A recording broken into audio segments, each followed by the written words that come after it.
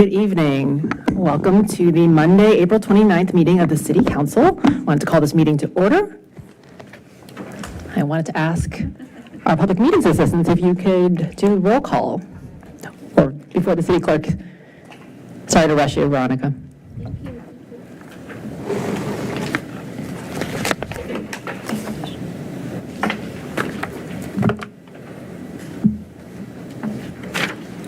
Ms. Connolly is absent. Ms. Flynn? Here. Ms. Leon? Here. Ms. Shantz Hiscott? Here. Mr. Snyder? Here. Ms. Underhill? Here. Mayor Hardy? Here. Thank you, Council. Great. Well, if you can ask everyone to join us in the Pledge of Allegiance, please.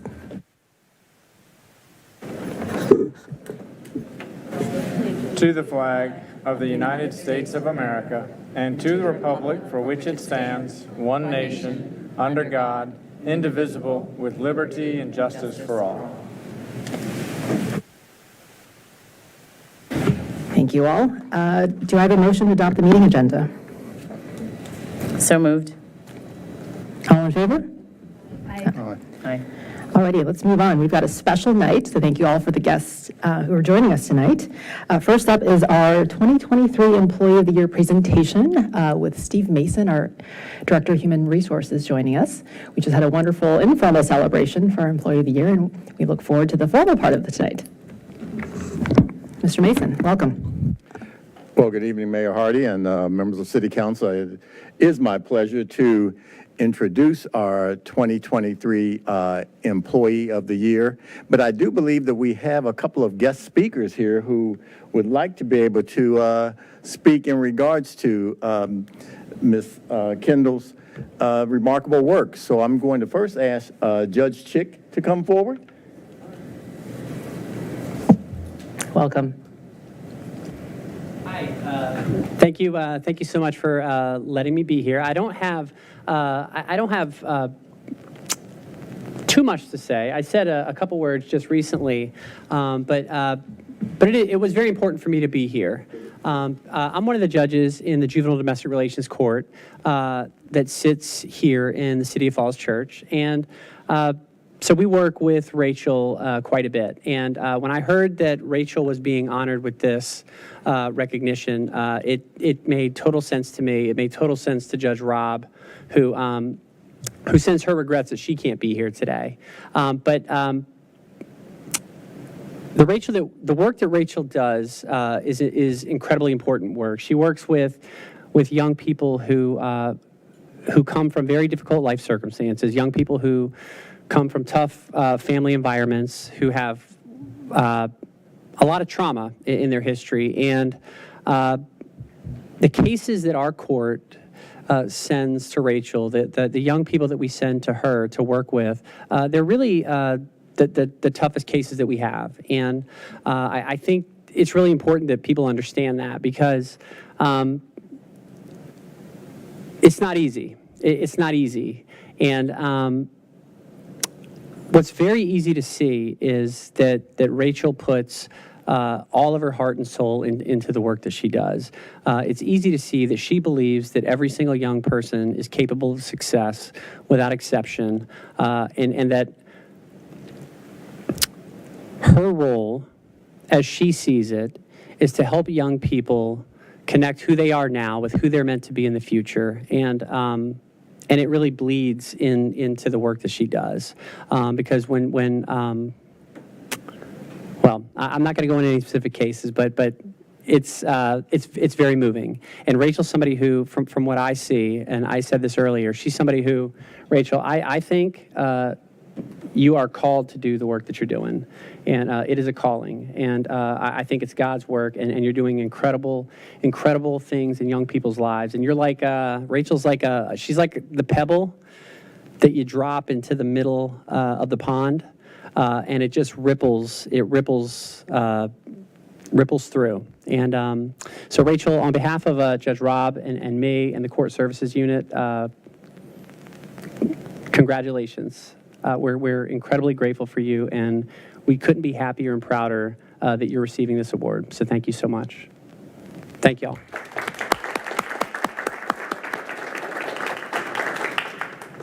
I also would like to say that, this was a tough competition. We had 9 highly qualified city employees, and it was the task of the Employee Review Board to review all of these applications and listen to what employees had to say about it, about their fellow employees.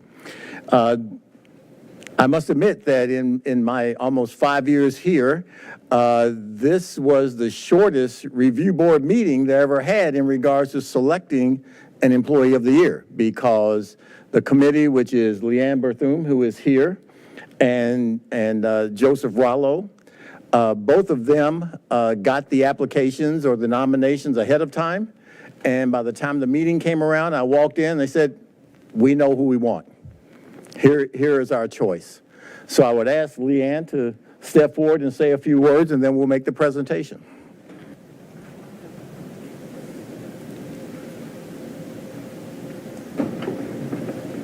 Thank you very much. Thank you, Mayor. Thank you, council members, for inviting me here today. And I want to say congratulations to Rachel on your incredible and exemplary work that you do and have done for many years on behalf of the City of Falls Church residents and everyone that benefits from your work at the Aurora House. What you've said, Steve, is very true. We had it was almost a right-away decision. We love that you had so many heartfelt and just wonderful things that people wrote in to say about you and your work, and it was very much an easy decision to recognize you today, Rachel, and thank you for your work that not many people see in this area, but it is very, very important for so many. So thank you so much, and on behalf of the Falls Church City Employee Review Board, congratulations on winning the 2023 Falls Church City Employee of the Year Award.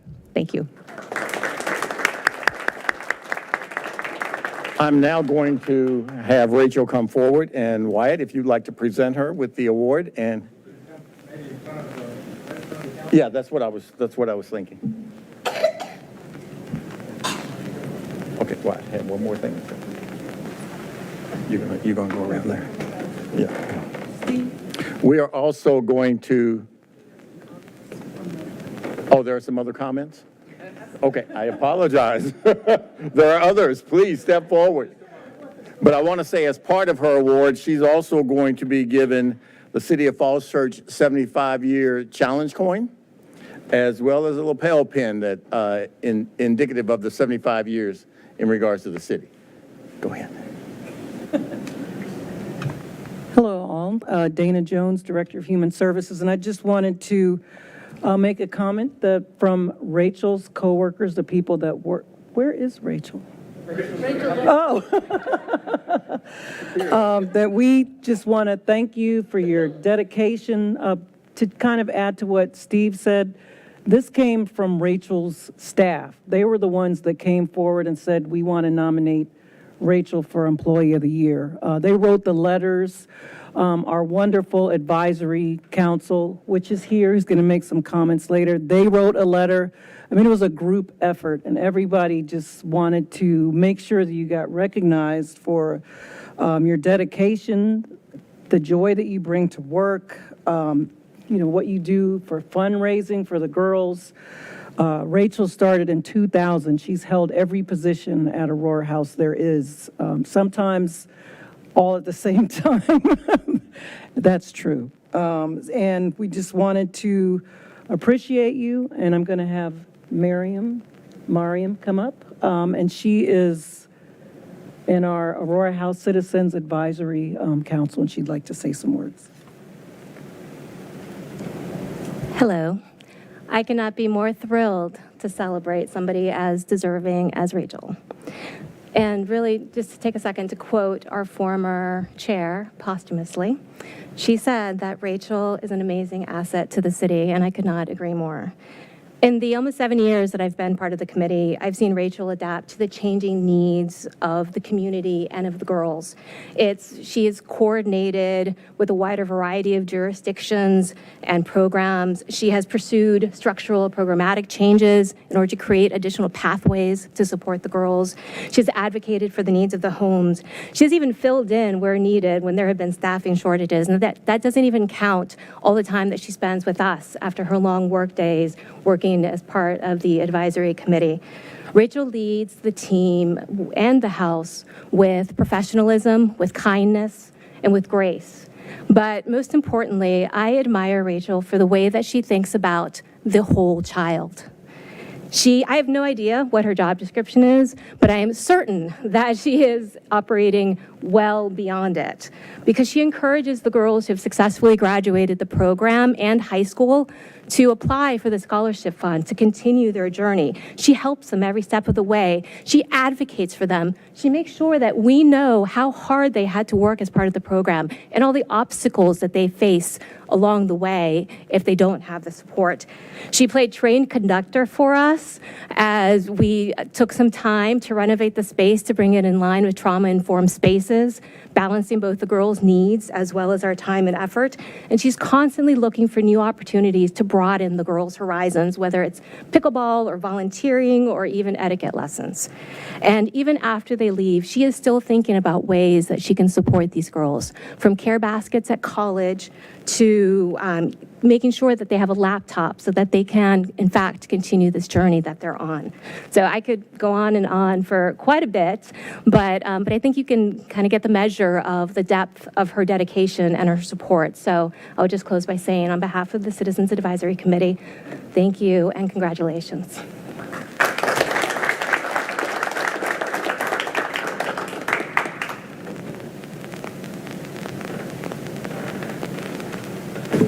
So now I think is the time when we get to present the plaque. But why don't we invite all of the members of the Aurora House Advisory Council up. Everyone, Dion, I think it'd be good if you were able to come, all the HHS staff to come up with the council for this picture together. And Rachel, you're an inspiration to all of us. Yeah. Of course. And our judges and our friends from Arlington County.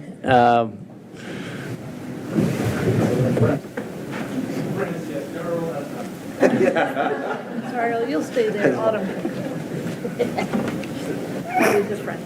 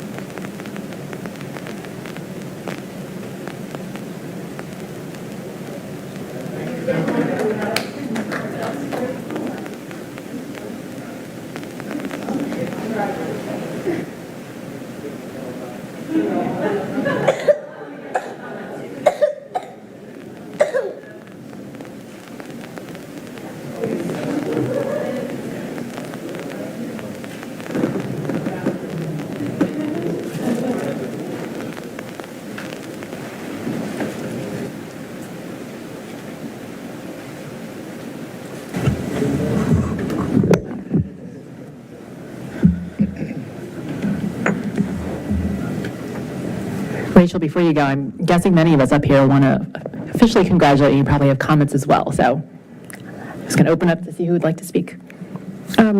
Absolutely. It's so wonderful to hear all the wonderful comments, Rachel, because it's truly wonderful. It's just wonderful having you as part of our community, as a leader, right, as a manager, but also really as a role model, as a nurturer. Like, if I had to describe all the adjectives, I could probably create like an adjective art frame. So I just want to know that, we are blessed to have you. I thank you for helping me out when I first joined Aurora House, and I came to you for a visit. It was high touch. You're like, Caroline, let me walk you through our facility. Let me explain, here's some opportunities. And it was all very diplomatic, and it was just wonderful. So I can see how you have a special touch, and I'm just, so thankful for the opportunity to have you here with us. So thank you. Ms. Lynn? I'll also join in the thanks and gratitude for all the work that you put in. It's really nice, I think, to do this as part of Public Service Recognition Week, and we are so fortunate to have so many city employees who excel in their jobs, and then to beyond that, be able to give special recognition to you means so much. And so thanks to everyone who joined and the members of the Citizen Advisory Committee. I know with Ms. Underhill, when we joined the council, we had the opportunity to visit Aurora House, and I think it's very true when people say you walk in the doors and you're immediately struck by kind of what a warm environment that you've created in very challenging circumstances for kids who are going there in times of need and really in times of crisis, right? And so to be the person that they meet along with your staff and, all the other people that they're coming across to really create a safe space and a sense of belonging for them, but also to be the person who sets expectations, right? And to provide structure and to say, I'm doing this and I need you to kind of meet me in my expectations because I have confidence that you can meet them and that you have a potential for growth and a potential for change and a potential for success, that you're able to see that in the girls and help them see that in themselves and see that in one another, so that the investment is really, one that is having that ripple effect. So thank you again for all of your service and work, and for really being a model for everyone who interacts with you, whether it's as a girl residing there, as, a member of the community or staff, or just someone who has the good fortune to cross paths. Thanks. Vice Mayor Shansiska. Thank you. I count myself as one of those people who've had the good fortune to cross paths. I think that's a lovely way of putting it. I think that one of the highlights for me from the Aurora House in my former role at the Falls Church Education Foundation is when we had a Aurora House team run the Run for the Schools race. This is a while back.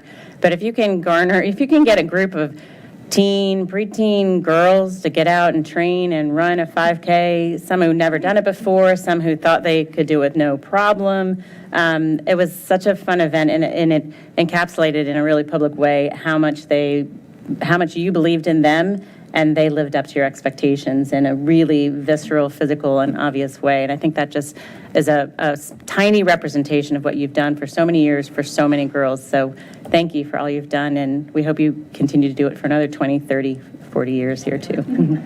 Thank you. Ms. Underhill.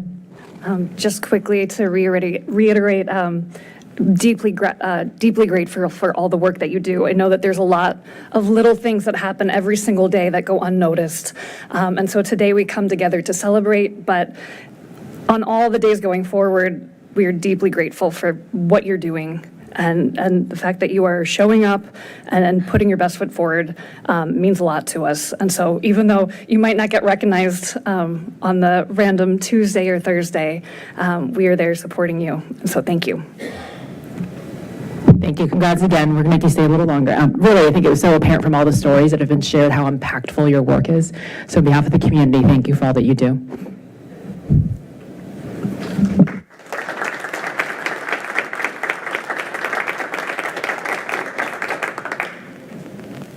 Alrighty, so it's a good segue to our proclamation declaring May 5th through May 11th as Public Service Recognition Month. I think as Ms. Flynn noted, it's kind of fitting that we're doing that tonight while recognizing our Employee of the Year and have the Aurora House Committee in the audience. And I think Ms. Leanne will do the honors. Absolutely, thank you.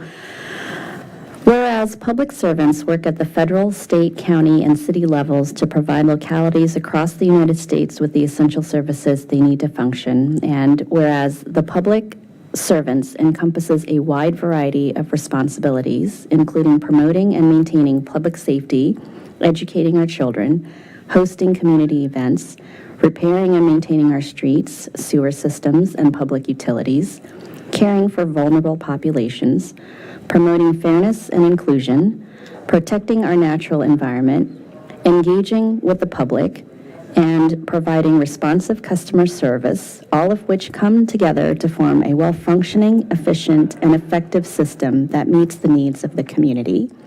And whereas public servants turn our community dreams into a reality, turning proposals and legislation into tangible outcomes through the policies, programs, and projects that they organize and execute, and whereas public servants are on the front line of emergencies, working round the clock to ensure the safety of the community, and to facilitate its ability to function during times of difficulty.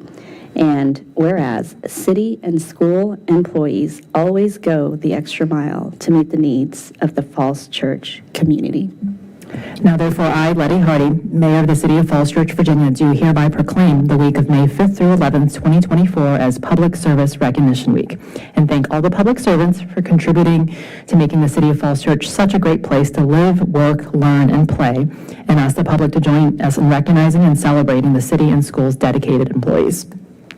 So I would invite everyone who is a public service employee to join us up here. Thank you all. So we have city employees, school employees, state, federal employees, all public servants, volunteers.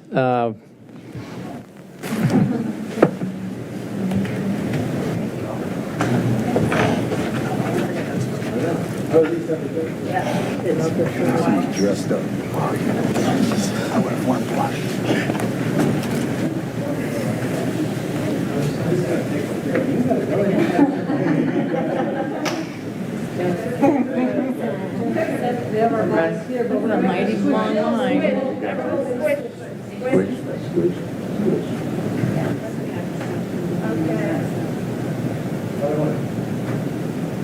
Everybody say public service on 3. 1, 2, 3. Excellent. Should be good. That just rolls off the tongue.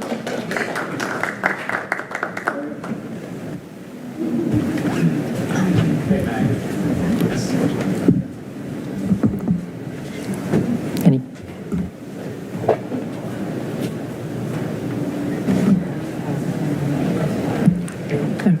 I don't see anybody. Alrighty, for our third special proclamation is declaring May 3rd, 2024 as Northern Virginia Family Service 100th Anniversary Day in Falls Church. Vice Mayor Scott. Thank you. Whereas Northern Virginia Family Service, NVFS, began in 1924 in Alexandria, Virginia, when local volunteers helped families in need. And whereas the organization continues to grow its services and celebrates its 100th anniversary in 2024. And whereas, when facing society's greatest challenges, Northern Virginia Family Service is the partner to turn to for individuals and families in Northern Virginia. And whereas Northern Virginia Family Service is working toward a future in which every person in the community has the access, support, and resources they need to reach their full potential, and has supported more than 30,000 individuals across 1,300 square miles in Northern Virginia through its transformative programs. And whereas Northern Virginia Family Service's mission is to work with individuals and families to tap into their own inherent resilience and focus on the root causes of the problems they face so they can uplift and transform their lives, their communities, and those of next generations. And whereas by establishing access to affordable housing, healthcare, food security, workforce development, childhood education, mental health, and many other services, NVFS has responded to the community's evolving needs. And whereas Northern Virginia Family Service employs nearly 350 staff members, more than half of whom identify as bilingual and/or bicultural, and collectively speak 16 different languages. And whereas Northern Virginia Family Service staff has expressed their pride in serving the Falls Church community, and the City Council wishes to recognize their important work. Now therefore, I, Letty Hardy, Mayor of the City of Falls Church, Virginia, do hereby proclaim Friday, May 3rd, 2024 as Northern Virginia Family Service 100th Anniversary Day in the City of Falls Church and call this observance to the attention of all residents. Madam Clerk, do we have anyone in the audience to accept the proclamation? Yes. I believe Stephanie Berkowitz is here. Terrific. Thank you all. Do you want to, I guess we want to have a Don't want to speak.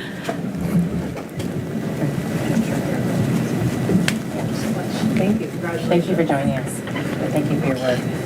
Much appreciated. Thank you. Front and center.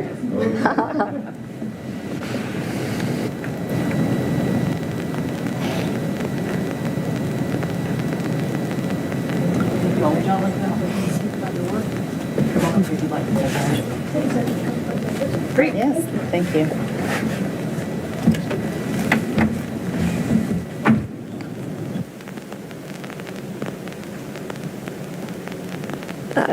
Mayor, City Council members, thank you so much for the recognition. We really appreciate it. As you shared in the proclamation, we have been serving the broader Northern Virginia community for 100 years. We've had our first office right here in the city of Falls Church in 1951, and we've spent many years right here in community serving families and individuals in the greatest need, those who are most vulnerable in our community. We can't do we do this work in partnership with our elected officials, with our public sector, with our nonprofit community, with the faith community, and it takes truly a village. And we have found that village here in the city. We've found that village throughout the region, and we're grateful for the opportunity to partner with you and with everyone in the community to continue to lift up and serve those in greatest need. So thank you. Great. Congratulations, and thank you for your work. Thank you so much. Appreciate it.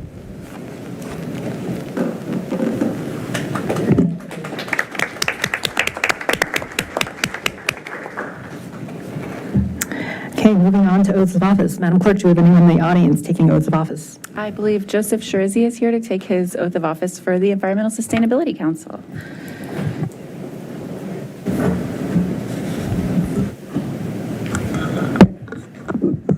Oh, that's on. So will you raise your right hand, and you can answer at the end. Do you solemnly swear that you will support the Constitution of the United States and the Constitution of the Commonwealth of Virginia, and that you will faithfully and impartially discharge and perform all the duties incumbent upon you as a member of the Environmental Sustainability Council according to the best of your abilities, so help you God? I do. Thank you.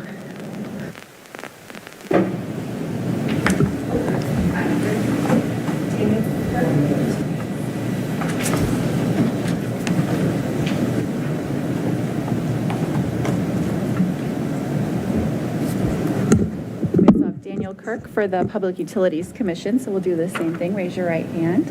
Do you solemnly swear that you will support the Constitution of the United States and the Constitution of the Commonwealth of Virginia, and that you will faithfully and impartially discharge and perform all the duties incumbent upon you as a member of the Public Utilities Commission according to the best of your abilities, so help you God? I do. Thank you. Congrats to you both, and thank you for your service and being willing to re-up your service on our boards and commissions. So moving on to receipt of public comments, requests, and items. Madam Clerk, can you do a summary of the written comments we've received so far, please? Yes, we have. Ron Erdman supports budget initiatives that make the city safe for bicyclists and pedestrians. Marcia Hertzberg forwarded budget questions regarding stormwater and sewer impacts of new developments, debt obligations in FY 2028, and why new development has not resulted in a lower real estate tax. Lisa Levine supports funding for mobility for all modes and advocates for more pedestrian and bike safety initiatives. Andrew Olson supports additional funding initiatives that focus on accessibility and safety for bikes and pedestrians. David Seitz said he was concerned about the increase in the city manager's staff budget, asked that companies building multi-story buildings improve the roadway each time after digging, and asked for stop lines at the four-way stop on Birch Street near CVS. Kathy Washa asked for a lower residential real estate tax rate. The Urban Forestry Commission supported an Urban Forestry Maintenance Worker 3 and for a tree inventory update in the FY25 budget and an Urban Forestry Crew leader in the FY26 budget. The Arts and Humanities Council requested an increase of $10,000 for the Arts and Humanities Grant Program and $40,000 for an Art Reserve Fund. The Falls Church Climate Action Network recommended that the Deputy City Manager for External Operations be charged with managing the city's energy plans, that an energy plan implementation crosswalk be added to the environmental sustainability section of the budget, and that sufficient staff and budget be provided for implementing of energy plans. The Village Preservation and Improvement Society requested that the FY25 budget restore the neighborhood tree program, provide more funding for energy and climate change plans, support additional library hours, redirect arts and humanities grants, and develop an investment plan for the property yard. And then in other comments, Patrick Conley provided comments about bike and pedestrian accessibility at the proposed development at Maple and Annandale. Katie Adams Executive Director of Connect Our Kids, wrote on issues surrounding child abuse and resources for residents of Falls Church. Joe and Lael Nelson provided comments regarding the floodplain ordinance text amendment and urged council to postpone action on the amendment. And finally, Dave Ripken asked for sidewalk repairs in his neighborhood of Whittier Park. Great, thank you. If I could just make one quick request. I was searching my emails. I don't think I received the one from Ms. Hertzberg, so if the clerk could forward that one out. I think we've gotten everything else in that summary, but the Hertzberg one I think was missed from April 9th. Okay, I'll see what I can find Great. out. Okay, so moving on to receipt of public comment. I think I saw a few speaker slips getting submitted, so. We definitely have a few. So first we have John Ward.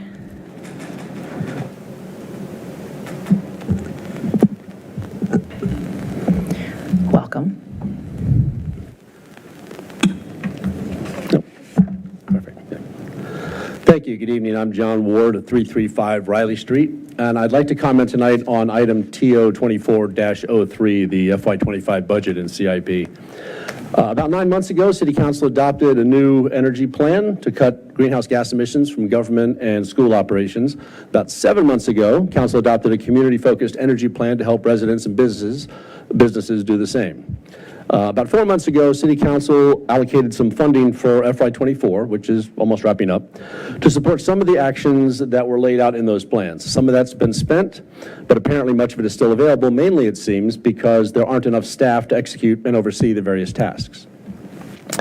In the government operations plan, it stated, quote, fiscal year 24 acts as a pivotal year for establishing the necessary groundwork for the successful execution of the plan and achieving emissions reductions by 2030. The very next sentence read, to effectively move forward with the wide range of activities identified in this report, many of which need to start in FY24, 3 additional full-time equivalent staff may be required, end quote. And that's for the government and the schools, not including the community-wide effort. Now, in December, when the council was amending the FY24 budget, I and other members of the Falls Church Climate Action Network wrote, while we are not endorsing 3 full-time hires to implement the government energy plan, it's critical that council include funding needed to provide staffing and or outsourcing to implement specific projects and provide comprehensive management.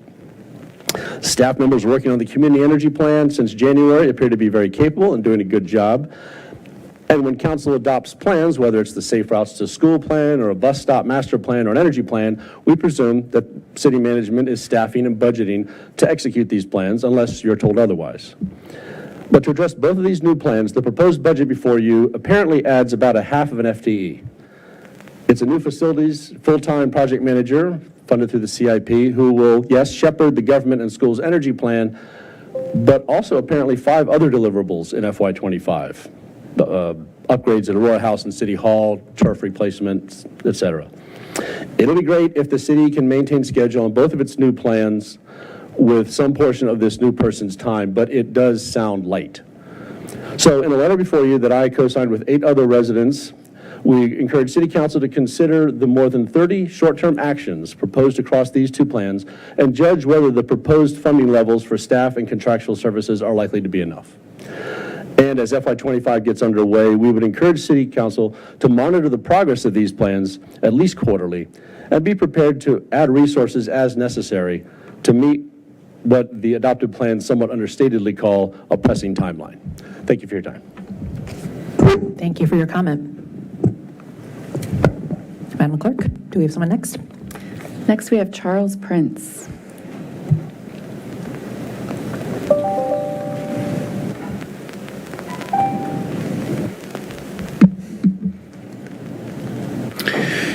Thank you, Mayor Hardy. Thank you, City Council, for just want to report out on Forest Fest. Despite the first 2 days being canceled due to high winds, I had more than 100 volunteers signed up. We were able to plant all 750 trees in 5 events with over 50 volunteers, 120 hours of volunteer time with a value to the city of nearly $4,000. We had 5 different volunteer groups, including 2 local community groups, 2 private companies, and a group of city employees that helped install all these trees in Howard Herman Park and in Isaac Crossman Park. This has been a tremendous experience for myself and all the support staff that worked hard to make this happen. Of course, I could not have done this alone.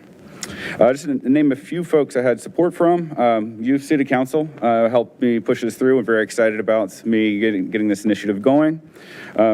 Wyatt, the city manager, you encouraged me to get the employee event together with some others, and you've always been supportive of my tree planting. Maggie Redden in the Office of Communications, she helped me get the Forest Fest flyer together and the sign-up sheet. Amy Crumpton with VPUS and many other various groups I'm sure she's with. She's been a valuable partner to me and the city for many years, and I really appreciate all of her hard work over the years. But most importantly, I want to think of our urban forestry operations crew, Eli Swadner, Paul Liu, and Jay Neston. They went above and beyond to prepare for these events. They went in and cleared out a lot of blown down trees, a lot of trees that just dropped. We did not pull them out when we had them removed, just we made them safe. They went in overtime weekends with our operations crew to really clear out that forest, to make space, to make sure that we could plant efficiently and safely, most importantly. So again, Council, thank you for your support in the Urban Forestry Program, and I'm happy to answer any questions. Great. Well, congratulations. That's really impressive. I think what I always tell my kids is many hands make light work, and clearly this is a great example of that. So thank you for that. Vice Mayor Scott? I just wanted to thank you for your fortuitous timing. We had I live near Crossman Park, and we'd had a bunch of people complaining and concerned and upset about the trees that had been taken down. They missed the press release of why they had to be taken down for the ash borer. So it was really great to be able to say, hey, if you're concerned about it, come on out and plant it. There are going to be 750 of them planted just next week. So I think you got a few neighbors out, and certainly a lot of interest and attention and appreciation for investing in a park that doesn't have a lot of, there's no turf field associated with it or big playground associated with it. It really is a nice walkthrough for a great chunk of our community and Arlington as well. So thank you for being out there. Thanks especially to Amy Crumpton. Hopefully you're listening and understanding how much your efforts are appreciated, as well as all the volunteers who are out there. Thanks, Charles. Alrighty, Madam Clerk, let's call who's next. I believe the Odyssey of the Mind students are here.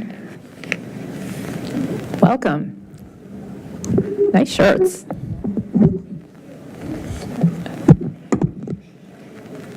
We would love to hear about your team. I hear you're going to the World Championships. Yes.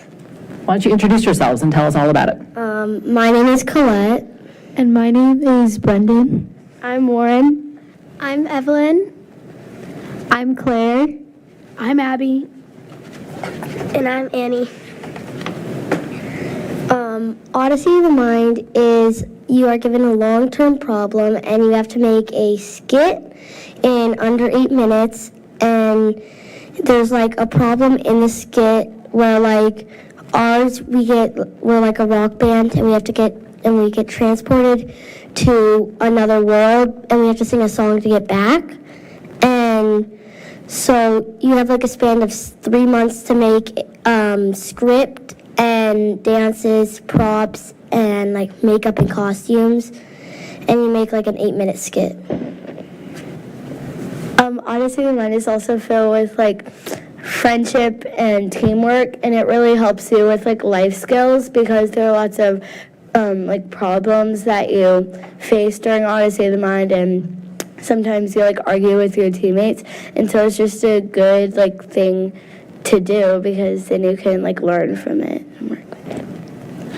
I think Odyssey of the Mind is like amazing because you're collaborative with all your friends and your family maybe, and you just make this really fun skit and you all work together, and at the end it turns out beautifully, and ours was really fun to put together, and now since we collaborated so well, we're now off to Worlds and it's going to be a great experience.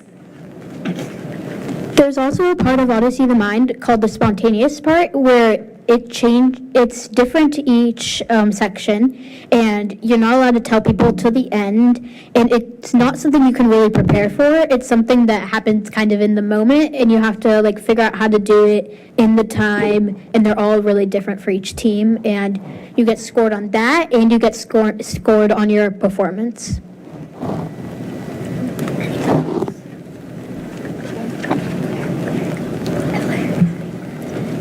Odyssey of the Mind, you also have to use a lot of creativity, like when you're making your props, because we make skits for our problem that we do in Odyssey of the Mind, and you have to like paint a background for our problem and for our problem we had to make like instruments because we're a rock band, and so yeah, that was fun because you had to do lots of artwork. So you have under a budget of like $135, something around that, and so all of the things that you buy for it, you have to stay inside the budget. So like it's in prices of a garage sale, right? And so like cardboard would be like, what do you guys think? So cardboard would probably be free, and all these other supplies would honestly be at least $1 or $2.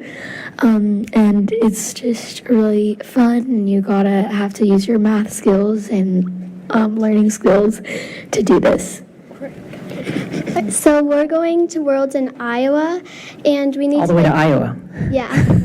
And we need to raise money, like, because, like, just to, like, get into, like, the OM, like, Worlds, it's, like, there's, like, a fee of, like, $4,000-ish. So we're trying to, like, so we had, like, a bunch of, like, fundraisers, and we have a GoFundMe, and, like, we're going to have, like, a bake sale, and at Hippo Tiger Games, we, like, sold like spirit stuff. Another thing for Odyssey of the Mind, you have to be able to collaborate with your teammates because, like Warren said, you're gonna argue at some point. There's never gonna be one team that doesn't argue. Also, so we started around September, October time, and then our first competition was around March, February-ish, May 9th.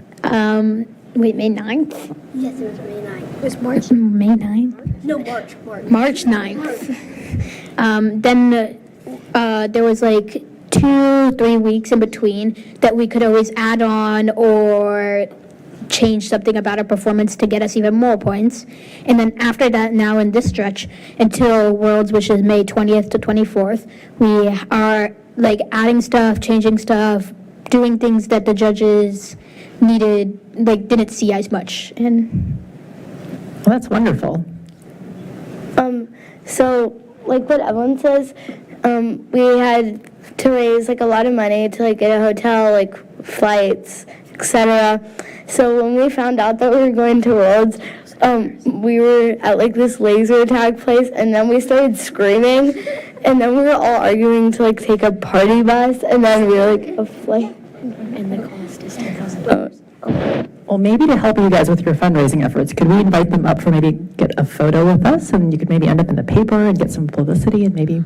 And another thing is, altogether, it's gonna have to cost $10,000. Thank you so much. Congratulations. Why don't you come up for a photo, and maybe the newspaper will put you guys on the front page and help you with your fundraising.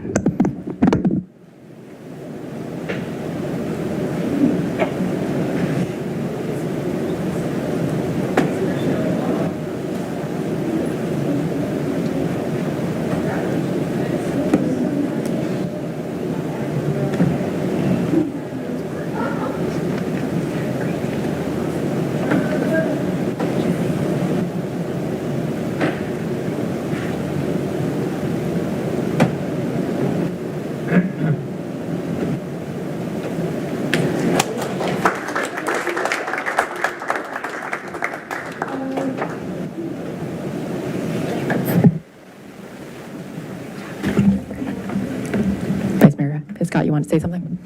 I just want to say a quick congratulations as a former parent, coach, and judge for a long, long time of 3 kids who went all the way through that program. I'm really proud of you guys. I know how hard you've worked, and I know how hard the parents have worked to make this all come together. So best of luck, and we look forward to hearing how it goes. So come back and tell us about it when you're done. Congrats.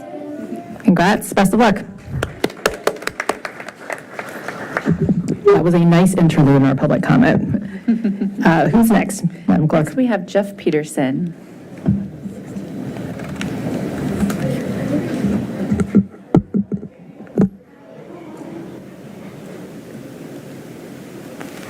Welcome. Good evening, Council. Jeff Peterson, 205 Tyson Drive. I'm on the steering committee of the Falls Church Climate Action Network. The network provided comments to you on the budget in a letter dated April 26 and suggestions for deeded amendments. And anyone can find that on our website, which is fccan.net. Tonight, I want to make a couple of just big picture comments. First, the city took a critical step last year in adopting the energy and climate plans for government operations and the community as a whole. Since then, however, scientists tell us that the climate crisis is getting worse. March was the hottest month on record globally and the 10th month in a row to reach that feat. Effective implementation of the city's climate energy plans is more important now than ever. Second, Falls Church is fortunate to be safe from some of the direct impacts of a changing climate, like rising seas. But we will see other effects, including extreme heat and rainfall events that cause severe flooding. And we need to remember that we will also need to be coping with the indirect impacts of the climate crisis. For example, we in Falls Church won't face coastal storms, damages, but we will all pay the taxes that support disaster relief spending after these storms. Third point is that the best chance that we have of meeting our ambitious climate goals for 2030, adopted in the recent energy and climate plans, is to get started now and not fall behind in implementing the many actions that are in the plans. We are concerned that the proposed budget will fall short of the full funding for implementation of the plans. Some key actions in the plans are clearly funded. For others, it's harder to tell. We urge you to take 3 specific steps as part of the budget process to strengthen commitment to implementing the climate plans. First, put a senior manager in charge of managing both the plans and reporting on progress. Second, include an energy and climate crosswalk that identifies which department and what funding is committed to implementing the now pending actions that are in the plans, and expand staff support for managing plan implementation. Thank you for your continuing support and for stepping up to the climate crisis. Thank you for your comment.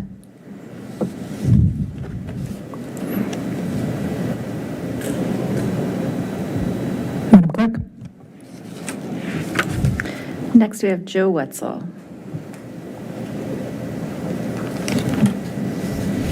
Welcome. Good evening, City Council members. I'm Joe Wetzel. I'm with Falls Church Arts. We're 700B, as in beautiful West Broad Street. I'm here tonight in support of the Arts and Humanities Council's letter requesting an increase in grants. As many of you know, if you've come to our exhibitions, we serve many. The press releases may say it's an exhibition opening. If you've been to them, it's really a question of how many people can we get into this room. We run classes. There's very public outreach in what we do. If you've been anywhere in the city during the month of October, you know we paint virtually every piece of glass that's attached to a storefront with themed Halloween decor. And that's not done just by artists. It's done by family members, Girl Scout troops. You know, we have a long arm and a big reach, and we touch many, many. We are an all-volunteer organization. We do beautiful things, but we have real rent to pay, real utilities to pay, and none of those things can be paid with paintings, much as I would like it to be. Funny that all of those people need hard cash.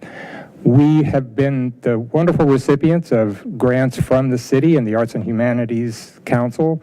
It's not quite enough to do everything that we do, but it's an important part of it all. We have support from many others. Arts Fairfax, large national granting organizations, the Harriet and Lee Folger Fund that takes care of purchases for the National Gallery of Art. But we need your support, and as the Arts and Humanities Council will point out, the funding has been flat for many years now. The number of requests have gone up, and the need is even more so now that we're way past COVID. So I'd ask you to look at that in the upcoming budget and the real need that it is. Thank you. 54 seconds. I should point out, this is not arts related, but Falls Church News Press, on the back page in the critter corner, the person that, as many of you know, I work with Bob Young. We're active in development here in the city, but the one that we really work for is featured in Critter Corner, featuring laser eclipse glasses. If you haven't seen the news press, look at the back page. This is who Bob and I really work for. She's in our office every day, rain or shine, and she's a cruel taskmaster, and thank you, Nick, for featuring her. Thank you. Next, we have Peter Markham.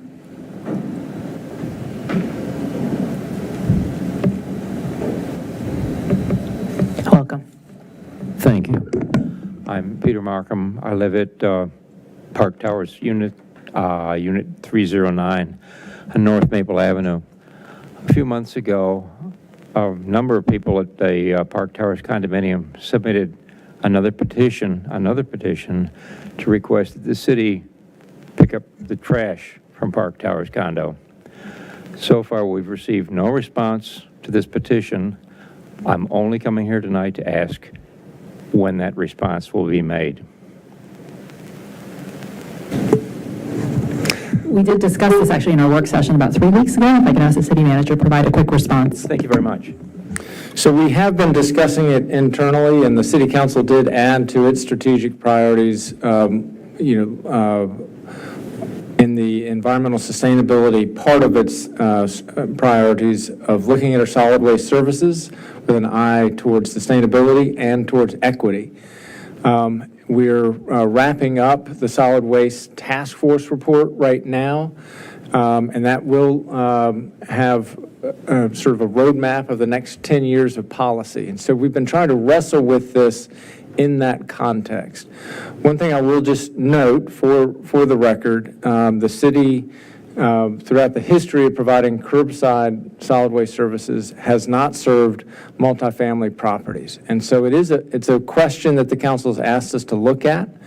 It is a complex question in terms of a business service question to look at, and we are not built to provide that service right now. So it is, I think, reasonable for us to first try to address it from the policy perspective. So I know that's slower than you would probably like, and maybe the petitioners would like, but I wanted to provide you with a little bit of that context, and I'd be happy to follow up with you as we're continuing that analysis at the council's direction. Thank you very much, Wyatt. I'll tell Mark Powell, who is the member of our condo board, about your offer. I believe there are 3 multifamily areas in this municipality that do have their trash picked up. And when one of our condo residents, Robert Leopold, looked at what statement the city made about trash pickup, there didn't seem to be any specific reason why the city would not pick up our trash. Now, I'm done. Thank you very much. I appreciate your feedback, all of you.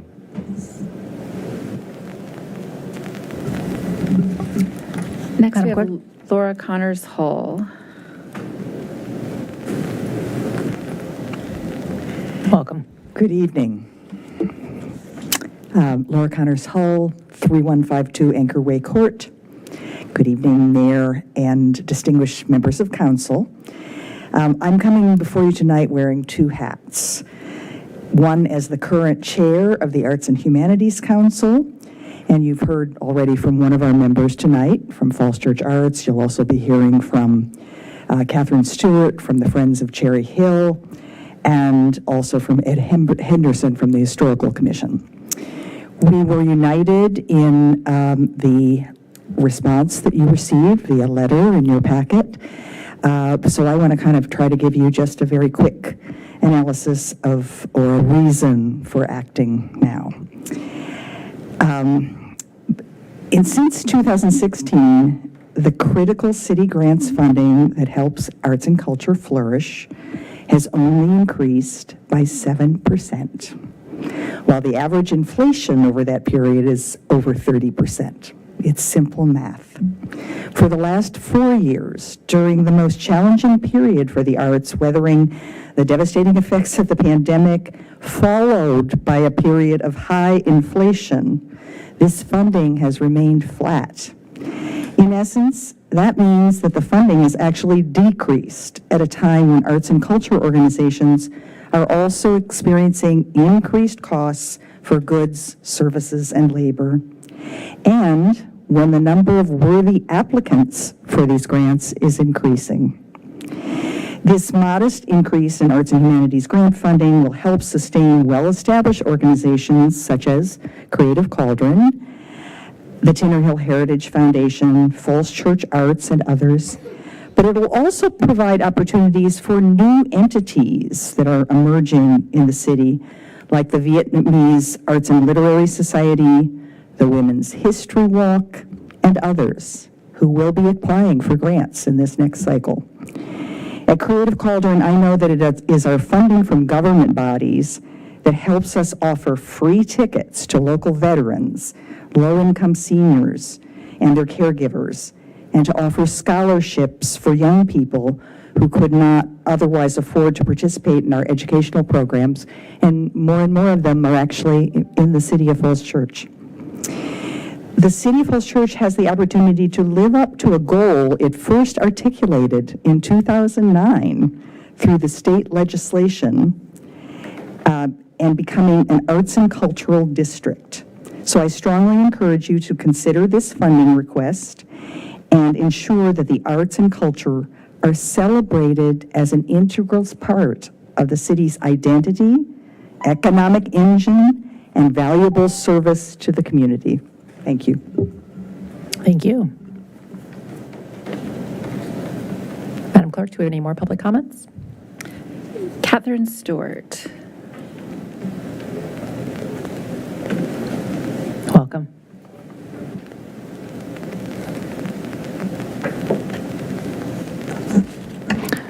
Good evening. I'm Catherine Stewart. I don't know that I've met everyone here, but many of you I know from living in Falls Church for over 30 years. And I am representing both the Arts and Humanities Council as well as the Friends of Cherry Hill Farmhouse.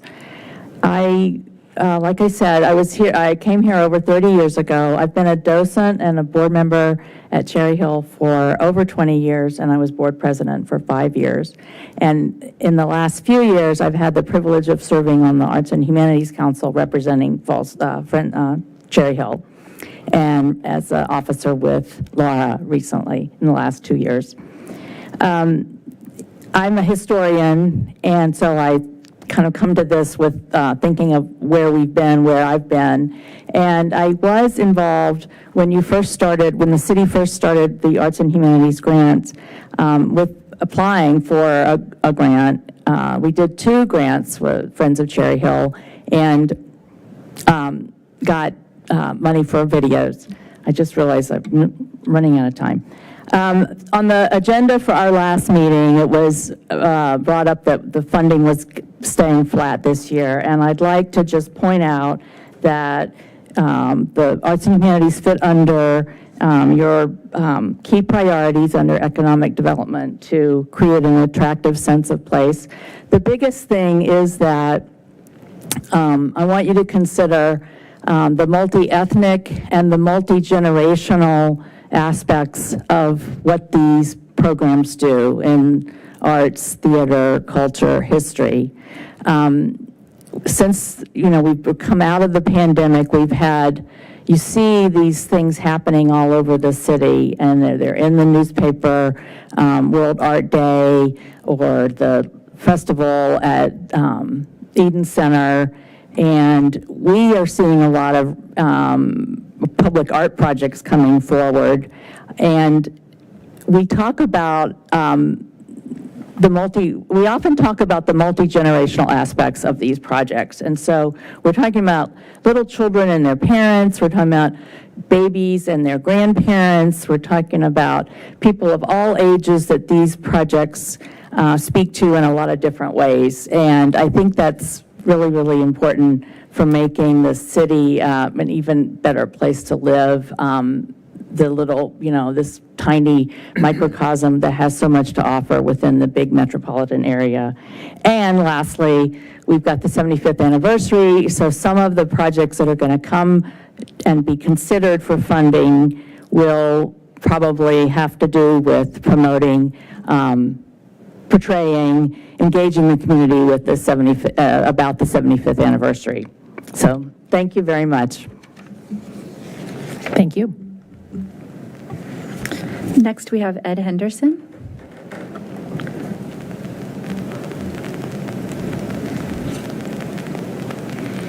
Welcome. Good evening. My name is Edwin Henderson. I live at 307 South Maple Avenue. And I come here as a member of the Arts and Humanities Council, representing the Historical Commission, for which I am the deputy chair, assistant chair. But most of you all probably know me through the Tenny Hill Heritage Foundation and the work that we've done in this community as a local nonprofit. There are a number of things that we're doing which take significant amounts of money. And the things that we do help to create the livable environment of this city.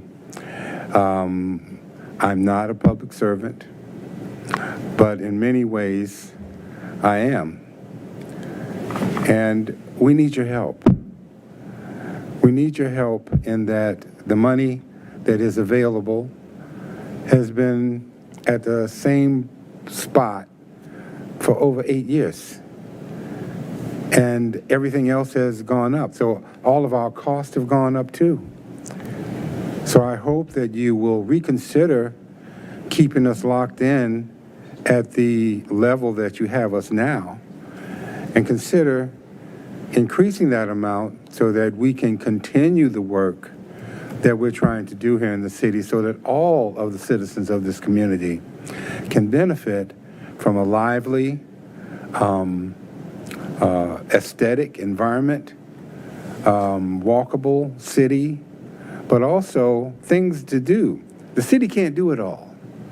You depend on us to actually create events to help the city to be a great place to live. Help us, please. Help us by increasing that amount to something, who knows? Look at your conscience. Let your conscience be your guide. And please help us increase the funding. Thank you. Thank you. One more? We have two more now. So next we have Joseph Shirizzi.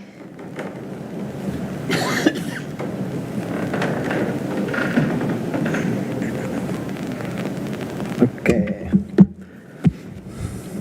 Should I reset this? Okay. Hi, good evening. My name is Joseph Shirizzi. I live in Gundry Drive in Falls Church. My comments this evening do not represent any organization. They're just for myself. I'd like to take as much time in front of you as you'll give me this evening. So I'm going to add a few things that I won't get to later. But I want to publicly support and echo everything that John Ward and his other colleagues from FC Can said about funding the staff and creating clear goals and guidelines for how we're going to implement the community energy action plans. A lot of really incredible work went into these plans, and I'm going to talk more about them later. But really, FC Can has done really amazing work looking at all these things, and the experience that that group is bringing to the city is actually really, it's incredible how special it is. And I have personally learned so much from these guys, so please take their words seriously. I also feel like it's worth publicly bringing up that many of the environmental suggestions are upfront costs that eventually pay for themselves. Buying solar panels and, having a study done is, I believe, still unfunded in the budget of what government buildings can have solar panels put on them. Just doing the study, that has to happen this year. If we don't fund it this year, it doesn't happen this year, we don't get the solar panels the next year, we don't install them the third year. There's timelines to do these things. So let's get these line items funded, and, putting solar panels up, doing the study, it sounds like, a sunk cost, but once they're online, then we're saving so much energy, they're going to pay for themselves eventually. And then once they've paid for themselves, you have them forever, right? Rainwater, we're spending every couple of years, we have another multi-million-dollar project come up to handle rainwater. Adding to all of our street repavings, hey, we're building a new bump out here, let's build another rain garden while we do that. The cost of doing that up front now, okay, it sounds like you're making that project a little more expensive, but if you save $1 million 5 years from now, that's a really good investment. Bike lanes. If we add a bike lane, you repave the street a lot less often. Like, a lot less often. Just the vehicle's miles traveled and the cost of repaving, it's very positive sum in the long term. And people riding in bike lanes tend to spend more money at local businesses than people who drove there. So, I think a lot of these things pay for themselves. I also want to bring up my last 10 seconds. The city should pass a bamboo ordinance and make bamboo growing in your yard into our public parks, and destroying our native plants illegal, and pass an ordinance to do that. Thank you. Thank you. And our last speaker slip is Keith Thurston.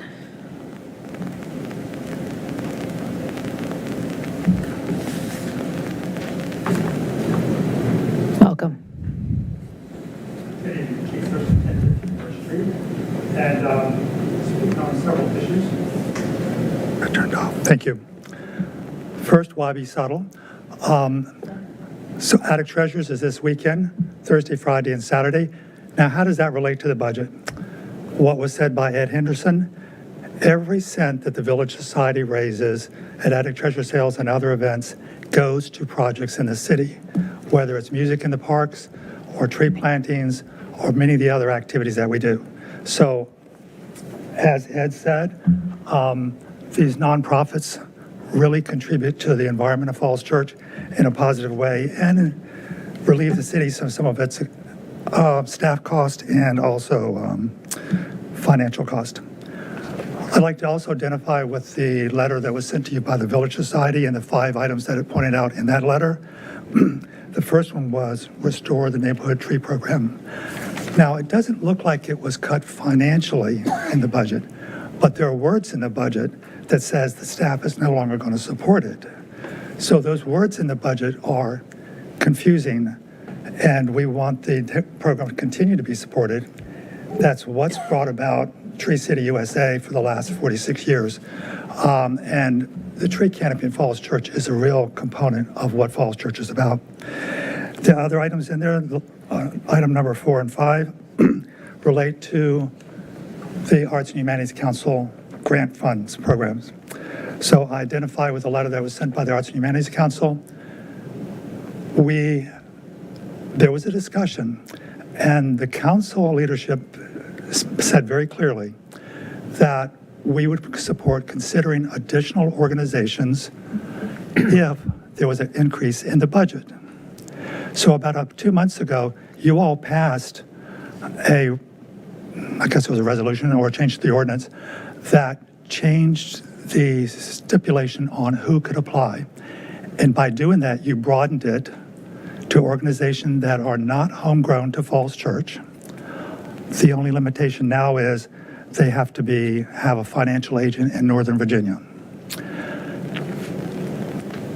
Now, assuming with that was you're going to increase the budget, but the budget is not increased. In fact, the only increase that comes in is designated for one particular organization that's not going through the competitive process, the Levine School. So it's a $25,000 increase for Levine. There's no increase for the rest of us. And the rules have been changed now, so anybody in Northern Virginia could apply if they have a physical agent here.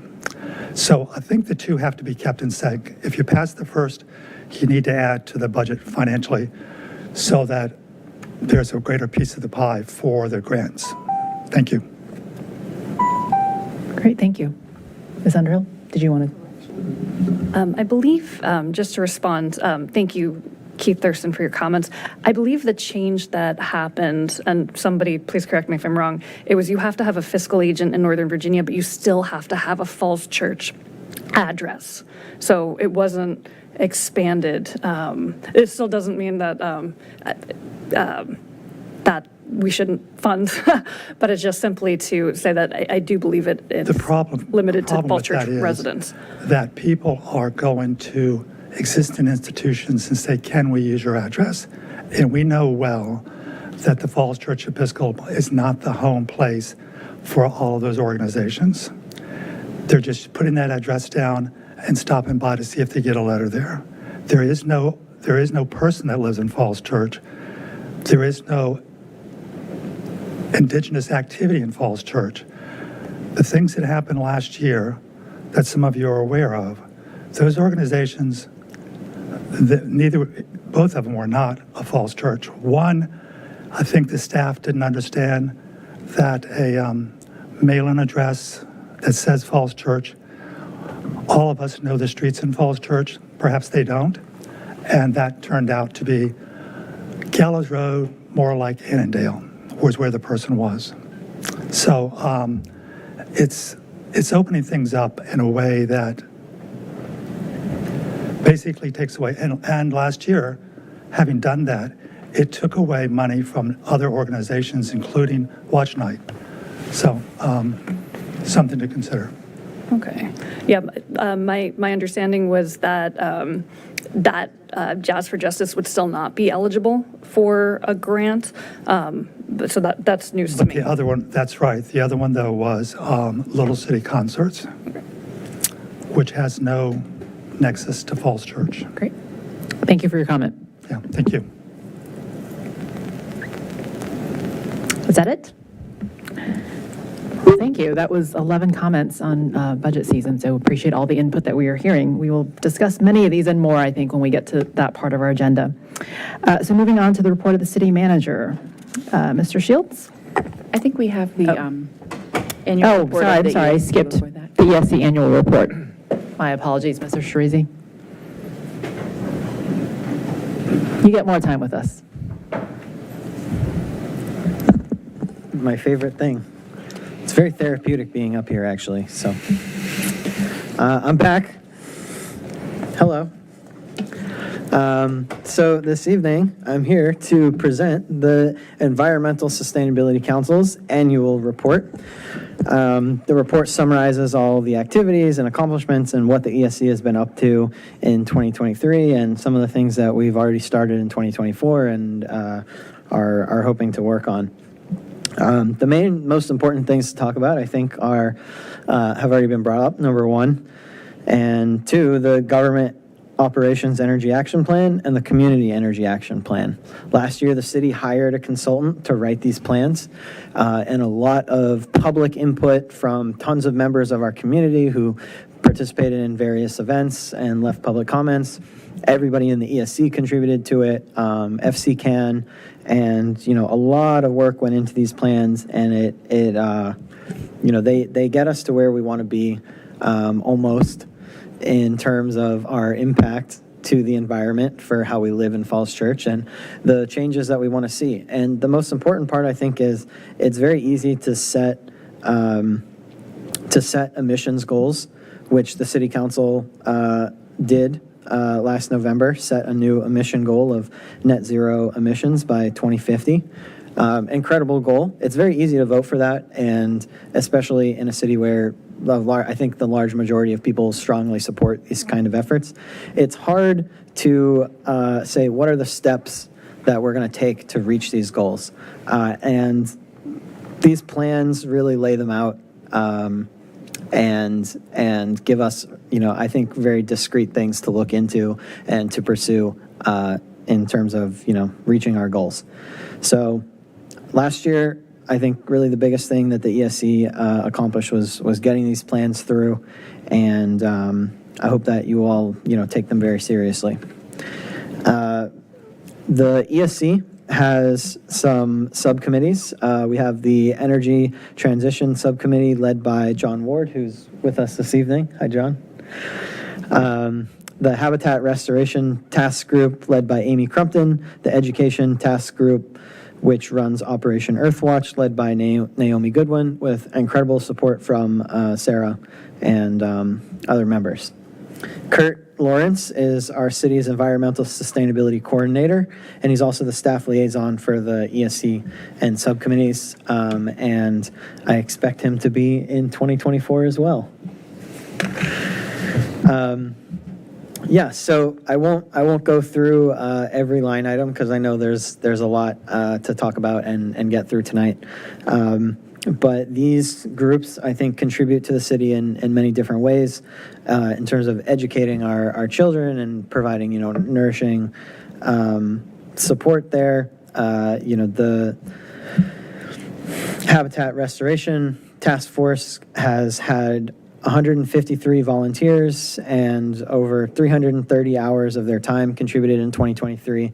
So there were several cleanups of different parks and removing of invasive species, which is really important work. We're understaffed in public works and on, our forestry teams in the city. So I think these volunteers, a few hours here and there really makes a huge difference throughout the year. So thank you to everybody who contributed to that. The ESC has also been asked to provide input on several projects and has given recommendations to City Council on the, what was the name of the development at the beginning? The Homestretch development. And we continue to be a resource, I think, for City Council and plan to, we're here to help if you have concerns or questions, in terms of new developments coming to the city, in terms of new plans that you want us to look at or specific budget items, to ask our priorities about. I think not me, but the other members of the group, have incredible experiences and really, I would love to see the council rely on them more and to, come to us looking for recommendations, which I know many of you do, and the council itself does. So please continue to do that in 2024. And I think we're going to have a great year reviewing the bike master plan and updating that this year. I think we're going to have a great year actually working on some of these energy action plan items that we said we're going to start this year. And I look forward to, seeing those being funded in this year's budget. So I'm happy to take any questions that you have about our annual report or what the ESC has been up to. And yeah, thank you for your time this evening. Great. Well, thank you for your service. I think the ESC is certainly one of our most active and ambitious boards, so we appreciate all your work. I will default to Vice Mayor Sean Hiscott, who's your liaison first.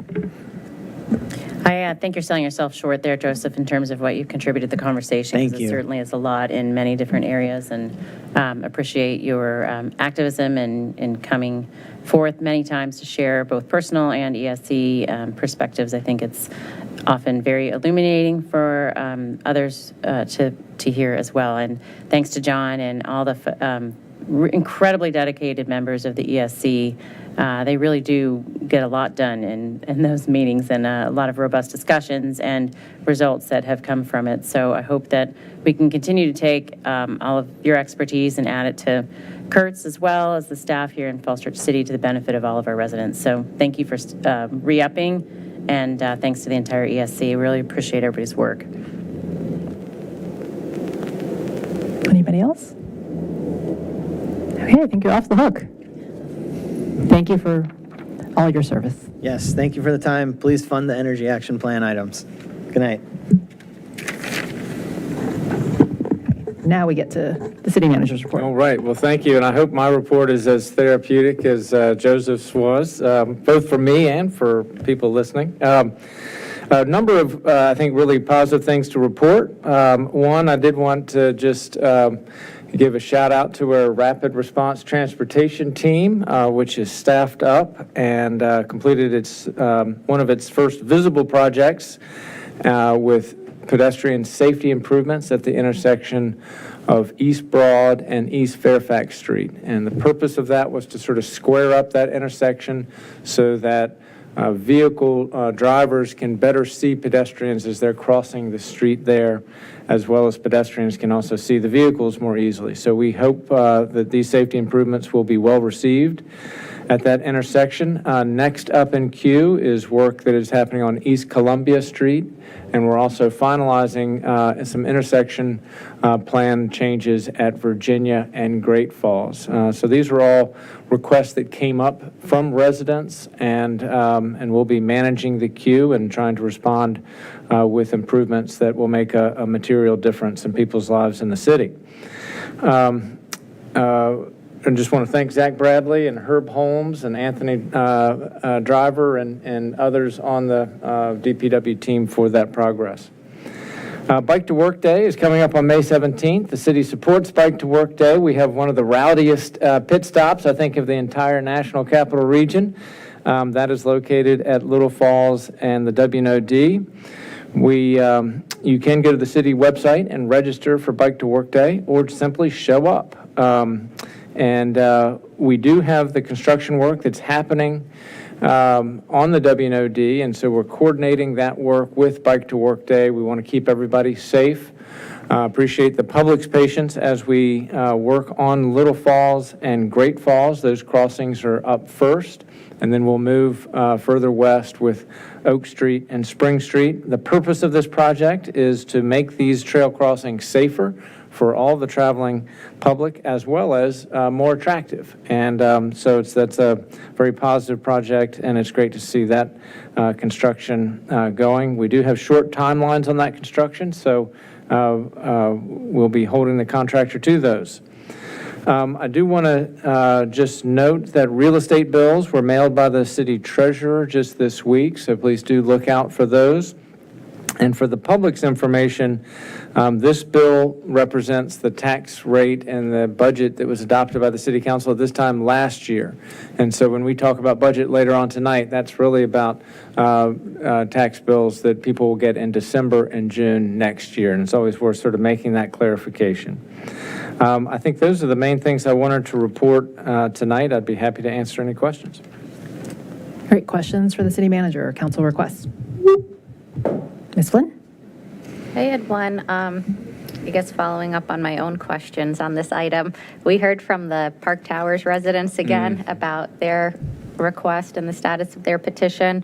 I understand, the rationale of not having 100 plus or close to 200 bins curbside at Park Towers. I think I had made a request as to the city's, own collection from government facilities and what some of those collections entailed in terms of like the types of dumpsters and whatever else we had. I think it would be helpful if you are in communications with the condo board or Mr. Powell, is it, at Park Towers, that if maybe you can inquire, what it is in terms of the specifications of their current system that they use, so that we can at least understand, to what extent it may or may not be compatible with some of the government facility kind of pickup that we have under a separate contract. I think when it comes back to us, that would at least help me and potentially other council members understand kind of the logistics, administrability issues, financial issues that may be accompanied with this request. Thanks. And just to respond to that, the issue there is that for the multi-story, multifamily, at this point in time, that is a larger portion of the city population than is in single-family homes at this point. So that would just be a completely different and brand-new business that the city has no footprint in at all right now. So we're not considering that, of taking that on as a business. That would need to be at least a full year planning and a massive budget impact. So that is not actually really on cue for what we're studying. What we're studying is the billing, the sort of how this service is funded. And that really flows from the council work session discussion of about 3 weeks ago, where we can explore some other options for that. I would recommend that also take a full year of study, which is why we kind of put it back towards the Solid Waste Task Force.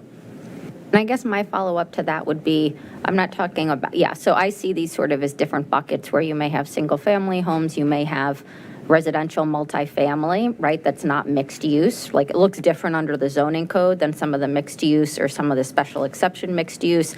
There may be older mixed residential multifamily buildings that aren't mixed use buildings that have outdoor, right, kind of containers that are different than containers that are internal to a building. So I know that there will be, right, like financial implications, legal implications, administrability, issues with all of this. I think what I'm trying to understand is for residential multifamily buildings that are not mixed use and did not go through the special exception process, that were pre-existing buildings and may have some outdoor containers, potentially something like Park Towers.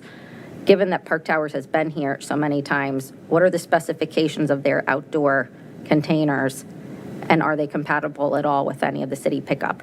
I understand your position on it. I'm just asking for information. I'm not committing to a change at all. But my response is, we don't have that information, and for us to even get that information is to venture into a whole new business that we have currently no plans to get into. So I can't answer your question, and respectfully, I'm not planning. It's just not on our work plan. And so that's why I'm responding the way I am. That's not the direction that we think that this is going in. And so to even answer the questions, we would need to do a whole study. But if we were considering it for this building, there's 40 other buildings that we'd need to study. And I would need direction from the full city council that this major new business you want us to explore. If that were the pleasure of the full council, we'd look into it. But otherwise, it's just not a question that I can really answer. I understand that. I understand what you're saying. I think we're talking past one another a little bit. I know that I've previously asked for information. You haven't provided the information. I previously asked for this to go to the Solid Management Task Force. You didn't provide it to the Solid Management Task Force. So I'm trying to get answers on behalf of residents who have been here repeatedly on this issue. And I know that there aren't 40 residential multifamily buildings in the city that are zoned that way. It's not on the existing planning map, and some of the residential multifamily buildings that are on the planning map or are on the whatever it is, the existing zoning map actually do get pickup. So it's a simpler question than I think you're making it out to be, and I can follow up in writing of it so that we're on the We same can page. follow up. I do think we're kind of missing each other. To me, the zoning is not relevant. It's multifamily. If we're going into that business, it's a whole big question, and I would need full council direction on that before we. What I might suggest is, Mr. Shields, if you could, I guess, communicate what you do plan to explore, and then we could see how far apart we are. That might be more helpful doing that offline. Okay, thank you. Thank you. Other council requests? Okay, I've got a few. So I will echo the thanks to the rapid response team. I saw it happen in progress, and I know that it was long awaited, and so people very quickly got excited about other projects. And so I'm looking at Mr. Bradley in the audience. So thank you to the rapid response team and DPW operations. To the extent that that team can expand and do other things where we have engineering plans for the full hard projects like Maple and Park as part of Great Streets, Greenway Downs. I think a lot of people are eager to see solutions hit the ground sooner than waiting for concrete. And so I know that we've got a queue of several other projects you mentioned, but if there are other projects we have engineering planned, I think flexi posts and paint could go a long ways in making our intersections and transportation roads safer. So I would encourage us to get creative with the rapid response team after the first few projects in the queue. There was a public comment that came in after, I think, the deadline for the clerk, because it was related. It was about Greenway Downs and the intersection of Seton and George Mason. I read through that, and I walked and actually ran that this morning. And I actually think the comment has made a lot of sense to me. And so I would ask staff to look at that comment and see whether the bump outs and the size of the bump outs really are needed at that intersection. And if that could be, for example, a candidate project for the rapid response team to test out kind of whether that solution would make sense before we invest a bunch of money into hard solutions and concrete. So now that the rapid response team is funded and up and running, I think it's just a great way to get out there and get some quick solutions, test things, see how they work before we lay a bunch of concrete out there that may actually not work or be over-engineered for what we need. The other comment that came in that I want to make sure staff was aware of, also came in after the deadline, was about light timing issues with the WNOD trail crossings work as it relates to Lincoln and Great Falls intersection. I think it's causing some backups because the temporary light's not synced with the actual traffic light. So if we can explore whether that can be addressed or not, I think it's causing some traffic headaches and safety concerns. Those were the two things I had. Mr. Snyder. Thank you very much. The issue of light timing is an issue all across the city. I'm thinking crossing Broad Street to get to the Harris Teeter, Broad and Washington. It seems that pedestrians are often at the bottom of the food chain. And so I think we need to seriously look at some of our light timing issues for pedestrian safety. Another issue was a major pole, utility pole was hit twice, causing major loss of power to the city campus as well as a number of residential areas. And there was talk about Dominion finding other ways to serve. I'm interested in what the status of that is and what defensive perimeter was going to be put around that particular pole that was hit twice in 6 months and had a major impact on city operations, our businesses, as well as residential areas. And finally, going back to Park Towers, it seems to me there are several options, only one of which is the city actually providing the service. Another option might be the city facilitating a joint purchase agreement among the different apartment and multifamily areas to provide a more efficient service. So I'm just thinking there are some options that we might play a role in that might be short of the city actually taking over the service, or as you flesh out these options, it may be something that council may want to vote on at some point, but I think we need some more information before we're ready to go further in that area. And so your help to get us that information would be much appreciated, City Manager. Thank you. I will +1 the light timing issues and prioritizing pedestrians. Okay. Great, well, I think that's it. So let's move on to business on the agenda. Madam Clerk, can you call the first item, please? The first item is TO 24-02, an ordinance to repeal in its entirety the text of Chapter 48 zoning, Article 4 districts, Division 14 floodplain district of the Code of the City of Falls Church, Virginia, enact a new Chapter 48 zoning, Article 4 districts, Division 14 floodplain district, to meet the floodplain standards set by the Federal Emergency Management Agency and the National Floodplain Insurance Program. And I'll maybe just say a few words of introduction for the City Council, and Mr. Rubin, you might be able to say it more clearly than I will, but I'll lay out a few things for the Council's consideration. First, the Council will observe that we have two separate actions. One is the floodplain ordinance itself, And then the other is the amendment to the zoning map that sets the floodplain district. We would recommend to council that you discuss both of those tonight, just sort of to keep those together, even though the floodplain map item shows up a little bit later on the agenda. We are recommending action on the zoning text amendment for the floodplain because that is time sensitive, and we do ask for council's consideration of that either tonight or potentially on May 6th. And May 6th would be the latest night that council action could then be forwarded to FEMA for timely updating with FEMA, which is necessary to sustain the flood insurance program. There has been some discussion late this afternoon about some of the optional elements that are offered to the City Council with the interest of getting a better score on our rating system. And a better score with the rating system provides lower flood insurance premiums citywide. There have been some questions about those optional provisions. And if the council were to want to adopt the ordinance with those optional provisions, we would recommend doing that tonight. If the council would like to study those optional provisions a little bit more and possibly take them out tonight and instead adopt simply the minimum standards that FEMA requires for the floodplain ordinance, then we would recommend that action be scheduled for May 6th so that while Mr. Rubin has made those changes to the ordinance and they're now before you on the dais and at the table, they were prepared at about 5 p.m. this afternoon with those changes. And it would probably be wise for us to just put eyes on those and make sure that all the I's are dotted and T's are crossed.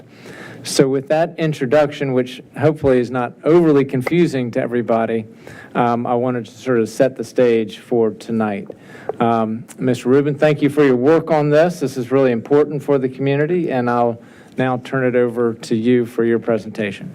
Could I ask, if we're considering the zoning map item at the same time, could I go ahead and read that title as well, or do we want to? If that's okay with the city attorney, even though we're not taking action on the map, right? The map would be for first reading. Oh, we are. We can move it in the agenda to be coupled with this one, or it can remain in its place. It's coming up later in the agenda at the discretion of the city council. So we would have a budget discussion then in between the two floodplain-oriented things, which is why I suggested that they be consolidated or brought together. Yeah, that seemed to make sense to me. Okay, I'll go ahead and read that title then. It's TO 24-07, Ordinance to amend the zoning map of the City of Falls Church by altering the floodplain overlay district boundaries to be consistent with the floodplain boundaries set by the Federal Emergency Management Agency and the National Floodplain Insurance Program. Great. All right, thank you, everybody. This is on.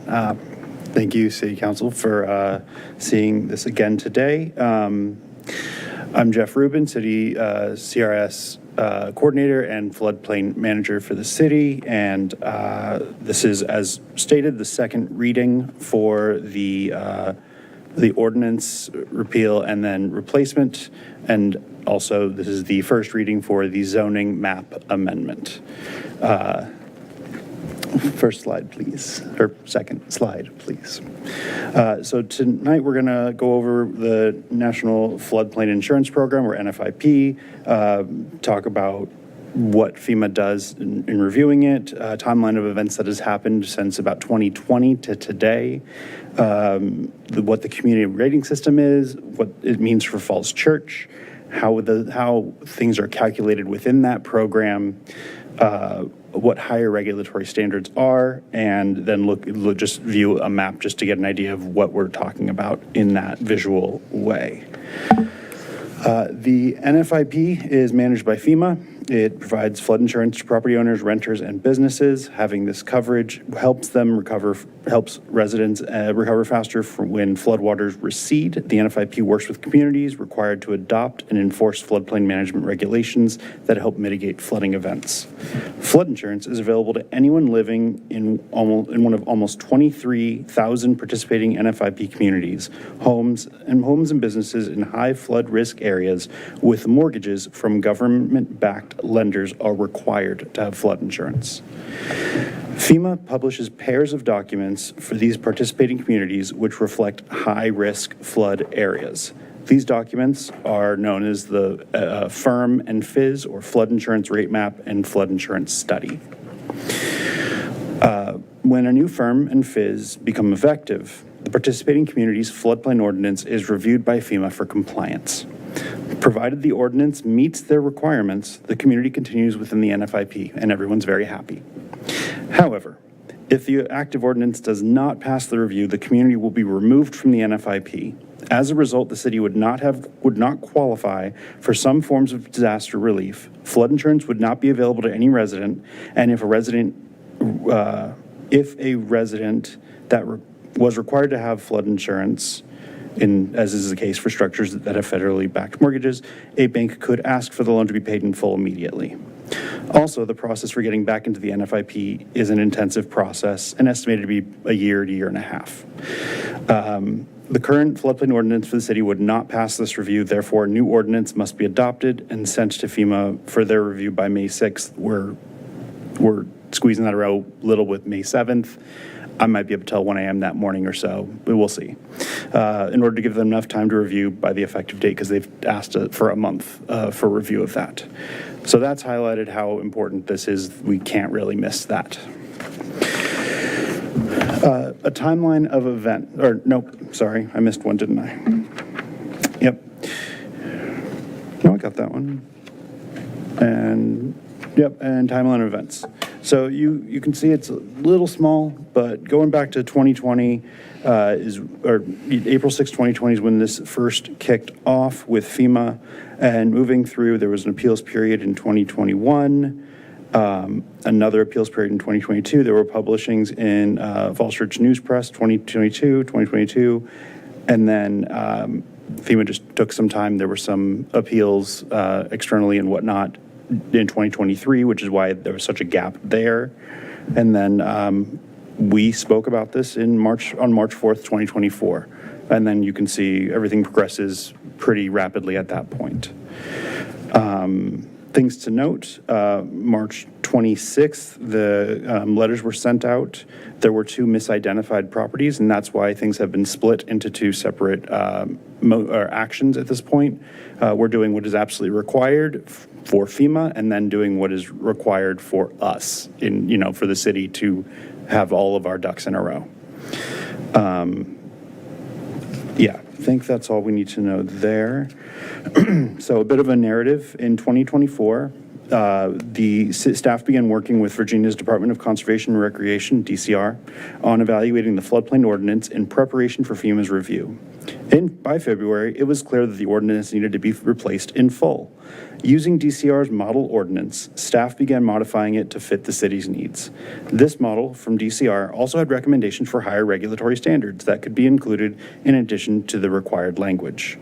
In addition to adapting the code into one that would apply to the city of Falls Church, staff also weighed recommendations from DCR, selecting a few that would be brought to City Council for consideration. After the presentation in early March, City Council strongly indicated that the recommendations were in line with the city's goals, and also suggested that more higher regulatory standards be considered and adopted in the near future. Under Council's guidelines, staff continue to refine and develop the relevant materials and policies around these stated interests. Many residents have connected with staff on this topic, and there have been active interests in many facets of this ordinance, but mainly the optional higher regulatory standards. In the interest of operating as a community, staff is recommending that optional portions of the proposed ordinance be removed and only the bare requirements of FEMA's review be met at this time. That does not necessarily negate what Mr. Shields said. We would love to pass as written, but the general tenor suggests that going to the bare minimum might be the way forward. Let's switch gears a little bit. The community rating system. So the community rating system is a voluntary incentive program that recognizes and encourages community floodplain management practices that exceeds the minimum requirements of the National Flood Insurance Program. Over 1,500 communities participate nationwide. In CRS communities, flood insurance premium rates are discounted to reflect the reduced risk of resulting from the community's efforts that address the three goals of the program: reduce and avoid flood damage to insurable property, strengthen and support the insurance aspects of the National Flood Insurance Program, and foster comprehensive floodplain management. Various activities earn community points, which total up to classes as shown on the right. But where does Falls Church fit into this program? Next page, you'll see we just almost make it to class 6, but we don't. And you'll see on the left, that's actually the letter that we received addressed to Mr. Shields from 2023 saying, you got really close, but we are sorry, we have to move you back to class 7, which is one step worse. That isn't actually our fault. We made great strides and we did more activities in that last cycle than the one prior. And you'll see the mitigating issues, the issues that caused that effect in the next slide. Yep.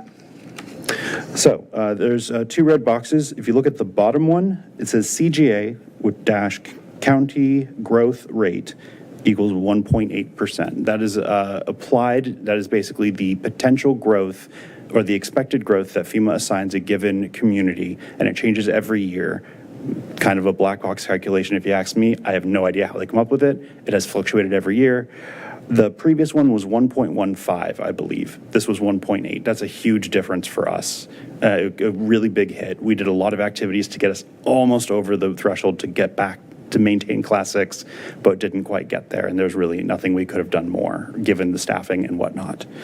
The other red box I want to call out are the areas that we have the most potential. If you look at the total possible credit available, you're over 2,000 points on each of them. And if you think back to the last slide, each class is worth is about 500 points. So that's a lot there. The difficult part about this is that no community will ever get all 2,000 points because it's all discounted. If, for instance, it says 44% of SFHA preserved as open space, meaning we were only going to qualify for 44% of that 2,000 unless the entirety of the floodplain was open space. Then I guess we could apply for that, but it's always discounted by that amount. However, the higher regulatory standards applies to the inverse. So that's going to apply to the 56% of the SFHA. So we'll get 56% of any activity that is higher regulatory standard. There should be another packet that you have that is clipped, and that it actually has all of the higher regulatory standards. Well, I say all. It has all the stated higher regulatory standards. On the very last one, it basically says, and anything else that we deem appropriate, we will assign credit as we see fit. And I think the next slide will. Oh nope, I skipped one. Anyway, that's all. That's basically all of them. That's your menu. That's your list if you want one. The staff recommendations for higher regulatory standards that we have/had, depending on which way we're going tonight, were an increase of freeboard from 12 inches to 18 inches above the base flood elevation. This would put us in line with Arlington and Fairfax counties. And just as a refresher, freeboard is the area. Freeboard refers to a height above the base flood elevation. Base flood elevation is the water surface level given a 1% flood event used to be called a 100-year flood. So 100-year flood comes through, this is where the water is going to be.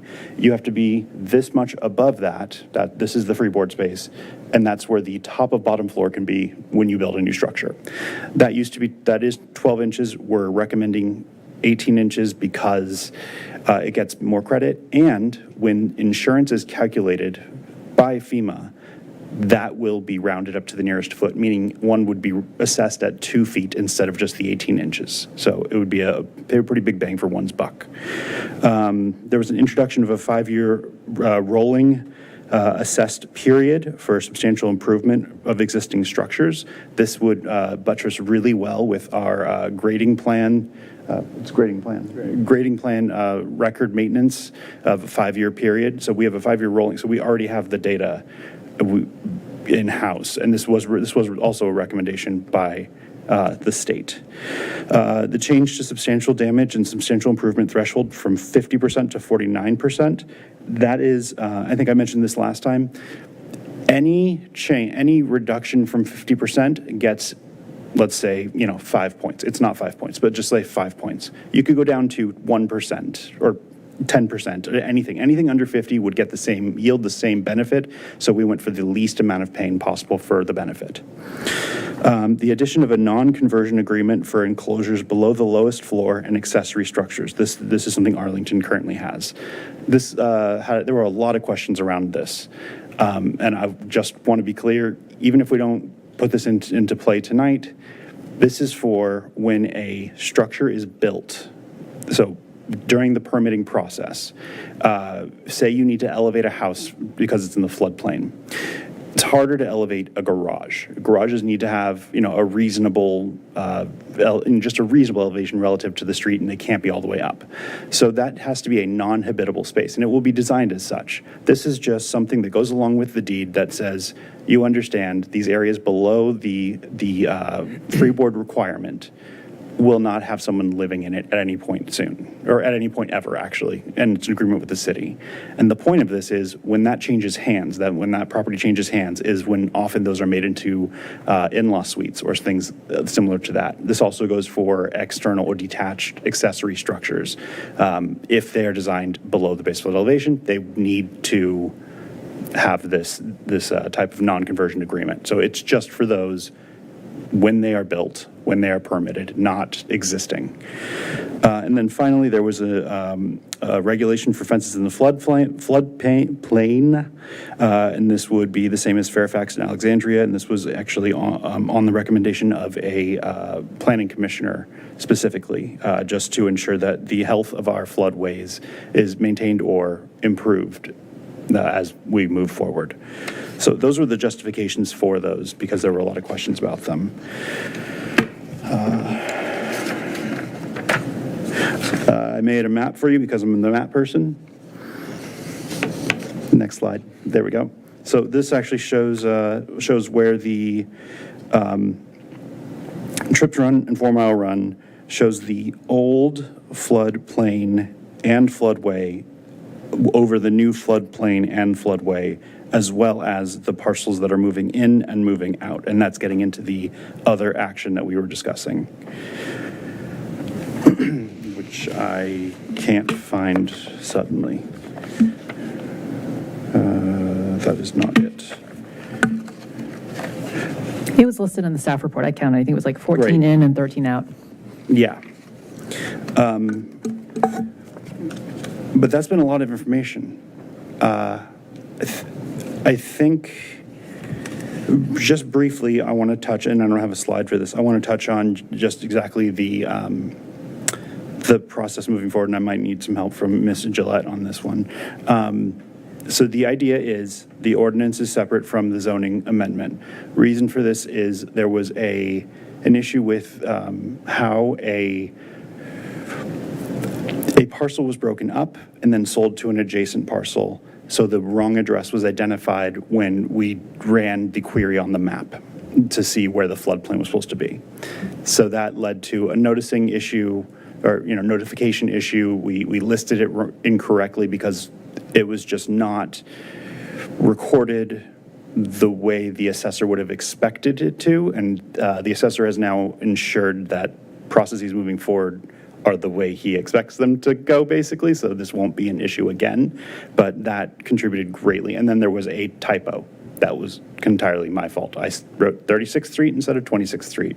It went to the right place, the sign, but it was an error, so we are restarting that process. So that is just a map amendment, which is separate, but obviously related. I think that's about it. I welcome your questions. Great. Well, if I could just make a quick comment. So, Mr. Rubin, I think it's the first time you've been in front of City Council or one time was virtual, but for a very complicated topic that I think very few of us knew about. Thank you for explaining it and making it as easy to understand as possible. And I know this is a really complex topic, so nice work. You're welcome. So, questions from council or comments? I know there's discussion about the optional one, so maybe we can go back to that slide because that's probably where we may concentrate. Questions or comments from Mr. Rubin? Mrs. Scott? Thank you. I wanted to talk about that, we were just on the slide that had the optional, yeah. So in speaking with several community members, they wanted to be engaged more fully in the process of discussing options. I know you've had similar discussions. So if we were to move forward and use the mandatory language and then come back and have a discussion about options, how could we go about engaging more fully with the community on discussing those options or getting feedback? There are some who had insights that seemed to be informed from my perspective, but how would you envision doing that? Like, what would the timeline need to be? Timeline's How would it work? That's the end question. Like, is that the October timeline that was referenced in a public comment letter? So any higher standards that would not be adopted from a staff limitation, just workflow standpoint, are 8 to 12 months away before we would bring them back to council. So I'll just start with that. Jeff is our GIS manager. He's our only GIS person, and it's getting to be stormwater fee season for him to start going through that. I am Jeff's backup on this. So not a great situation from a work standpoint. That said, I think if we were to make any updates, it would be a similar process to what we have done to date. We could certainly have the luxury of time on our side by doing that. So given that floodplain items are in the zoning code, we'd follow the same process. We'd issue notice to the same properties. We would just provide more time between the meetings that we've been doing the last several months. And the intention would be that we would mail and properly notify everybody so that we don't have to split two items again. And it would be an amendment to the zoning ordinance. So similar to what we've done, but a longer time frame, which would allow for more public engagement. Or at least that would be the intent. And did I read correctly that the next filing of that for FEMA would be by October? Am I understanding that time frame? The only dates that we are married to are we have to have the ordinance and the map adopted, not the zoning map, but the other two, the FIS and the firm, adopted 30 days prior to June 6th of this year. They need 30 days to review, make sure everything's in good shape. That is the only deadline that we have with FEMA as of right now. But maybe the question was, what's the next time we put in our CRS application? Yes, that you Because could that's a make fall. is that the October? So we do, yes, that is an October timeframe. That is, we just went through the big update last year, so this year is more of just a check, so to speak, where we just show that we've collected like elevation certificates. We just kind of a spot check. If we are going to reclassify ourselves, we do not want to, we can only reclassify once in the next 4.5 years, if I did my math. I think it's less than that because our process took so long. So I think Okay. it's more like 2 years. 2.5 to 3 years.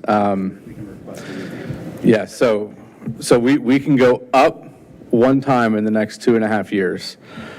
So the intention would be we would not want to collect any more points until we adopt new higher standards. That could be this October, next October, and then in about 2.5, 3 years, we go through another one of those big audits where they come in, they're on site for several days in a row, looking at all the data over the last 5-year period, and then we can make a big jump then. Okay, thank you. Could I ask a quick follow-on question? So if we were to not adopt the optional recommendations, we're right now at Class 7, getting a 15% discount. If we did not adopt the optional, does that bring us lower? And No, we would remain at the Class 7. I'll hand it back to you, Jeff. I feel like a thunder. You're good.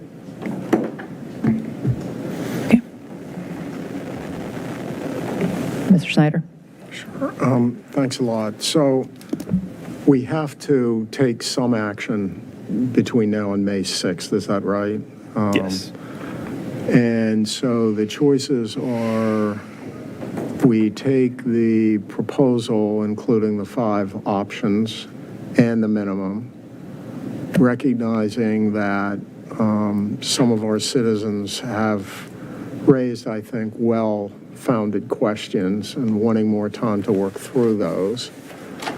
Or we do the minimum and then work with the community, the affected property owners in the community, to then see which of the options that we want to move forward with. In the discussions with FEMA, let's say we follow the basic approach of doing the minimums.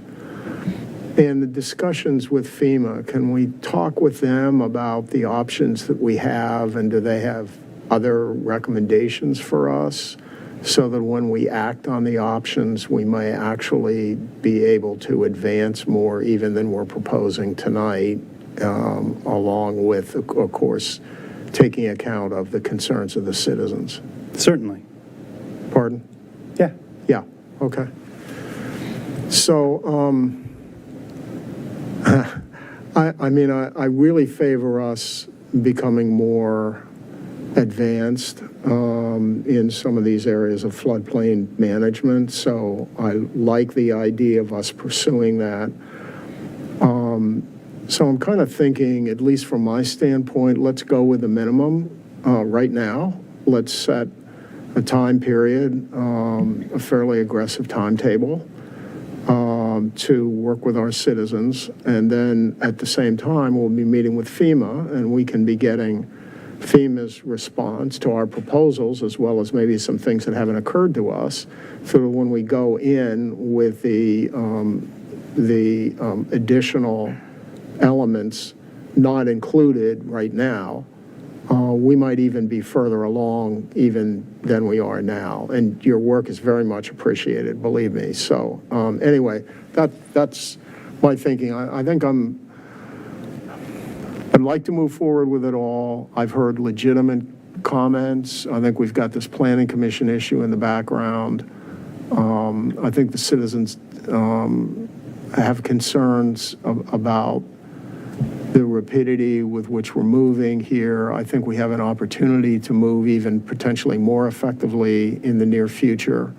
So I'm sort of coming out, I think, in favoring going with the minimum now and voting it at the next meeting, giving people a chance to review it, and then engaging with FEMA to see how we can really up our game in the area of floodplain regulation.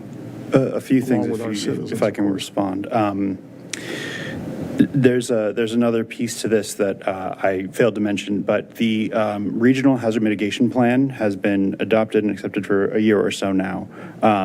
It hasn't made, by the time that our last visit, as he described, the big one, the one that goes every 5 years, by the time that was completed, the hazard mitigation plan was not finalized. So we actually lost a lot of points. That is the one area in which we lost points from the previous cycle, and there's nothing we could do about it because that was a regional activity.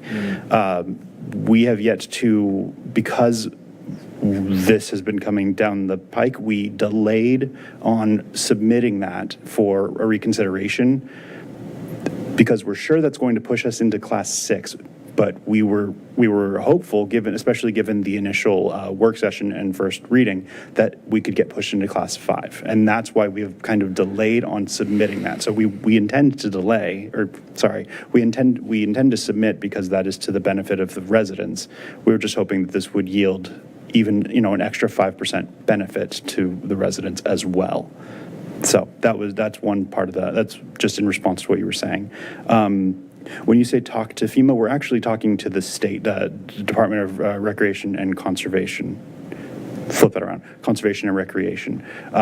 We do have some contacts at FEMA that I speak to sporadically, but the state is our main partner, kind of against in a way, but like, you know, they're sort of backing us up when speaking to FEMA, if that makes sense. So they are the ones that are giving us most of the recommendations, and these, and I think there were 2 additional recommendations that we decided were not in the best interest of the city at this point. So that's what we provided specifically. And then I think you also mentioned a rapid timetable, and I think to Mr. Bradley's point, that's just not feasible, a rapid timetable to communicate with the residents about this, because I've got to get going on the stormwater utility fee assessment and all the other work that I haven't done for 3 months now at this point, or so, or 2 months. Just being very candid. Ms. Flynn? Thank you. Again, I'll echo the comments of my colleagues. I think when I just heard Mr. Snyder talk about the rapidity of the cycle, I think he was talking about the truncated period from like March to now, and not meaning the speed at which you would need to do public outreach as to the optional standards. So unless I misunderstood, but anyway, beyond that. So in terms of the outreach, as the vice mayor was alluding to, that we might be able to do, it was my understanding in doing the public notice around this that the notice was, you know, the newspaper notice as to the text ordinance. And so my hope would be that if we go forward with the minimum standards in order to ensure that we don't lapse at all in terms of our participation in the program, but that we are able to engage residents and property owners more than we have in thinking about what of the optional standards, you know, might work for people with a little bit more time to even understand what it is that they are, or how it is that they do apply or don't apply to their property based on where structures may be located versus how much of their land, let's say, is touched by the floodplain, that people just with a little bit more time for all of this to simmer, right, may be able to really be partners in this program and thinking about how to get better coverage, ensure better coverage, lower, you know, collective risk overall. And so my hope would be that we might be able to think about direct notice, you know, to all the households and properties that are in the floodplain and floodway. Certainly. Because I didn't understand this notice in terms of the mailers to have gone to everyone, but rather only to the properties that were in and out. There was an initial raft of mailers that went to those that were moving in and coming out, aside from the 2 that were misidentified as mentioned. But the most recent raft of them for the zoning map went to all residents that are moving in, coming out, and going to remain in the SFHA or the floodplain. Okay, so the people who are pre-existing in the floodplain. And will maintain that. Staying in the floodplain have now been brought into the conversation. Okay. All right. So that's all I would want to ensure going forward, that if we can even communicate, hey, we submitted this, we got the FEMA clearance, we remain a part of the program, we would like to do more. Please join us in this conversation about the menu of options that we have in order to, you know, increase our community score. That would be a great opportunity, understanding the constraints that are on your time, and potentially some of the residents who have come forward have even, I don't know, at least conveyed to me, you know, an interest in potentially even helping, like with a task force, so that they could be parallel looking into some of these things, understanding staffing constraints on your side. I fully agree. I think doing what we can, but that would be great in the future, certainly. Okay. And so then from the last comment, I guess I also understood that even though we're not doing the optional standards at this point in time, if that's what all of us, you know, agree on, that we would be able to kind of not substitute or swap out, but still resubmit with that risk mitigation plan to potentially move up regardless, in terms of the 7 to the 6 or to attain the 6. The regional hazard mitigation plan. Yes, that will happen regardless of unless you guys just decide we're not going to take part in the NFIP, which I don't think is the tenor, then that is absolutely the intended action in the coming weeks or so. Okay, thank you. Ms. Underhill? Do we need all 5 options to be able to get us to the next level? We don't need any of them to get us to 6, given the hazard mitigation plan. Sure. So there's a lot of crunchy little bits, but I've referenced the 44% versus 56% of, open space versus built space and how much of each we regulate, and we get that percentage of the yielded points into the CRS. Does that kind of sort of make sense? I know it's really weird. That makes it really hard to say we will get to class 5 given these actions. It's not direct. There's a lot of, again, the black box math, because we don't know which year it's going to end up being finalized in. So if it's 1.1 next year, that's a really bad thing. If it's 1.25, we're in the green world. It's great. Like, who knows? So there's a lot of wiggly stuff going on in the background that I can't give you a direct, we will get class 5 if we do these 3 actions. Got it. However, we're so close to class 6 that it is beyond a shadow of a doubt that we will get into class 6 with the hazard mitigation plan. Gotcha. Okay. So I guess that's a big question as to if we were to adopt the 5 options, how much of a savings that would potentially get people who live in Falls Church. Okay. Well, it's the 5%, the additional 5% as listed. Yeah. So class 5 gets a 25% discount on their premiums as opposed to a 20% discount for class 6. Right. Okay. So it's not clear if residents would get the additional 5% discount even if we did adopt all 5 of the It is options. much more likely. Much more likely. But that's yes, all, I we're cannot playing say with for likelihood. certain. Okay. And If I could add to Mr. Rubin's response just real quick, if the city intends to get to class 5, the options that are in this packet are going to need to be adopted at some point. They in no way, shape, or form guarantee we will get to class 5, but they will be needed to get there. Gotcha. And then for my clarification, fences, whatever structures are currently on the property are grandfathered in. So all existing structures as of, let's say, 2 June years ago. 6th. Yeah, as of June 6th would be grandfathered in. So there's nothing where people suddenly have to start scrambling to redo something. Yeah, and I believe it says all new, yada, yada, yada. Yeah. Any, and yes, all new. Okay, great. Thank you. Let me try to rephrase one question. So I earlier said that even if we don't adopt the optional, we stay at class 7. There's no guarantee that even adopting the 5 optional things would get us to a lower class, although we think the flood hazard mitigation plan would help get us there partially. Is that correct? We are confident the regional hazard mitigation plan will get us to a class 6. If you guys, if the council adopts the bare bones and does not go for the additional 5 or any combination of those. So residents will see one slight improvement in their rates. Yes. Just going from 7 to 6 Once already that's- by doing the bare minimum and we submit the plan. Yes. If we want to see more and see higher flood resilience, then we would need to adopt these 5 with more discussion. Got it. So other than that potential upside and I guess the impact to staff workload and not being able to wrap up this project and having to pick back up again, what are the other downsides of not adopting the optional components tonight? Flood damage to property that was built that would not be allowed in that case. You want me to take that one? Yeah, sure. I think it primarily comes down to resiliency of the city, right? Having an additional 6 inches of clearance from a base flood elevation, having features in place to prevent additional damage, particularly putting residents' lives at risk through some of these measures, right? We're kind of making a situation safer by making sure nobody can convert a basement into a living space, anything like that. So I think it just comes down to resiliency is going to be the biggest benefit. There would be case-by-case benefits. I could probably go through, provide examples of what has happened in the past and bore everybody in the room for an hour, which I'll stay away from doing. But we've had issues in the past where spaces have been converted. People have had a hard time getting out of those.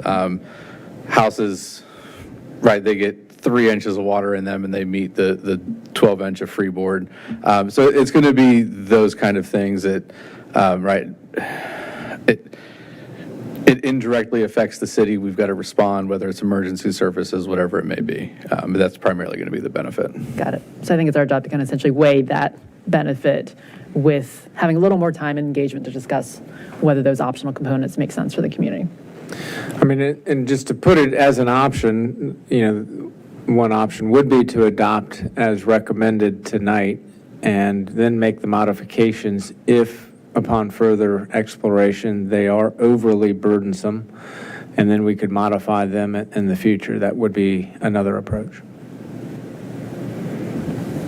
Is the staff workload impact comparable if we went with that approach? Yeah, with it being ordinance updates as well as the floodplain map, the floodplain ordinance being in the zoning code, updates to reduce stress on something that might be overburdensome, that's unexpected, or to add something back in is all going to be the same amount of work on staff.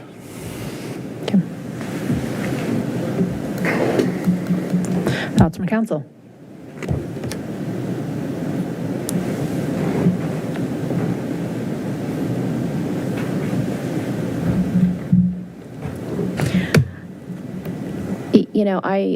As I listen to this, I think I don't have any issues from an efficiency perspective from listening to the recommendation and actually supporting it, with the caveat that when we put the motion that we will make adjustments once we do, the assessment and the outreach. I think it's really important that we include the public and listen to the requests for inclusion in part of this process. So I think there's a way to do both, support the need, support your capacity to move on and do other cyclical things that are part of supporting the city's baseline. So I'm open to thoughts on that.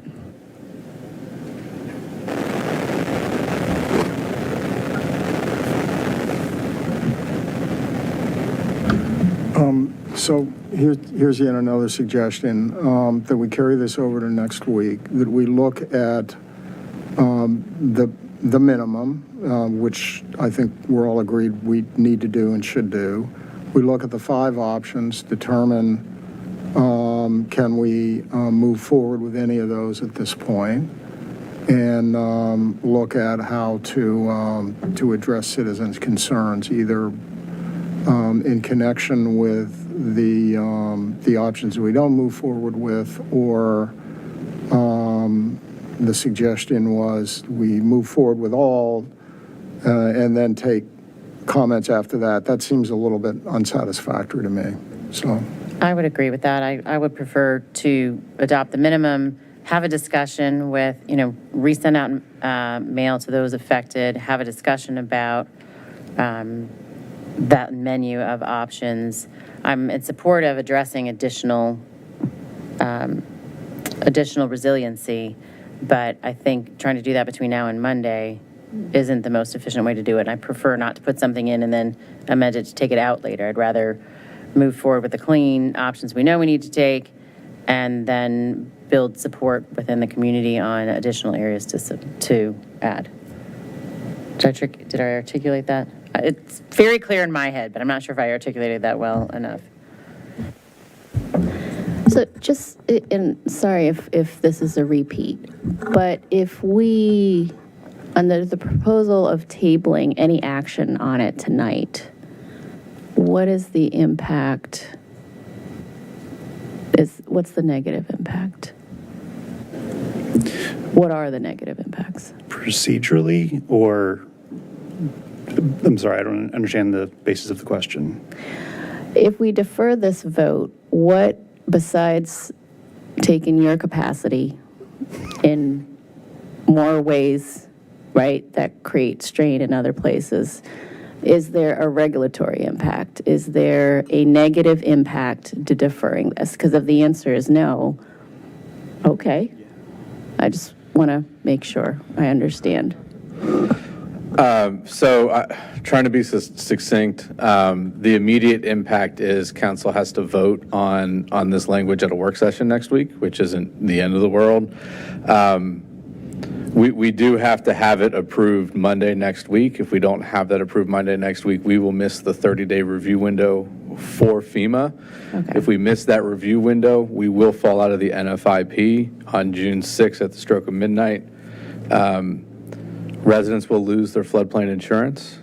Mortgages can be called in if they're not floodplain insured and they're a federally backed mortgage.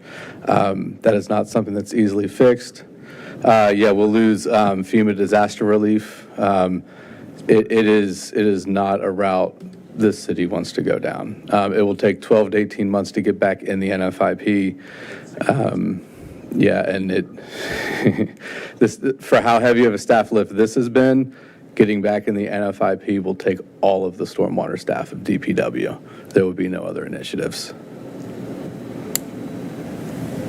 Summarize that for me. We have time. We will still be in compliance, regulatory, all of that bad stuff you just said will still not be in place if we wait until Monday. Correct. We have until Monday to make a decision. Okay. Yes. Okay. Sounds like there's majority to decide and vote on the minimum on Monday, and not tonight. Is that what I'm hearing? Yeah. So do you have Can a I- motion to defer tonight's action? Just before we do the motion, can I have one request? So I'm fully on board with the minimums. I would like Ms. Hiscott said, to think about the community engagement on a longer time period, so a separate track from what we're currently accomplishing in order to stay under the program. To the extent that any of the council members are thinking about possibly still going with optional standards as of next week, of like any of those 5 being on the table, I would like a better understanding of the 5-year rolling period next week, so that we all understand the implications of that in particular, as I got more questions from homeowners, for example, if they had improved their kitchen, for example, in a substantial cost, and then they sold their home. Does the 5-year rolling period, for example, apply to the new owner who comes in and then they can't, rehabilitate the second floor of the house because it would mean that, they would need to knock down the house and basically build an 18-inch flood compliant home if they went over the 51%. So there are like real practical implications for people, and also like the assessments, if your home value goes up or it goes down, what is the, benchmark against which you're assessing the 50% substantial improvement threshold. So I don't think we need to get into those at all tonight. I'm just saying, to the extent that people are choosing between optional standards next week, if some council members are inclined to have that conversation, I would like there to be a much more fulsome understanding of what some of the ramifications of what some of these optional standards are, because the fences seem very different, for example, than the 5-year rolling period. Yes, and just for a couple points of clarification, the 5-year rolling period would be address dependent, not owner dependent. So it could sell any number of times, and that look back period would be the same. And then just for a clarification for council, the minimum standard and our current standard is a 50% threshold. So we're only proposing to reduce it 1%, just so we're all on the same page. I don't want anybody watching this video or anything to confuse it and think that we're implementing something brand new. We're just adjusting it. So that's the higher standard proposal. Okay. Madam Mayor, how about a motion, and I want to check with the city attorney on phrasing it correctly. Sure.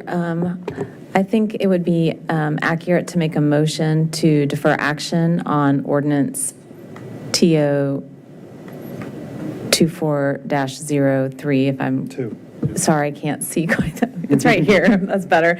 02. And for 2 ordinances to be produced for the May 6th council meeting. One, a bare minimum ordinance that would meet FEMA standards, and the second one to contain the options that you've already seen in this packet. So I think a simple motion to defer action on this ordinance to May 6th would suffice. Thank you. So I make the motion as recommended by the city attorney to defer TO 24-02 to May, what's the date? May 6th, Monday, May 6th. 2024, where we will take action. Is there a second? Second. Ms. Flynn on the second. Madam Clerk, you call roll. Ms. Connolly is absent. Ms. Flynn? Yes. Ms. Leon? Yes.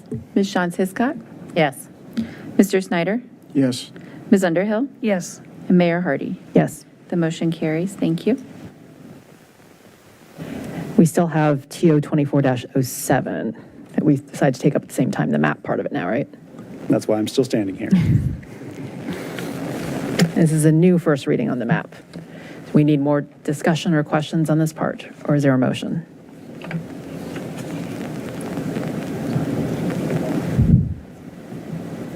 I don't have any. Any questions or comments? I'm just rereading it again. This is saying that FEMA, we're adopting FEMA's map. We've just adjusted the minor mistakes that we made. Correct? That's my understanding. Right. I didn't quite catch that. Was that a question for me? I'm sorry. Yeah, this is a new first reading based on the two corrections. Yes. Move to grant first reading of TO 24-07, refer to the Planning Commission for recommendation to be received by council no later than May 17th, 2024. Schedule second reading and public hearing before the council for May 28th, 2024, and advertise the same according to law. Do I have a second? Second. Mr. Snyder on the second. Madam Clerk? Ms. Flynn? Yes. Ms. Leon? Yes. Ms. Shantz Hiscock? Yes. Mr. Snyder? Yes. Ms. Underhill? Yes. Mayor Hardy? Yes. The motion carries. Thank you. Thank you, Mr. Rubin and Mr. Bradley.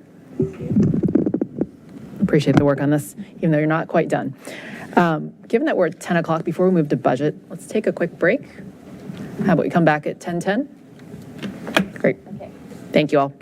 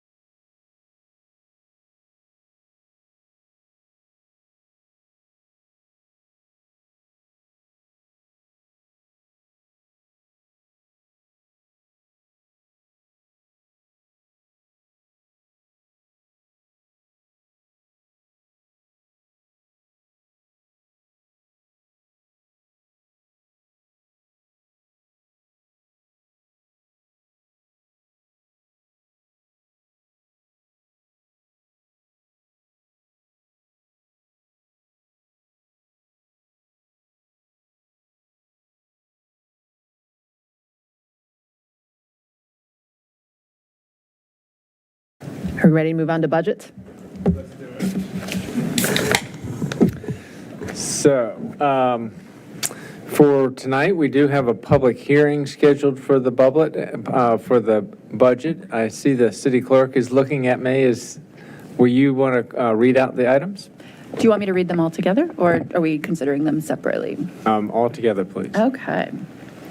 So TO 24-03 is an ordinance fixing and determining the budget of expenditures and revenues and appropriating funds for the fiscal year 2025 general fund, school operating fund, school community services fund, school food service fund, cable access fund, sewer fund, stormwater fund, community development authority, and capital improvement program funds, and to adopt the FY25 to FY2030 capital improvements program.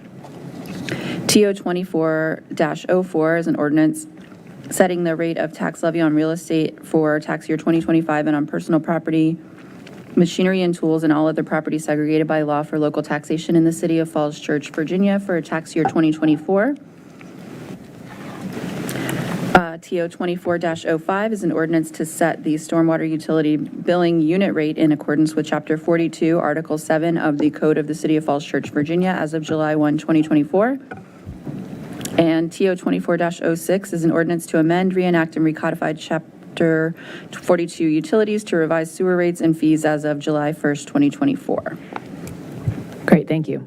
If I could make a suggestion in terms of the order of this, how about we open up for public comment and then talk the operating budget? And I think Mr. Shields has a couple slides for us, and then save the last part of the discussion for the CIP as it relates to the property yard. Is that okay with council? Great. So we will open up to public comment. If anyone in the audience who has not spoken about the budget would like to speak, or even if you have, you're welcome to come up again. Madam Clerk, we don't have any slips, do we? No. Okay, well, everyone got it out of the way then. Great. Well, then we'll close the public hearing part of it.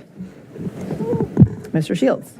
All right. Well, we do appreciate all the public comment that we have gotten in the budget process so far, and we've read all those comments. We've also had 2 town hall meetings up to this point, and appreciate the people who've tuned into those and weighed in on the budget process.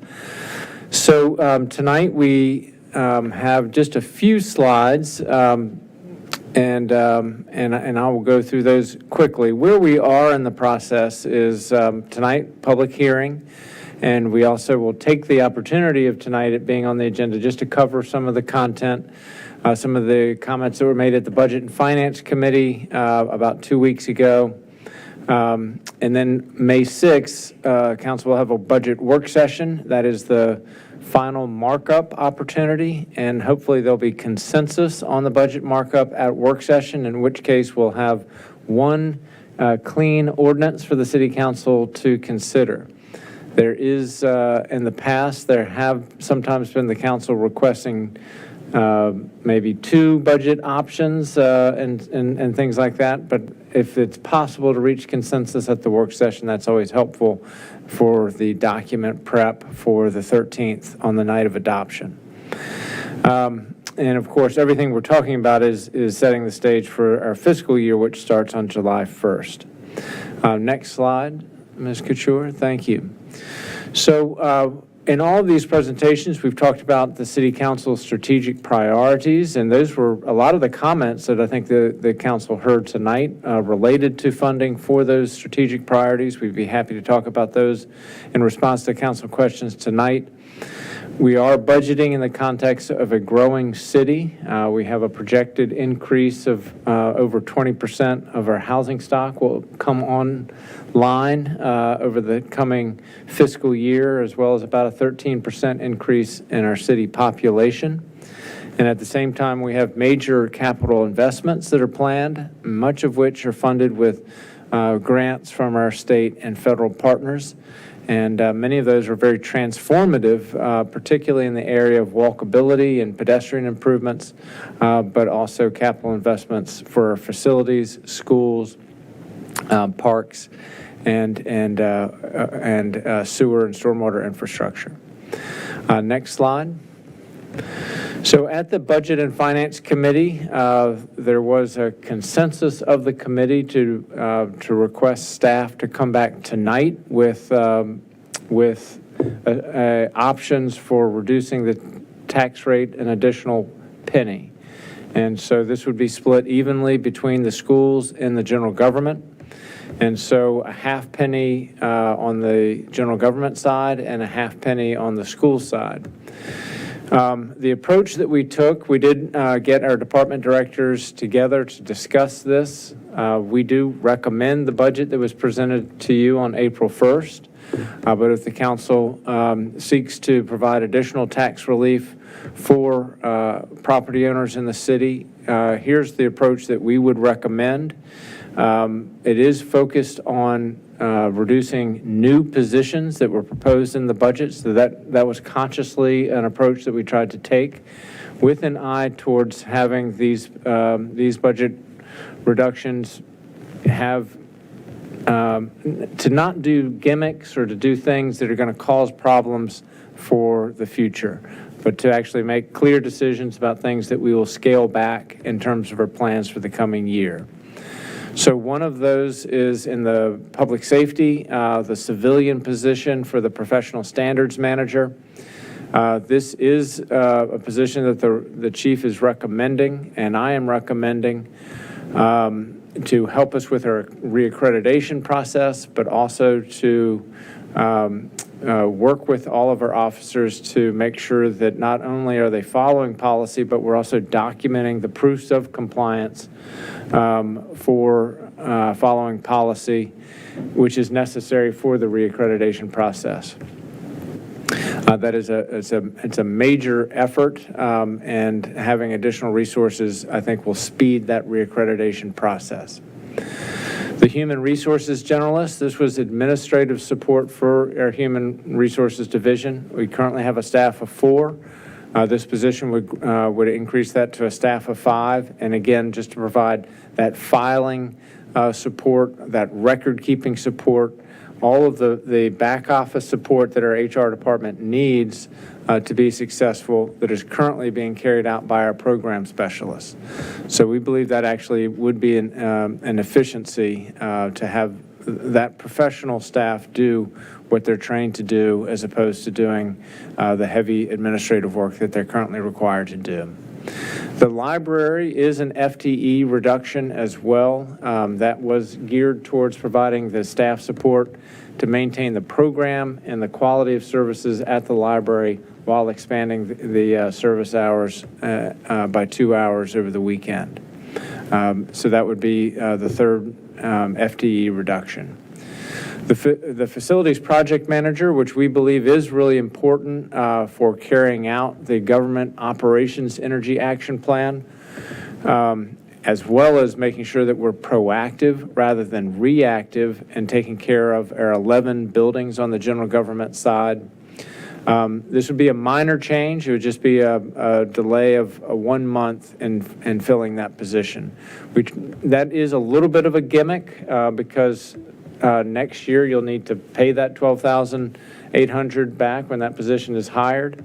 And we try to avoid that type of thing, but really just trying to get the numbers to that $283,000. That's one of the options. And then we do have in the operating budget the purchase of some new recruitment software that would be cut from the budget, and that's $11,200. So all in, those come to $283,000 worth of reductions to the budget, and that's a half penny.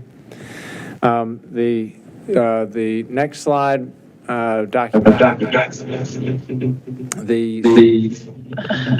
whoops, I think I might have pressed a button.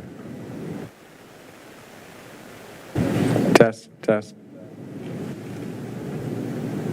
Not sure why that echo is happening all of a sudden.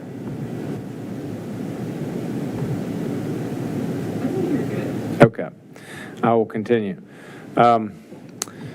The schools also were reducing 2 FTEs in their proposed budget. These also are new positions that were proposed.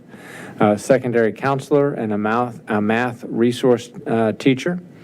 And then some of the health insurance rate savings would be part of their reductions as well. So they come to the same $283,000 of reductions. Next slide. So just for the council's awareness, with the proposed budget, the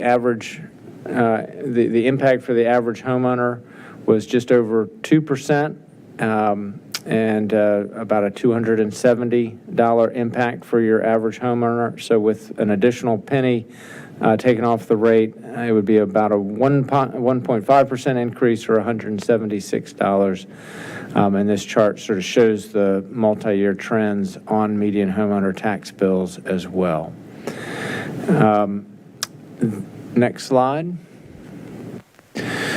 So with the CIP, we'll talk about the property yard, so I won't start on that right now. But those are some of the key things we wanted to communicate tonight, and we'd be happy to answer any questions you have on the operating budget first. Great, thank you for that. Questions or comments on the operating budget?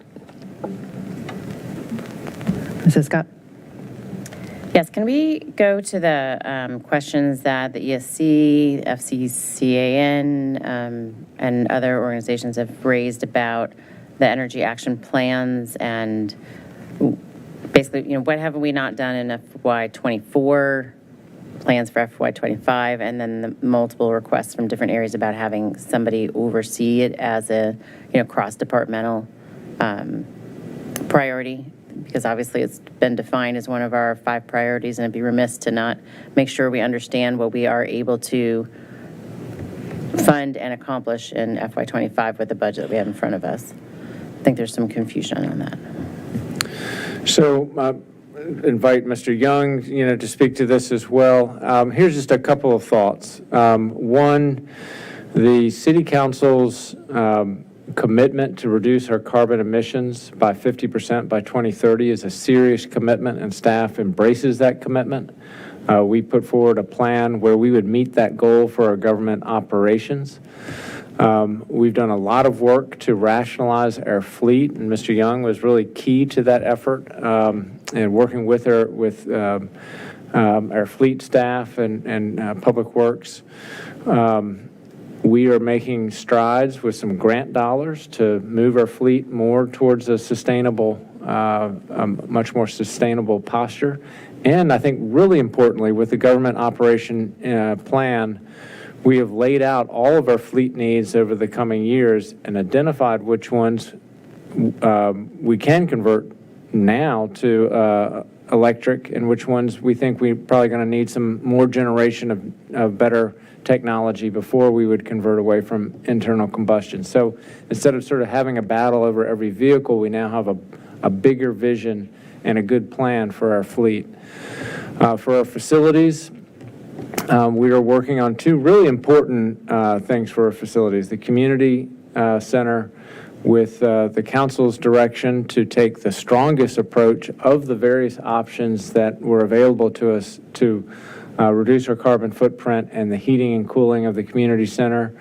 We're going to present those numbers to you in June, but we are taking, I think, really important strides there, and again at the Aurora House with the HVAC upgrades there. So when we are taking actions on our facilities and our fleet, we are following the plans. And I think that's a kind of an all-hands-on-deck effort. It is not concentrated in one individual. We do think that this capital facilities position will help us just generally be more proactive in planning all of our facilities, and help us move the needle on how we operate our facilities more efficiently. But that's kind of the overview on the government operations side. On the community side... Can I pause you on the government operations side? Just yes. If you would address the, because I didn't know the answer to this question, where we are in the solar assessment, and then there were comments earlier about solar and CIP and... Yeah, so that is a specific one. Let me ask Mr. Young kind of what your thoughts are on the solar assessment and what we can do in that area. So some money for rooftop solar assessments was one of the items that council gave us resources for back in the fall as part of a budget amendment. So I think it was $20,000. So we've awarded a contract with Dominion Energy Solutions. It's kind of a rider contract off of a contract that Arlington County put in place, and we have a meeting with them this Wednesday to talk about how to get moving on the assessment of the 8 buildings that we've identified in the plan. So some of those buildings I think are good candidates for solar. Some of them I think they're going to look at and tell us there's some challenges with them. But that's something we're actively working, and we'll get a contract awarded before the end of the fiscal year on that. And then the follow-on to that question is, we get the assessments made, and if we're doing it in June or July, then do we have to wait another year before we're able to take any action on that because we didn't budget for any changes in solar? So I think we need the results of the study to know how much money to ask for. So we've put some placeholder amounts in the CIP based on just some rough assumptions on what's possible. I think we'll get some better information back with the study that'll inform us, decisions. We can come back as a budget amendment, to council, or look to some of the unspent energy action funds for potentially moving something forward. So I think we have a couple options. And you said there's a placeholder amount in the CIP for solar? So I think we had it in 26, 27, 28.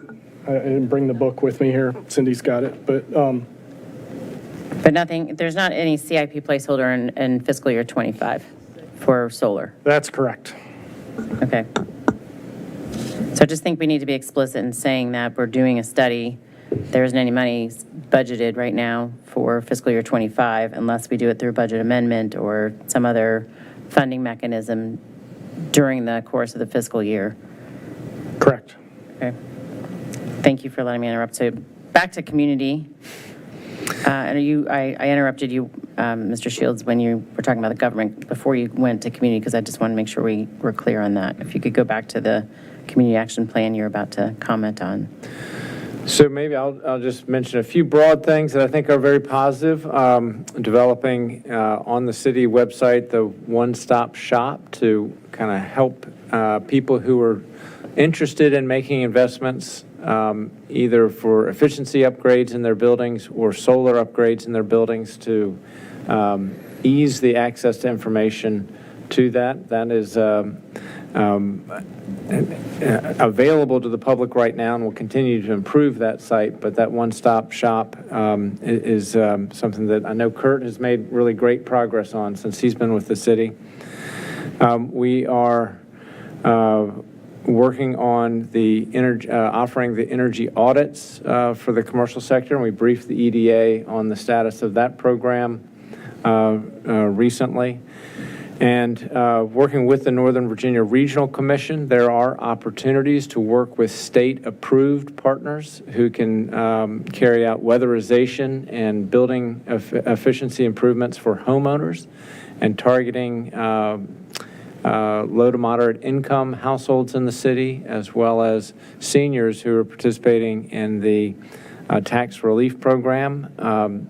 We've provided that resource to staff just recently, and Kurt is, I think, along with our housing staff, is following up on those contacts. And one of the key things in programs like that is building trust in the community, that these are trusted partners who can do this work in good faith. And I think a positive role for the city would be to be there to answer questions from the community about those specific partners, and to help build trust that these are legitimate partners, which is, we want our seniors and all of our community to be skeptical of people who knock on their door, and so it's important that we establish good, trusted relationships and be part of the community and helping build that trust.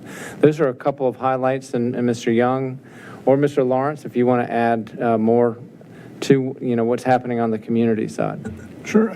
So the public comments we got this evening, there was a number of comments about resources and who's going to do all of these things. I think so, and I've talked with several of you, I think, previously about one of the things we've been trying to do over the last 6 months is embed the resources that are working on some of these things within the departments that are responsible for them, right? Like the idea that we're going to hire this big, huge staff to come in and do a bunch of work in a small city, that's a challenge for us. And so how do we embed resources within the departments that do a lot of this work in order to help everybody grow with this a little bit? So, Kurt's joined us here after the first of the year, and Kurt's part of our planning department. So rather than, the position that kind of I was in previously, kind of standing alone in the city manager's office, we've kind of put the environmental planner position in the planning department that does a lot of community engagement. So, Kurt just isn't off on his own. He's doing some good work, right? But he's got a support staff of a department and other planners and other people that are doing some of the same kinds of things, right? And so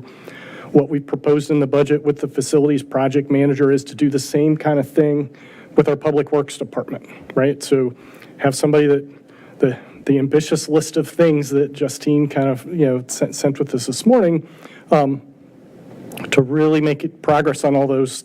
It isn't just one individual, it's how that one individual works with other folks that are responsible for all of our facilities across the city. And so, I think, on the general government side, as Wyatt talked about, we've made some good progress on fleet processes, collaborating with, and that's some of the ways the deputy city manager can help us collaborating across departments. With Public Works, we've made some good progress on a motor pool, so departments share vehicles. That's a newer thing for us and, something that we're working through. But a couple other things, and I've kind of gone through these in one of the previous work sessions, but we've purchased energy management software and now have all of the utility bills for the city coming into that platform. We're about to purchase the new fleet software that we requested for money back in the fall. We bought renewable energy credits to cover general government operations. So we've made some progress on the items that were identified in the plan. And I think the facilities resource we've requested will help us make progress on rooftop solar, building controls, the gas equipment inventory, and a number of the other things that we've kind of laid out. I think some of the items that we're going to be kind of thinking through from a staff perspective to come back to you all in June with the city council work plan involves some things that city council needs to consider whether they want to take action on. I think the energy plan kind of talked about things like EV property tax incentives, promoting micromobility and those kinds of things. And so we're trying to think through which of those things we would recommend you all consider for your next kind of 2-year work plan. And that's something you'll hear back from us in June. So. Okay, Hopefully thank you on that. Hopefully that's helpful. And definitely, to the concept of a crosswalk of like who's doing what as we move forward in that June discussion, I'd really like to see, I love the concept of it all being embedded because I really think, you talk to anybody who follows climate, it can't be just one person, it has to be everybody. So I think it's really important that it's embedded in all of our departments, but I also think it's important that there's somebody who is tracking progress to keep us moving in the right direction and identifying where we have gaps where we might not be moving far enough or fast enough. So I'd like to see that as part of, the work plan that comes back to identify who and how we keep track of it all so we make sure we know where we are, whether that's hitting every mark or, missing some along the way and how we as council can help keep things moving forward and fund those that aren't.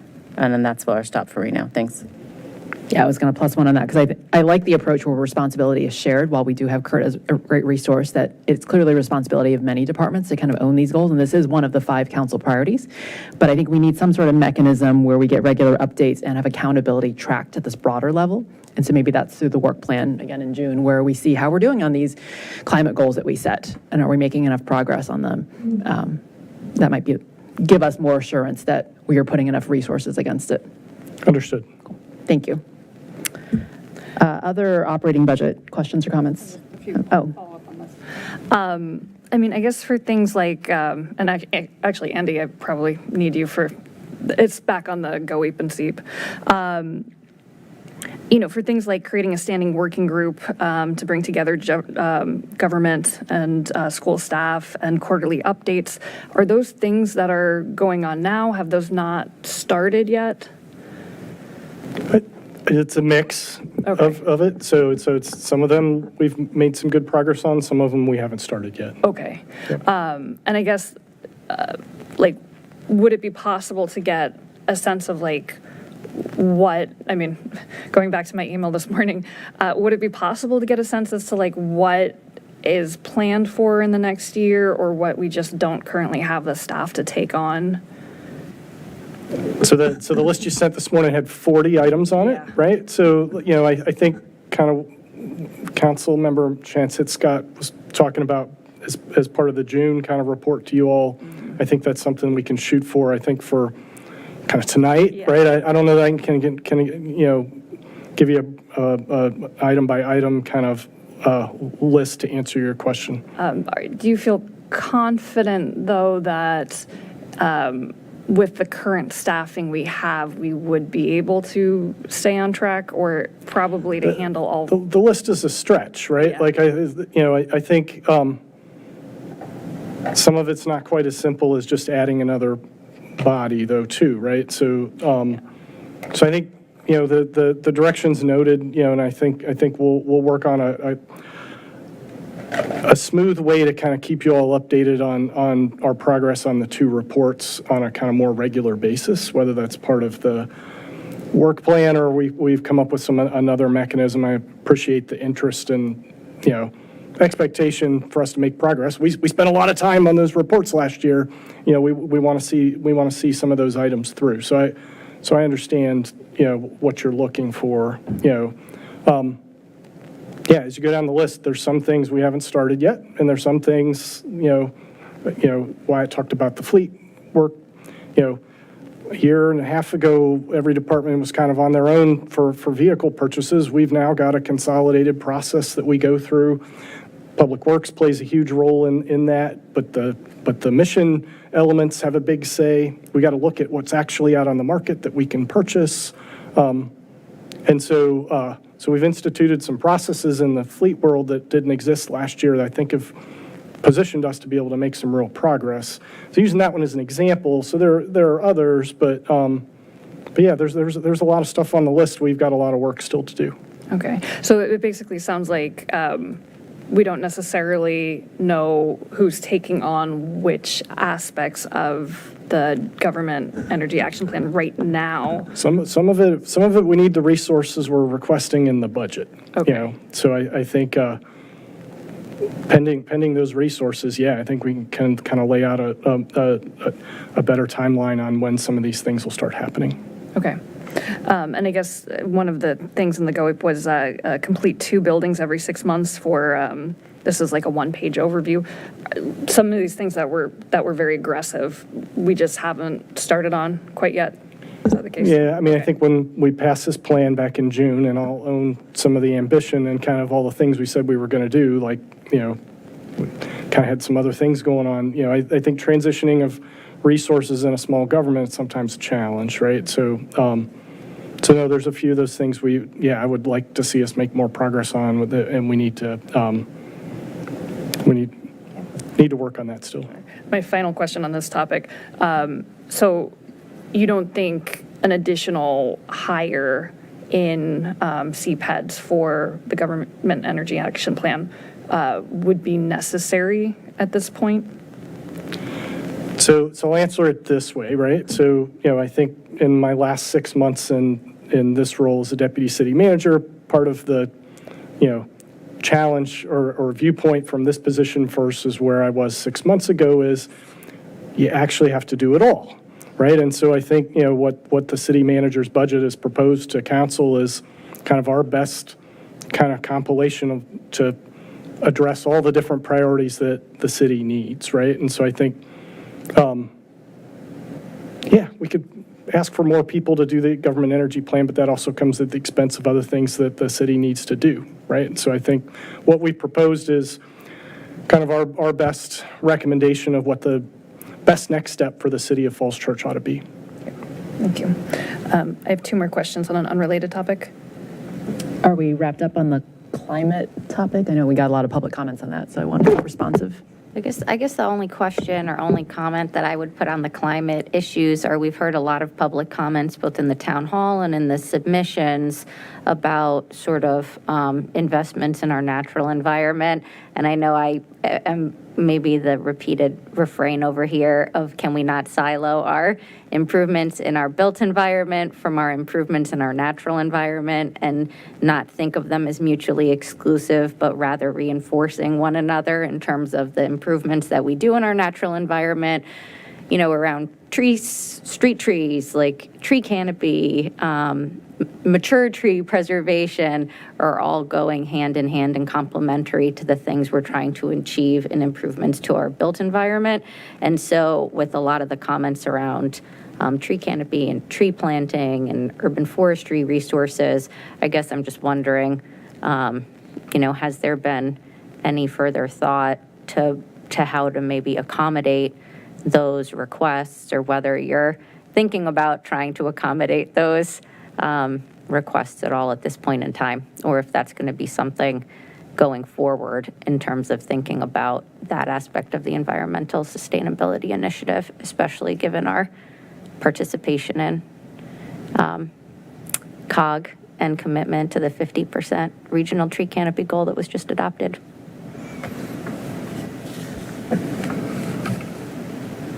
So, one, I just generally, in terms of the built environment and the natural environment, just taking one example of in the stormwater sphere, a whole lot of our spending has been just on pipes and sort of gray infrastructure. The greening of Lincoln is balancing that, and that I would say that green infrastructure has traditionally been the city's main efforts in stormwater. And so it was a bit of a change for us to enlarge pipes. And we did, we put money towards that for the first time in a generation. But most of our investments are in trying to have sort of green infrastructure to help us with our stormwater problems. Not exactly what you're asking about, but related. Are there specific things that you would put on the table for funding in the area of urban forestry that you would like me to respond to specifically? Yeah, I mean, I think that for the last few years, it's come up, even if there can't be a repeated or, a yearly FTE in urban forestry, in terms of a maintenance worker on the crew. I think it's repeatedly come up in terms of even the tree inventory as a one-time expense. And I think it's important, if we're thinking about an urban forest management plan 2 or 3 years from now, that we are at the point of even taking a tree inventory now, so that can inform the work of what an urban forestry plan looks like. From my understanding of last year's comments during the budget cycle is that we were kind of woefully out of date, based on professional standards of when that would take place. So I think it's something like every 5 to 10 years it's supposed to be done, and ours was done like 18 to 20 years ago at this point. And so when we think about even 2040 goals and sort of investing in like an urban forest, it doesn't seem like we're doing a lot to really try to realize, the benefit of our natural environment if we're not truly putting increased dollars into that area at all. Yeah, the inventory has been a request that has come out of urban forestry, and it's one that I have not recommended to the city council several years in a row. And it certainly, I think there's a good justification for that request. It's just in the competing needs, it has not made the cut. Where we have, just some of the competing things we've had are like in our basic contracts to maintain our parks and our streetscape. Those costs have risen really dramatically since the pandemic.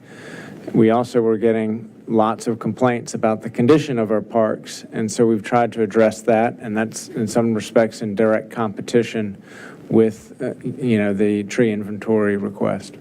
I mean, I guess there's something like, I don't know if I heard it correctly at an EDA meeting, but we pay something like a $75,000 contract just to take care of the flower baskets in the city, I think, to water and take care of, those baskets on street poles. And you think to yourself, like, wow, if you had an urban forestry crew member for the same salary, could they do that and other work over the course of an entire year versus like a standalone contract for watering baskets? But so anyway, I'm just putting it out there as a reaction. That number seems high to me. Yeah. I would be shocked if that was the number.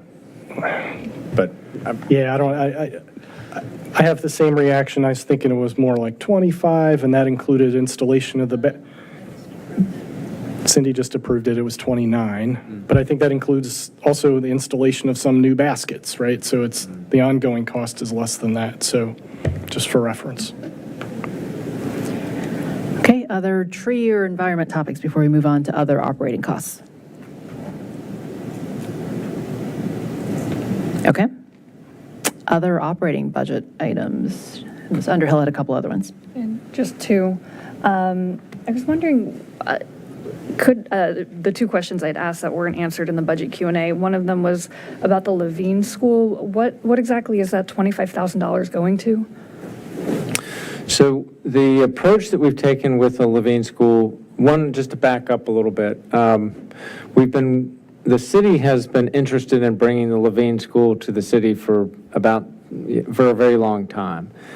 They have generally noted that in all of the National Capital Region, wherever they operate, they typically have some form of partnership with the local government, either through tax incentives or other direct contributions. So that's been part of the discussion with the Levine School and recruiting them to the city for a very long period of time. In our discussion with them, we steered the discussion away from a grant and instead towards programming that would be offered for the school system and in association with their Recreation and Parks Division. And that programming would be an in-kind contribution that the Levine School would make, and the city would make a $25,000 contribution for those programming benefits. Ms. Mester has, I think, had the most recent conversations with the Levine School, and we'd be happy to answer any additional questions that you have on that, but that's the concept. So the programming would be split between students, the schools basically, and Parks and Rec and Parks. Yeah, in terms of the Rex and Park programming, we've been looking at both the teens and the seniors, tying in with, for example, the seniors have monthly programs and they bring in different speakers and presenters and music. For the schools, it might be with the students, or it might be a partnership with the teachers to enhance their skills for the students. And some of it would be 15 to 20 programs per year, and we're still working out the split between schools and Rex and Park. Okay, so this, would the schools also partly pay for this, or this would all be the city general, I guess, budget paying? Currently, it's showing on the general government side, but it's a holistic city approach. Okay. And then my other question is, this is from our last meeting about LPIs and beg buttons. What would be I guess, is there a cost to, I'm looking at you, Zach, is there a cost to implement or to take away beg buttons and implement LPIs at places where it's possible to do so? Can I just say I'm glad someone else is asking about LPIs and not me for 8 years? So based on the current timings we have in the signals, we've implemented LPIs where we can. Okay. And we are currently, our signal techs are working on removing the beg buttons where possible. I think it was a work session. I don't know how long it's been, a few weeks ago. Yeah. Generally speaking, when we did our signal timings, we did them in 2014. The council directive at that time was vehicle-centric. So I'm not going to sugarcoat it. The timings we have favor vehicles. We also have some legacy software that doesn't run on current Windows operating systems, that is just generally defunct and doesn't run anymore, so the master clocks on the signals aren't synced. We try and keep them synced quarterly. We've seen clocks drift as much as like 5 hours apart. The Smart Cities project addresses that part of it. If we want to implement new timings that are pedestrian friendly, we do need to do it on a corridor long basis along Broad and Washington. I'm going to guesstimate based on cost 10 years ago versus where our contracts are now, we're in the neighborhood of $150,000 to $200,000 to do that. Per For all, how many intersections do we have? We're either at 31 or 32 intersections. That would cover all of them. So like 150,000, okay. Yeah. And that would just be a one-time, Yeah, it would be a one-time cost to implement that. Ideally, we would look at timings a little more often, but once the central system is up and operational, we've got those new timings, we would not have to do it as a big project. We get into it, right, because they're more pedestrian friendly, so we kind of look at nuances to each signal independently. and that would mostly be for leading pedestrian indicators, not necessarily for beg buttons that, It would be both. It would be both, So we would take the approach to get rid of beg buttons everywhere. So I always use Broad and Washington. It's the easiest example to picture. The pedestrian crossing time is actually longer than the allotted green time. So when you press the pedestrian button, it actually throws that intersection out of sync, and then it spends the next 15 to 20 minutes trying to get back into sync. We would time it in such a way to where the minimum green is equal to the minimum pedestrian crossing so that the beg button could be eliminated, but then that has ripple effects throughout the rest of the system. okay. But generally, there would be some sort of cost. If council did want to go down this path. Correct. There would be a cost, and that could be a budget amendment later on, or using one-time money at some point. But that's helpful, thank you. By bringing the signal team in-house, does that change the cost any? I know that's a change that's proposed. Not from a signal timing perspective. We are looking at some beg buttons, I think. I'm not even going to try and remember because I don't remember. But there are a couple of intersections that they've already gotten rid of the beg buttons. They are evaluating where we have enough green time and pedestrian time where everything syncs up. And they're going to go through and remove beg buttons where they can. But that does not fix the overall kind of timings. Right, it's the larger intersections that cause us the problems, that cause ripple effects throughout the corridor. So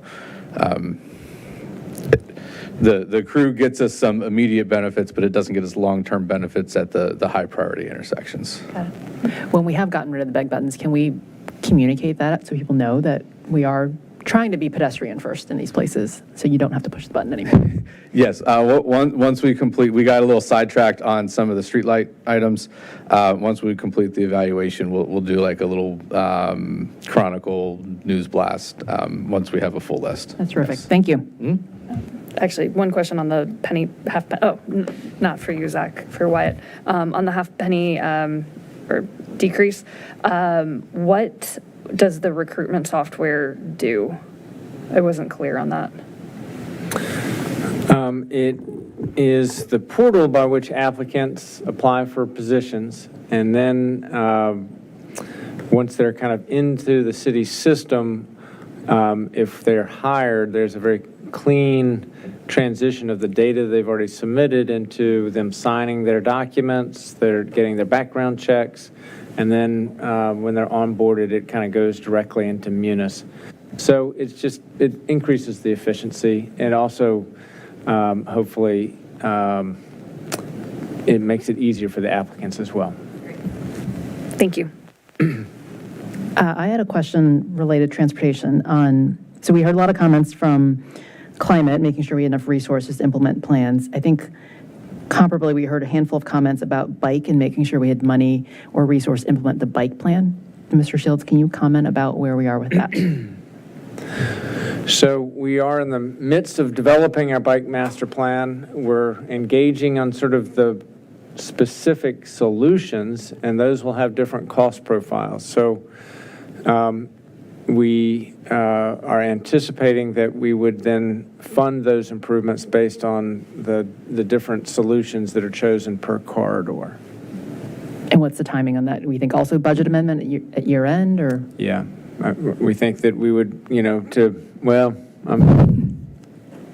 That was a skeptical look on that. that. Andy did give me a Well, I think, what we've talked about, I think on the bike master plan is to do some pretty, high-touch engagement with the 5 or 6 priority routes. That's a lot of community engagement along 5 or 6 priority routes. So that was my pause of like, by the end of the fiscal year, I think that's going to take some time. So that was my only kind of caution on expecting us to have kind of numbers kind of sorted out in the next 6 or 8 weeks.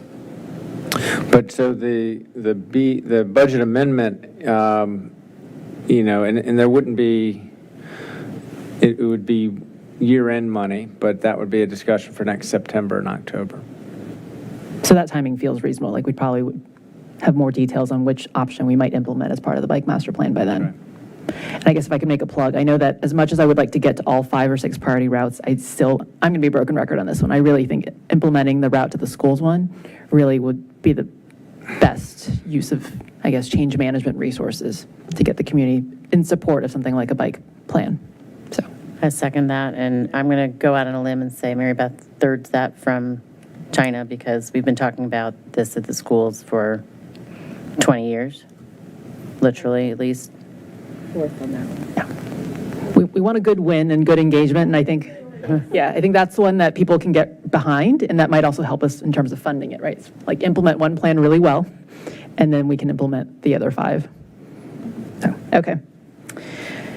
Other comments on operating budget? Thanks a lot. So if we adopt the additional 1 cent off alternative, how many new FTEs would be created? So the count is 14, and so it would be 11.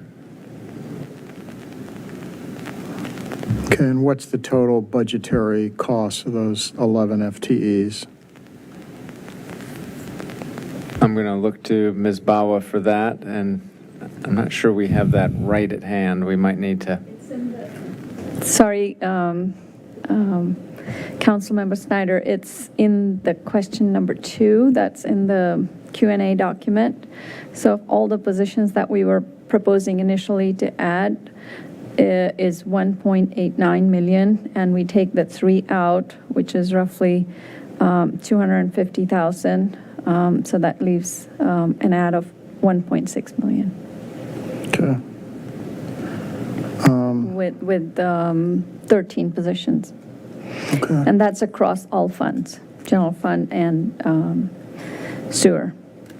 Okay. So another sort of large-scale question.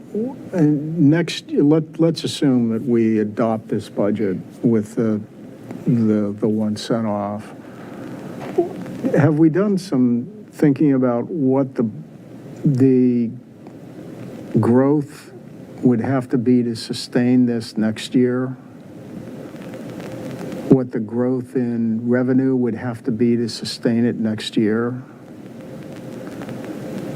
I mean, when we add positions, it's not a one-year thing, right? So it's going to be, and then assume a certain inflationary rate. What I'm concerned about is long-term sustainability. That's where I'm going with a series of questions, and that's just one of them. The other one is we're removing money from the capital reserve, and that's going to do what? PAYGO, which could be funded out of the budget or could be capital, right? So we're carrying $140 million in debt, and we've got this capital reserve that we're spending down some of. How much are we removing from the capital reserve to fund this year's budget?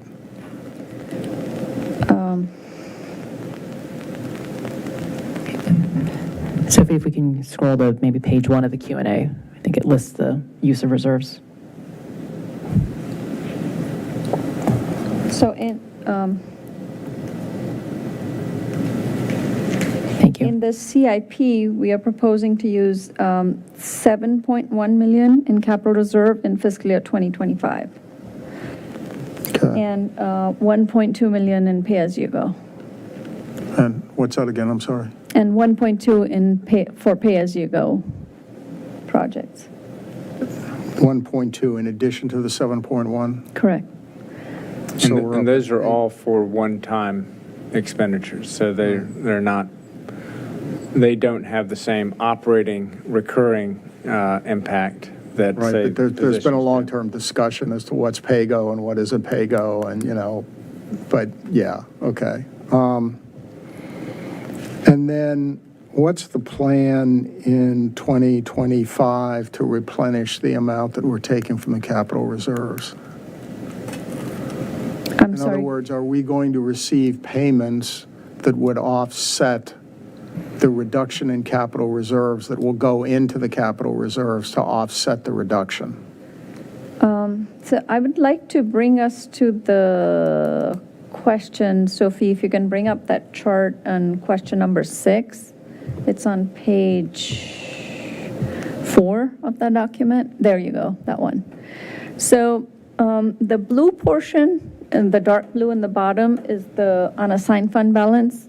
The purple is the capital reserve, and the light blue on top is the permit reserve. This is how we look at our current available fund balance. Over the years, last 3 or 4 years since we issued the big debt, and in anticipation of issuance of that debt, we had set funding aside and built up our reserve the capital reserve, in order to utilize it for debt service and other projects as they come along in the CIP. So this chart shows the use of the capital reserve, how the purple bar comes to policy in 2030. And then the bottom blue portion is the unassigned fund balance that we need to continue maintain it at a 17%. Of the 3 lines that there are, the green line is the 15%, the floor of the current available fund balance. The orange line, the middle one, is the 17% unassigned fund balance. And then the red line on the top one is the 20% of expenditures line, which shows the target for the current available fund balance policy.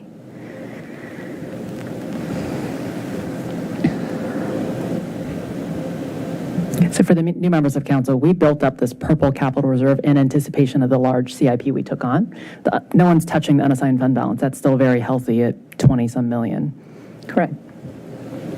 Yeah, I just want to make sure that we can explain to the public, because we've got $140 million in debt, right? Or is more than that now?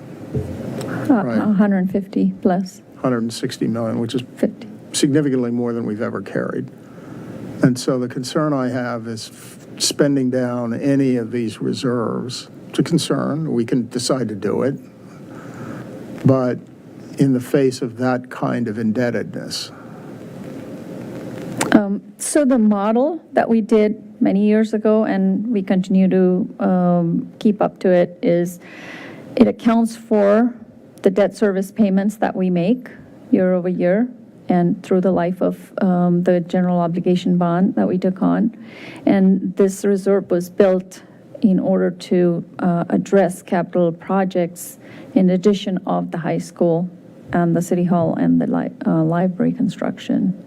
So this drawdown assumes we are making our debt service payments and utilizing and not overlooking that commitment. Okay. All right, those are the questions I had. Thanks.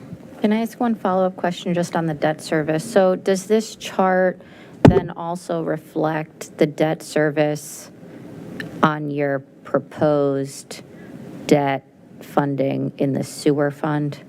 So, because I know like it doesn't count against the debt in the same way, right? And then the policies don't apply sort of in the same way. So is this captured at all? This is just general fund. So there's $37 million of like debt that isn't really captured in the bar graphs in terms of like it's I don't know how you would say, it's understating the debt because it doesn't show up against the policies. Might be the way to state it. I'm not sure.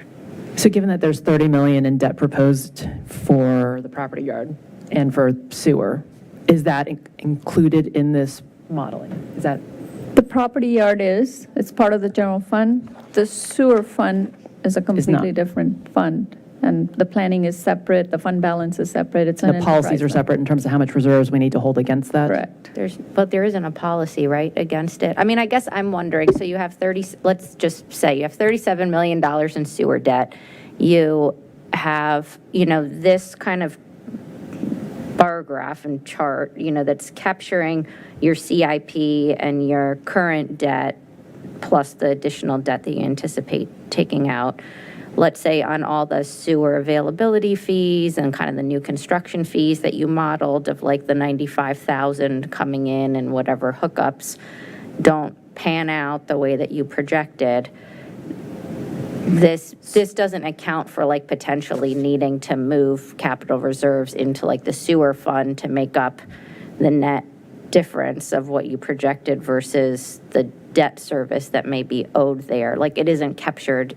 So no, those are two different models, the general fund model, and that's what this is. The sewer fund is what we discussed when we brought to you the capacity increase and the vault basin, that construction. And that's a completely separate model that is supported by the usage fees and the availability fees. This is supported by the capital reserve, the unassigned fund balance, and totally different. We treat utility funds as a separate enterprise fund, and even in the financial policy, their balance requirements, I mean, it's a completely separate policy. So those are not mingled. Of course, council has the discretion to use one funding for the other, and it's a policy discussion. We've not done it ever before to move general fund to support utility funds, but it's not to say that it cannot be done. Oh, yeah, no, I'm just getting at that in our minds when we look at this and we look at the drawdown of the capital reserves or where the capital reserves are in relationship to the policies, that we have to keep in our minds that we have like $37 million of sewer debt lurking, and that to the extent the model doesn't pan out in terms of the availability fees you're projecting, their new construction, the way that it's modeled, that we may need to have some cushion somewhere, I would expect, in capital reserves in light of the tens of millions of dollars of sewer debt. That was just my overarching point. Okay. Other questions on operating budget? Reactions on staff's proposal on finding additional penny? I had one question on it, if I could. Sure. In terms of the library, right, so I understand the rationale of the try to find the full-time equivalents because you're looking to cut the recurring costs so that you aren't taking something out only to have to put it back in again. But if that were, if council's decision were to go down that additional penny and, we would lose the increased library hours, would there be an ability to make those up through contracted sort of services or, temporary sort of hires in any sort of way? Or would it really be just like, no, we're staying at 10 to 4 on Saturdays and Sundays? So we don't have Mr. Webster here, and maybe that's a conversation for this meeting on the 6th, so we could go into those details if you'd like, or Ms. Carroll is available. But, this is something that we've talked quite a bit about with the library board, and so we'd want to sort of go through the thought process with the city council as well. And I don't know if you want to go into that detail right now or with Mr. Webster on the 6th. No, I mean, I guess I was just trying to understand big picture of, does it really mean, does removing that FTE really mean that we won't get any increased library hours? You're correct. Okay. Yeah. No, the library hours would remain at the current status. That's the proposal, yes. And so it would be your proposal, for example, to not have the library hours and to retain, like, for example, I'm going through the budget book and I'm trying not to get in, like, totally into the weeds, but in the OCOM budget, for example, there's a 179% increase in professional and contractual services that ends up being something like $65,000. So you're saying, like, you would want, like, you're still prioritizing like the $65,000 in the OCOM budget for fiscal year 25, then putting, that $65,000 towards a year of increased library services. It is in my thinking, but it's certainly, the council will be the final decider on it. So that $65,000 in OCOM, that is to support the renewal of the website, which will be a really important priority for the new director of communications. We wanted that position to have some resources to help with that effort. And then there, 15,000 of that is for advertising that is intended to have sort of print advertising on a regular basis in the local newspaper. And it's just part of sort of having a menu of public communication options, not all digital. We do rely very heavily on digital. Right. And I also, yeah, go I was ahead. going to say, I also believe the $50,000 is one-time spending or one-time money, not ongoing. That is true. That's in the one-time bucket. Right. Yeah. And the thing, that's the thing that caught my eye about the OCOM, budget was just because we going through OCOM hiring, right? And in that process, it seems as though any new director was kind of talking about having a ramp-up period where they would really want to talk to departments and understand the city before they were really taking immediate action. And so in thinking about where it made sense to have contractual services, even one-time funding, for the next year, you may want a person to kind of get their feet wet in the position before you're saying, here's a $65,000 budget beyond what you should anticipate as your normal annual budget, and doesn't make sense to use that $65,000 elsewhere, assuming that, you don't need it for your, I don't remember, community, I thought maybe some of that money was going towards the community survey for fiscal year 2025. No, I believe that's all website money. It is all intended to be website, but it does makes me have a question is, are we up for the community survey in the coming fiscal year? So I think that is in the base budget because we kept it in so that we could do the employee survey this year. So I think that's built into the budget at this point. Yeah. I mean, in my mind, depending on what's realistic for thinking a new OCOM director would take on. I mean, frankly, I think there's real importance to updating the community website for community outreach.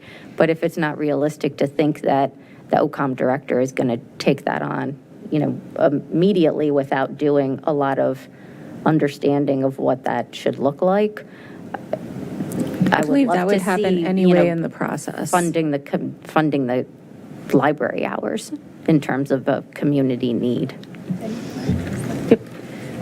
So just for a little bit of clarification, the $15,000, which is an ongoing funding, it was added as one-time money at the last year's budget amendment. So the the intent was to make it as ongoing to support the advertising initiative. So out of that 65, the 15 is the ongoing piece, and that's for that cause. And the 50,000 is, we're treating it as one-time money because it's the investment income, which we're not going to sustain for years. So that's the 50,000 for website development. And the reason we looked at positions and in order to come up with that half penny was to come up with sustainable money that is going to be real savings for the years, built into the tax rate. So that was the intent. I have one. So on FTEs, so I think when Dave asked, we're going from, if we were to pursue additional penny, it would be from 16 FTEs to 13 FTEs. Is that correct? With all funds. I tend to focus on the general fund, but yes, all funds put together, yes. All funds would be 13. I know we've talked a lot about this budget and how we need to get through various capital projects and hence the addition of additional kind of PMs to work on the CIP. So if we believe that after we get through this crunch period, and if we are going to be more deliberate in getting through the work and not sequencing and having such backlog, I am concerned long-term about having all these as FTEs and whether it would make more sense to staff them as 2 to 3 year like PM contracts, just so that we don't, and it's much easier to deal with that 3 years down the road than hiring them all right now as FTEs. So I'd like staff to give that some consideration as well. Dave? Let's talk about the state for a minute, the state budget or whatever it is. I guess there isn't one now. And Metro funding, which is related to that. So what are the potential worst cases from the state budget deliberations that we've not accounted for in this budget? In other words, there could be a positive thing, right? Because my understanding is we've built in the full Metro, we've built in the state portion of the Metro funding, or haven't we? The 1 million. So in the proposed budget that the city manager presented, it covers the city's 50% share. Right. And at that point, the General Assembly had positive movement and then subsequently approved the state share. The state share is not in the city's proposed budget before you. So if the state does not, when they reconvene on May 13th, put the WMATA state share back in the budget, which for the city translates to about $1 million, then that money will still have to be paid. At last week's, I think it was last week's meeting, the staff recommendation would be that if the state doesn't come through, then we'd have to look at the NVTC Transportation Trust Fund to cover the delta for this year and potentially the second year. Is the money there to cover that delta? Yes, there is money to cover it, but it depletes the reserve down. And so It would what? I'm sorry. it would deplete the reserve down. Yeah. And so that's obviously not the place we'd like to do because we do have a cash flow for every quarter. You got to have money to pay WMATA before the money comes in. Fingers crossed that when COG board and the WMATA board convenes May 1st and we start an extensive process to look at sustainability and long-term funding, and with the General Assembly's force studies on this topic, we get to a better solution before we're back in a short-term funding crisis again. Okay, so how about non-Metro state funding issues? Of course, the real worst-case scenario is no budget on July 1, and then everything at the state and any drawdown rolls down to us. I don't think that'll be happening. So what we'd probably see is no increase to state money that we already have. Because of formulas out of Richmond, as we know, we don't get a significant amount of money, so we would not see, wouldn't be positive, but we wouldn't see major impacts on library funding, police funding, K-12 funding, because we'd be at the same baseline. The proposed budget that the governor did not accept had a lot of positive things for increased funding that would flow down to the locals. So we probably wouldn't see an increase, and we'd be at a flat line, baseline, assuming there's a state budget. And so we hadn't built in the increases into our budget. Pretty conservative on the state money, and I know the schools were not too optimistic, and their share of the state is not high. So there may be some impact there, but it's not a major swing. But specific numbers, I'd have to defer to Kieran or the schools. Good and bad news, we get very little from Richmond. Okay, I wanted to run through those questions because I think they are relevant to where we go from here. I want to make sure that we've got, what is it, the known unknowns covered at least. So it sounds like we have. WMATA is the biggest significant dollar impact on the local impact, but there's a plan for it, not the ideal, but there's a plan. Okay, thanks a lot. Okay. Ms. Leon, I don't think you've gone yet, so.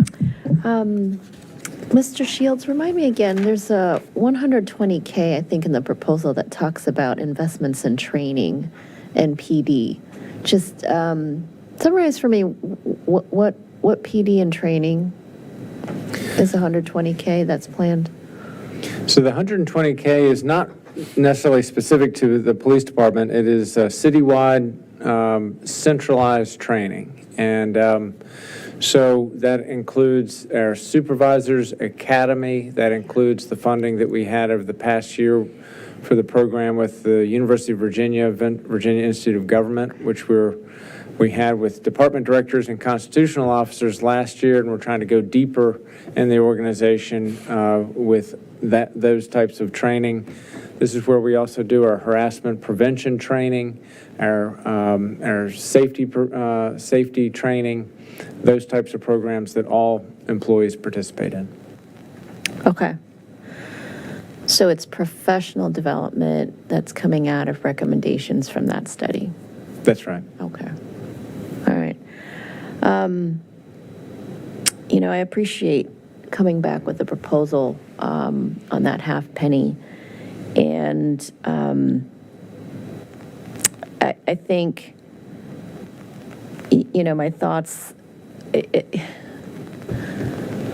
think where I get concerned about the just the top heaviness of it. But I respect the fact that you came back with a recommendation on the half penny, and it was a recommendation that was vetted with management.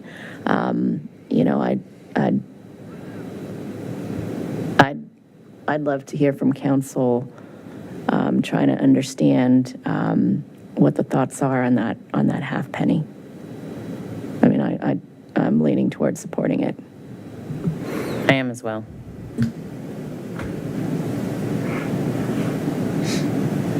Me three. Can you put the slide with the half penny back up? I'm in for looking for savings. I really think the community wants library hours. And so I think, with the half penny reduction, like you hopefully can go find the money somewhere and cobble it up from $5,000, $10,000 in each department somewhere, or some overhead saving. Like the idea that we have a brand new library that the community invested in and it's open from 10 to 4 on the weekends, kind of is unsatisfactory to me. So one thing I will say just about that note about overhead, we're now in the 10th year in a row of my initial budget direction to all staff to be flat, no increases. And so what that means is everything that has been new for now a decade has been aligned with a strategic objective, not aligned with sort of generally kind of helping with, all of the normal things that you need to do, buying paper and paper clips and all the types of things you need just to run an office. Those have all been frozen for a decade now. So it is, when we go through these reduction exercises, they're generally meaty. There's not kind of like easy things to find where you shave.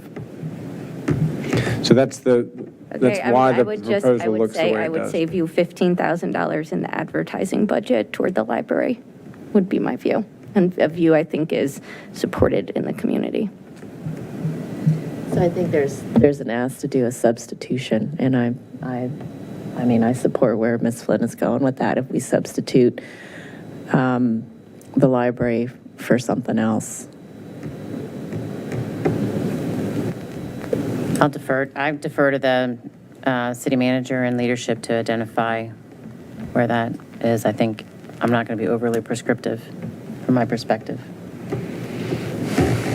Other thoughts? An additional concern is that if we're getting rid of the human resources generalist as well as the recruitment software, suddenly there's much more burden in HR, especially for something like recruitment software might save people in HR a considerable amount of time and manual labor. Anyway, I guess there are a few things on here that I personally would need to think about more before okaying. And especially if I would be in favor of increasing the arts humanities grant as well. So I just see a lot of competing needs in here.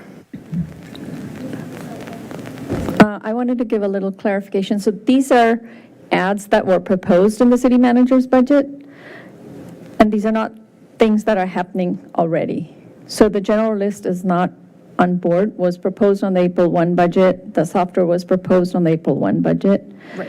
And So, yeah. So just to make that clear, and back to Ms. Flynn's point on looking for dollars in existing budget and then tying up with what Mr. Shields was saying, I mean, the revenues are growing, general fund tax revenues are growing 8%, and then to go to departments and say you have to shave, like even end up below where you started the budget, I think that's why the directors were in support of looking at the ads that were done to shave those off instead of to come down even lower than where they started the year. So that's where the decision was, to look at what was being proposed as ads in the April 1 budget that we could look at and not add those things.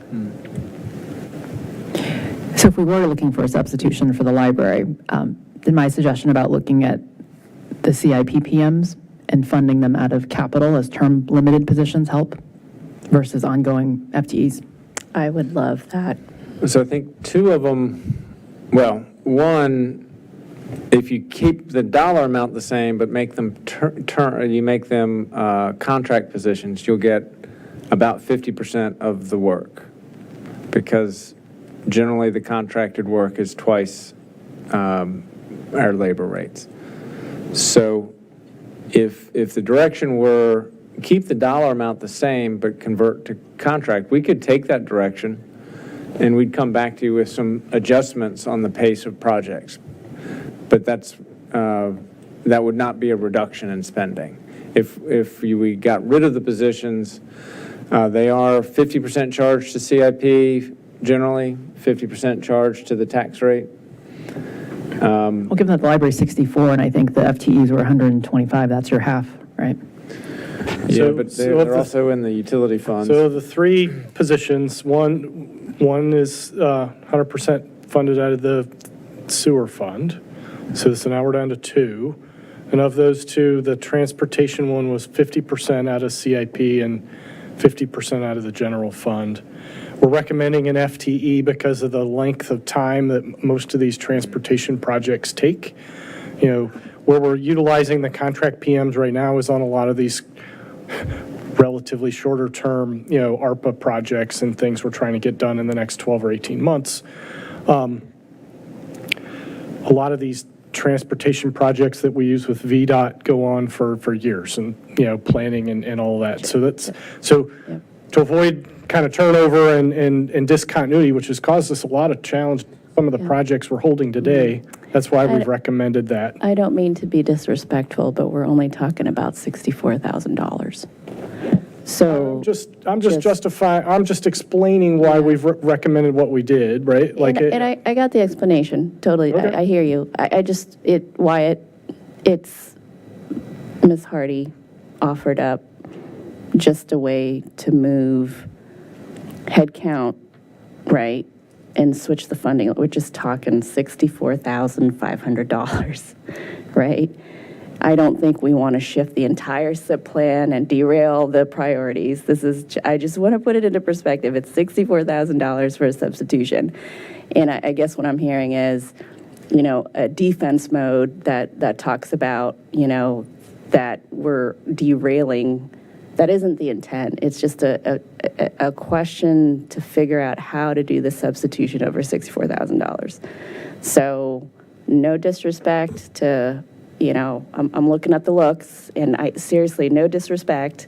I love the plan with the SIP. I love the pace and the strategy of it, but really challenging to try to figure out, what we can do to put the library back in and fund it and offset some head count on project management for the SIP side to take the bulk of it, and we reduce the load on the local. $64,000. That's all we're asking for. Just to localize it, not just put a reality check on it. Well, $64,000 is a lot of money. Maybe I didn't understand the proposal. So instead of funding it out of operating budget, Then just convert Fund it it out to of- one-time. to one-time money. Using contracts, I see. Okay, well, we could look at that. I think that, I mean, I think those are, what Andy mentioned are pretty substantial issues that, however, we would need to get through, just as a practical matter. Respectful of it, it's a fluid conversation, and just looking at pushing the envelope for how we can creatively meet competing needs, so, and it's the library. I mean, I do hear it from the citizens that folks want that too, so it's not like it's undeniable in terms of trying to figure out, if we take a look at the half penny, we're the ones that's going to create, some friction in the community. I did want to make sure everyone saw from the Q&A. So the reason why I think Wyatt and team, we've been pushing on this is when you look at Q&A number 67, like looking at the pace of our growth versus our population or our seat growth, like we just have to be reasonable in what budget growth looks like in the long run, right? Like 8, 6, and 5%, like the revenue growth we've experienced over the past 10 years has been amazing, but we also can't bank on that. And I think we just need to understand what a reasonable pace of government growth should be, which is, I think, why you're hearing pushes to find an additional penny. Thank you for putting that chart up.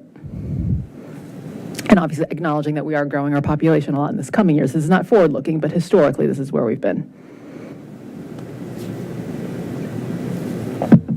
Okay. Is that it for operating budget? Or do we have any final questions before we move on to the property yard and the CIP? Okay. It's 11:30, so I think we're ready to move on. Thank you for that discussion. All right, so CIP is up next, and we did want to take time to brief the council on the requirement study and the conceptual plans for the property yard. And I want to just say a few quick words by introduction. One, thank you to the council for funding this feasibility study in the FY24 budget. We're very pleased to advance that work. The scope of work did include bus parking. This is a facility that is used by the schools, and it also included in the scope of work the space needs for the shelter. So we view, with the data set that we've gotten out of this planning effort, a first step in what will be a larger community discussion over the coming years. In the staff report for this, there are a couple of key milestones that we want the council and the community to be aware of that we would plan to carry forward. One would be an exploration with the Urban Land Institute with a technical assistance panel. We would like to engage with ULI in the fall of 2024, if possible, and that would be to explore the larger Gordon Road Triangle, as well as specific potential for public-private partnerships at the property yard that might help finance the improvements that we envisioned there. We think some field trips to other local operations centers would be a good thing to do, just to see what our neighbors are doing for these types of facilities. We would carry out an update to the 2020 adopted West End area plan. We would plan that for the year of 2025, so January 2025 through December 2025, roughly. We have sort of conceptually identified this is a project that would need a referendum, then that referendum could occur in November of 2026. If the voters approve the referendum, then we would engage with engineering and architecture in 2027 and construction in 2028.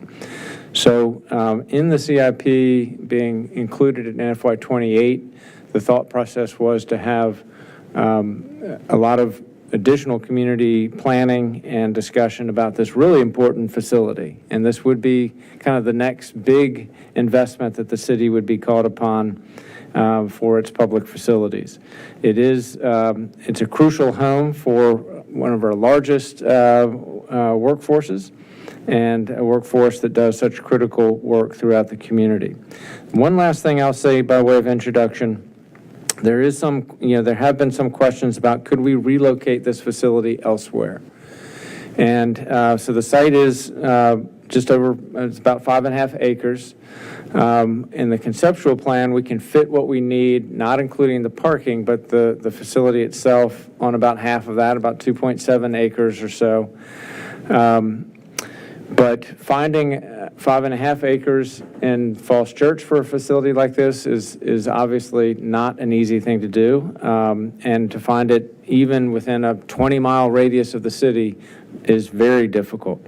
We studied this with a commercial real estate firm in 2004. The Stahlback company was hired to answer this very question, and they did not find any suitable relocation sites. And there's no land near the city that is zoned for these types of operational uses. So I did want to just note that study, that we have looked at that question. We believe that where the Robert Goff Operations Center is the right location for it and is the future location for it.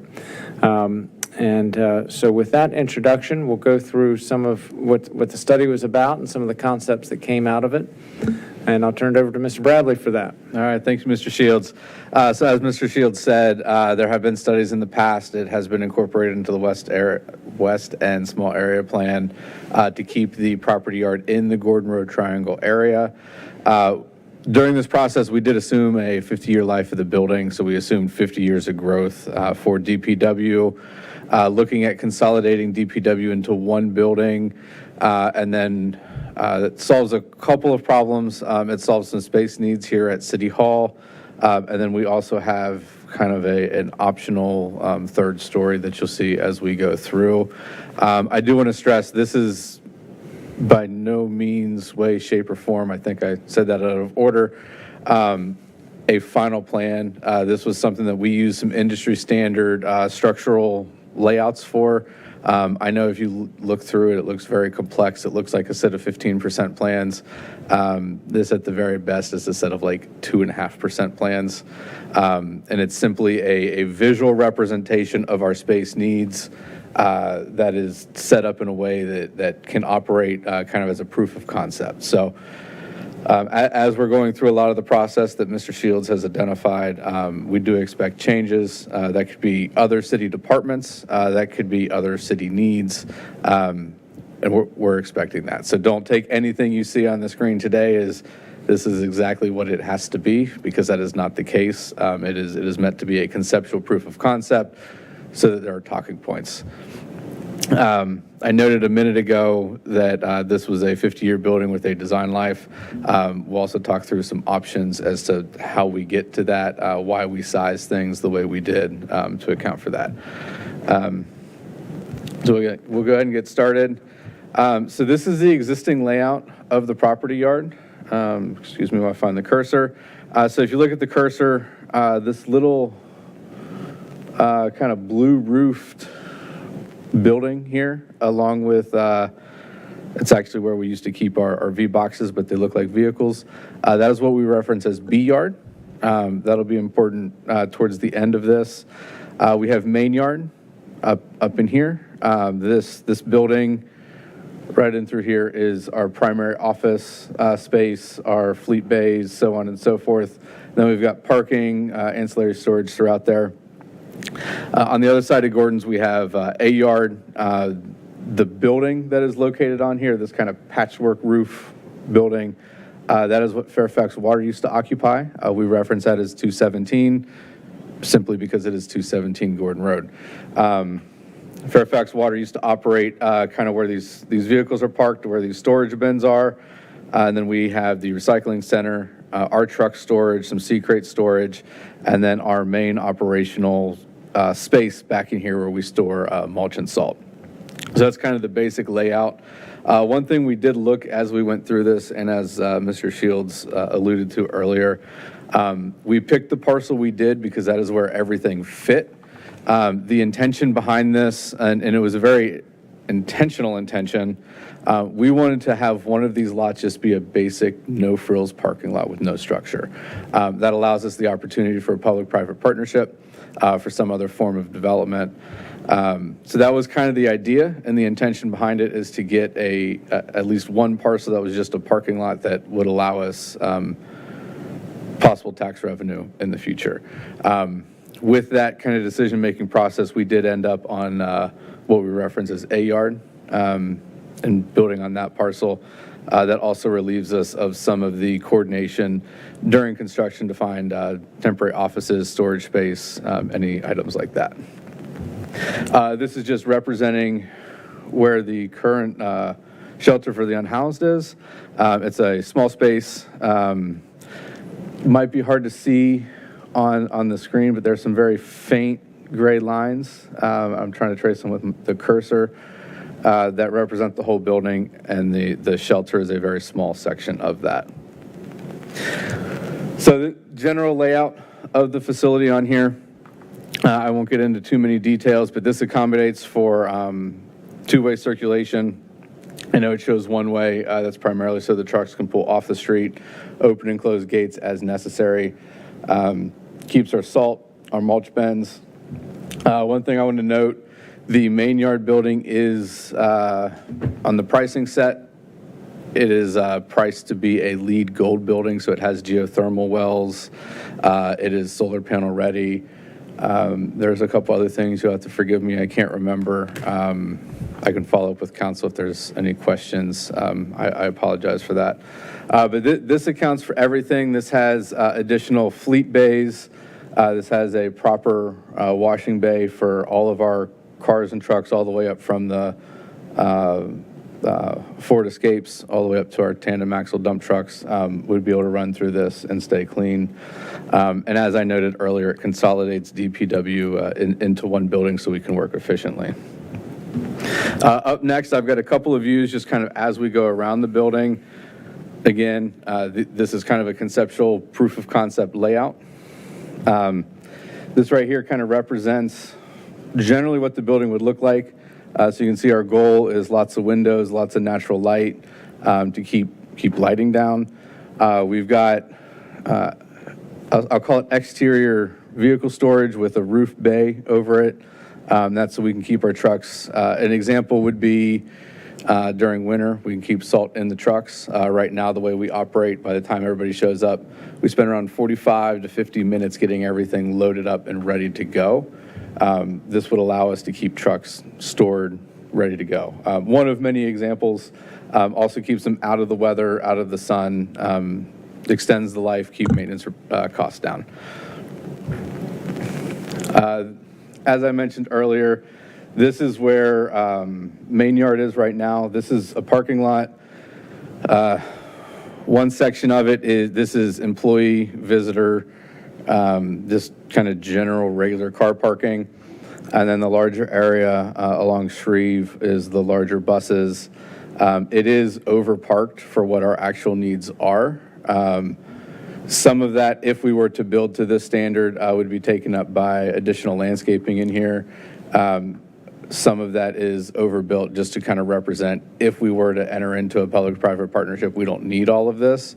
So we've allotted space for like foundation walls, if there was a parking garage, kind of the ramp layout, so on and so forth. Kind of the basic interior layout of this, we would have a second floor that houses the DPW engineering and administrative staff, along with some storage. And then the first floor is operations-based. Sorry, I need to scoot something off the screen. So the first floor is operations-based. It also houses OEM, who currently operates out of the trailers, keeping their space the same. And then just getting into some details, this kind of shows, I'll say training room layout, conference room layout, office layout. The difference between these two sections is what we need today in what would be FY 2025, 2028, somewhere in there on kind of opening day. And then the bottom option on here, which is labeled option 2, is kind of the maximum build out. So that would be the 50-year life of the building if we trend kind of industry standard growth over those 50 years. And we continue to add, whether they're crew leaders and operations staff, all the way to engineering staff, whatever that may be. It doesn't show up quite green on the screen, but this kind of greenish area in the middle here, that is where OEM would be housed. That also doubles as what I would call a proper emergency operations center. So it has locker rooms immediately adjacent. It has the pricing set assumes that the building would be fully generated powered. It's got multiple different configurations in it based on the size of event and who was all present. And it also has some adjacent space to where individuals can meet. Maybe council's coming in to see the city manager, whatever it may be. So it's properly sized, kind of properly spaced to handle any emergency the city would see. And then this layout is the second floor. So this is the engineering and administrative staff. Again, option 1 is the move-in layout. Option 2 is kind of that maximum 50-year growth. This is just a general structural layout. These are using standard structural beams to try and keep costs to a minimum. We're going to run through the facade design real quick. Again, very conceptual, so a lot of this is kind of buildings that we took inspiration from. So I'll run through very quick and hit on the important items. So kind of some angles around this. This would be the front off of Gordon's Road. This would be the side. Again, as we're talking through this kind of conceptually, this wall would provide some public artwork space if we went with this design.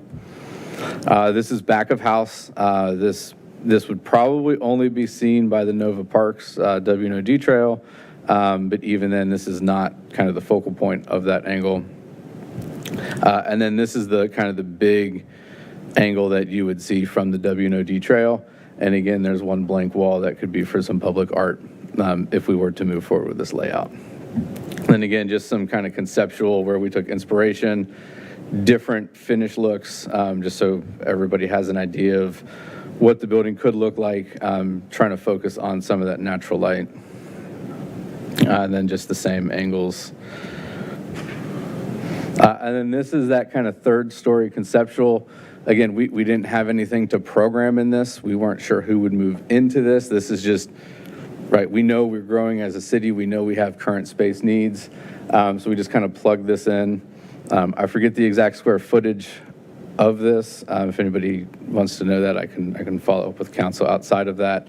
But we wanted to make sure we were accounting not only for DPW's growth, but for the city's long-term growth as well. So this is kind of plugged in.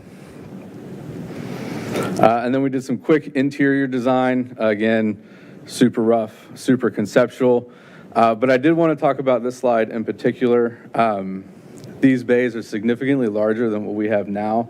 Anybody familiar with our bays knows that a school bus fits by about 2.5 feet on one end. So depending what end you're working on, it depends whether you pull it in, back it in. These bays are to scale to those trucks. The trucks are a little bit shorter than a school bus. What's important to note are two things. One, we did elect to go with a timber frame on this. The intention behind that is as we transition to an EV fleet, a lot of the equipment and the hardware and stuff that we have to have in the bays actually has certain code offsets from structural steel members to prevent arcing. By doing timber, we get away from those requirements. The space, while it looks like the bays are rather long, it also allows us to set those transformers and set all the other stuff inside the building so that we don't have to have multiple different disconnects and lockouts and go through a whole bunch of steps. And we just have one right at the source, and our mechanics can visually see if anybody is tampering with that. So I just wanted to point those couple of things out that as we went through this, we did look at transitioning to an EV fleet, making those accommodations within this building. And then these are just some interior renderings, just kind of showing the workspace, office space inside the building. And then the last thing I have to talk about is Yard B. And I'm just going to jump straight to what would be most feasible, which would be this slide. Yard B ultimately houses a what I would call a proper police impound yard, where they would have bay storage and evidence storage. And what's probably more important is the shelter for the unhoused. That significantly increases their capacity. So this purple line through here is the differentiator. So the impound lot is on the back side. The shelter is on the front side towards Gordon. And this is a dedicated, right, this is their space. They are not sharing the space with anybody. Right, so as we grow as a city over the next 20, 30, 40 years, as our policies change, this gives the shelter a lot of options into how they can grow their services. But that's my presentation. Thank you, Zach. Questions or comments? Caroline? All right. Zach, where in the map, there's reference to public-private partnerships and possibilities for placement on those in this property. Where on the aerial are we thinking that would go? Yes, let me get back to the very early. So while I'm getting to the page, it would be this parking lot right here would be the opportunity for the public-private partnership. We'd have to work with them to make sure we've still got all of our parking accounted for.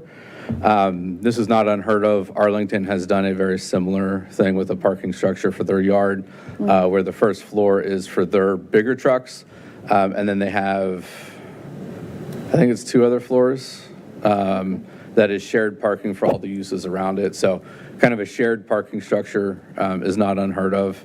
Okay. And for reference on the overall site, it would be where the current, the cursor stays, excuse me. All right, the cursor's not staying with the little hand, but it's where the existing bus parking is, the brick parking lot, fuel tanks in the main yard building. So it's this. So it's that frontage that's on Shreve. Correct. Okay. How big is that parcel? Yeah. I believe it's 2.6 and some change acres. So can you break out the acreage of the 3 plots? So across the street, which I believe was Yard A? Yes, we have Yard A. So main yard is about 2.6, I think 5 acres. Yard A is the difference between 5.7 and 2.65. I don't have the acreage for Yard B. Okay. I can follow up with council. I can get those numbers relatively quickly. I can follow up with council. I just have to pull them from our Okay. Yeah. Thank you. So the homeless shelter, you said that it increases the footprint. Talk to me about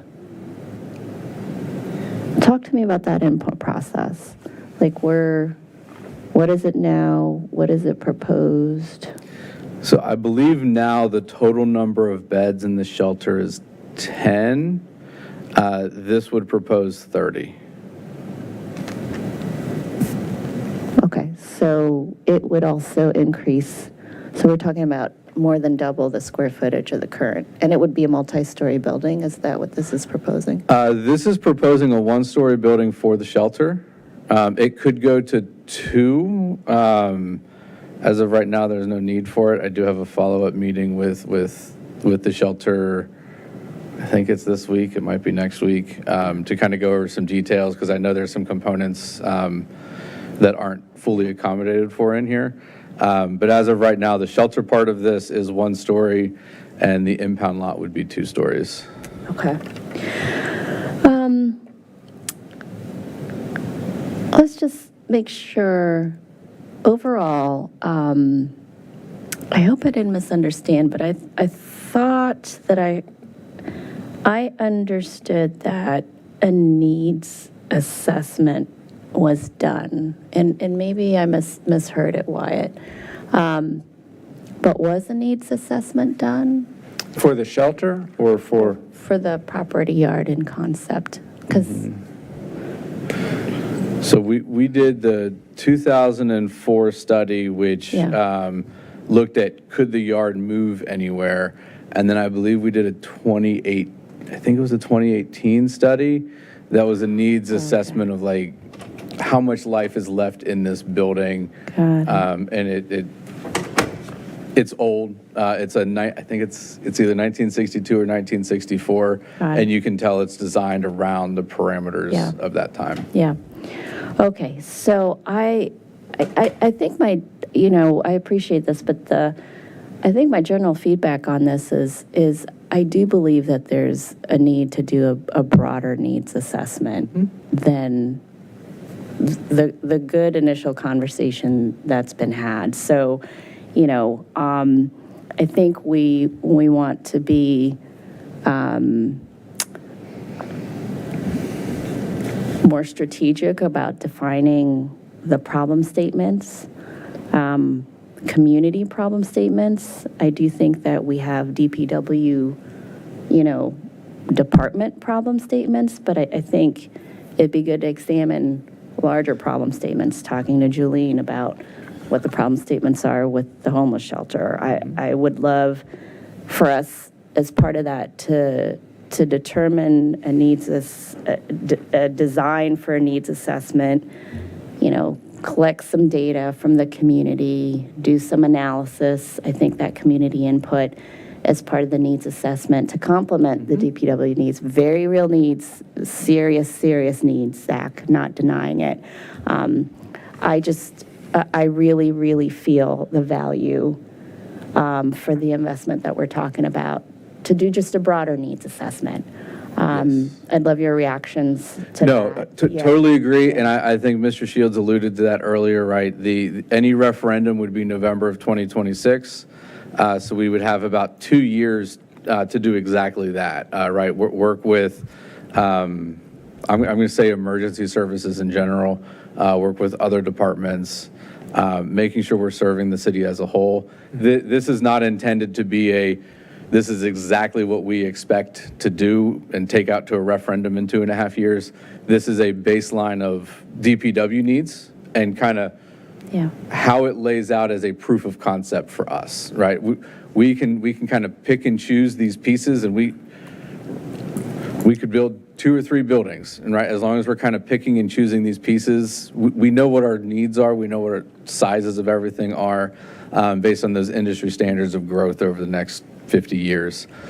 So the intention is the next steps would be to make sure we're incorporating other features of this. Absolutely. Well, thank you. And I do believe I heard mention that there was intention to seek a partnership to help do that needs assessment. Did we apply for ULI TAP. that? There it is. Kind of like ULI TAP. So can you provide a little bit more information on what ULI TAP, what that would do, just so the public would know? Does it help with the needs assessment? Wyatt, could you explain the value of submitting an application under that program, what that means? Well, so the ULI TAP, I think, will bring engineers, architects, real estate developers into sort of thinking about this bigger problem of the Gordon Road Triangle and these crucial public services and how they fit in the Gordon Road Triangle, and are there opportunities for public-private partnership that might help us pay for the improvements that we need. The needs assessment piece, that as I hear what you're saying, I thought Zach answered the question really well. I think that job one was to figure out what do we need to do the job for Public Works. That's what we wanted to study, because you can't really have any conversations with anybody else until you've covered that. Public safety, I think, is going to be part of the conversation. We'll engage with fire and with police just to think about, are there needs over the 50-year horizon that could be met on this site? We'd take council direction on it. Are there other people that we should be talking to?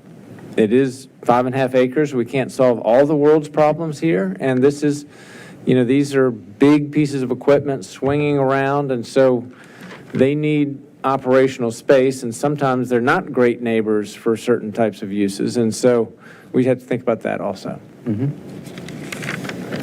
So the ULI TAP doesn't help fund the needs assessment. We'd probably have to fund that on our own. The ULI TAP is really just getting more engineering input. Did I understand that right? Well, more than engineering, that's a mix. Usually a TAP is going to have engineering, architecture, but also just like finance and funding, Like what's real like estate market development. feasibility, like I think when we did it for the high school, it was like, here's like uses that could go on this site, here's what the market would support, Yeah. here's the density you They'll could put in there, run pro formas here's where for roads you. could go. And a they'll help market bring, fit kind of. Right. Market yeah, fit. and they'll help bring all the stakeholders together as well, Yeah. right? So they, Oh, so it can do that. I didn't hear that. Yeah, they bring the First time, the sorry. stakeholder piece is key. So all of the landowners would be part of this. This is one where we would, I think, because we're right next to Fairfax County, we'd want to bring them into the discussion Yeah. right from the beginning, as we did with the school. That type of thing is what a TAP and a kind of a nice, unthreatening way is a great way to sort of start the conversation, because it's so creative, and you have great people around the table to help think through some of the issues with you. Okay. I'll let others ask questions for now. Okay. Other questions? A couple quick questions. For right now, the school bus parking that is considered to be on the, I guess, property yard B, A.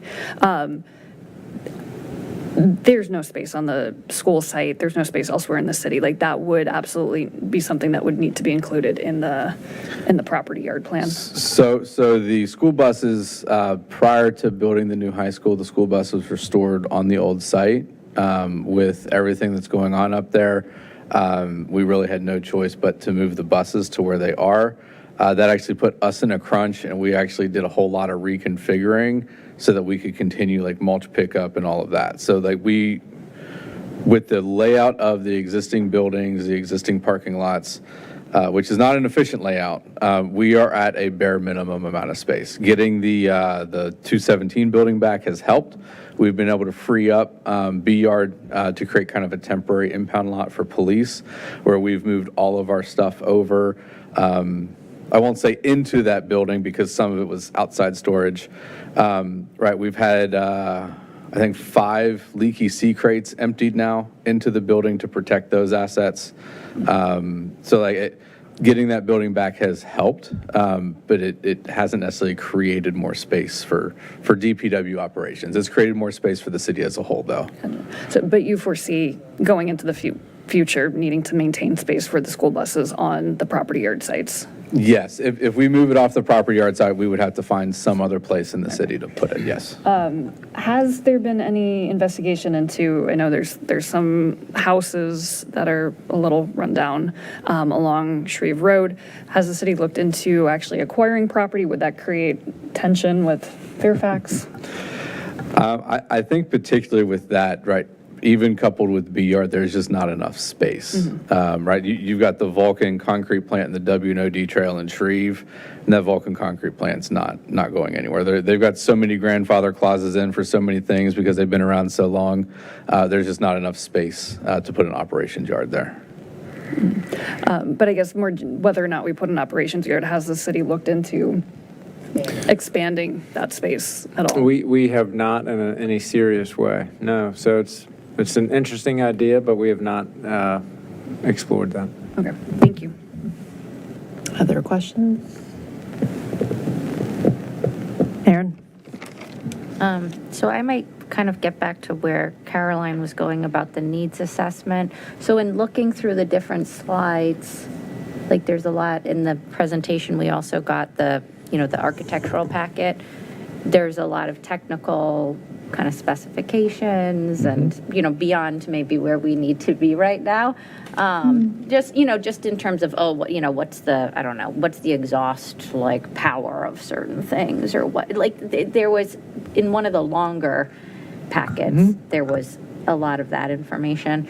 I think in terms of, and I understand those needs, right, and using those needs in terms of the DPW piece of it, but I guess the only place where it showed the projections in terms of who you anticipate being in the building and what the workforce needs are and what the vehicle needs are, for example, are in some of the floor modules where it's like I don't remember what it is. It's like 3 workstations for emergency management, like 12 workstations for DPW. Is there a way that we can get kind of more of a chart or a matrix in terms of here are the departments we plan to put here.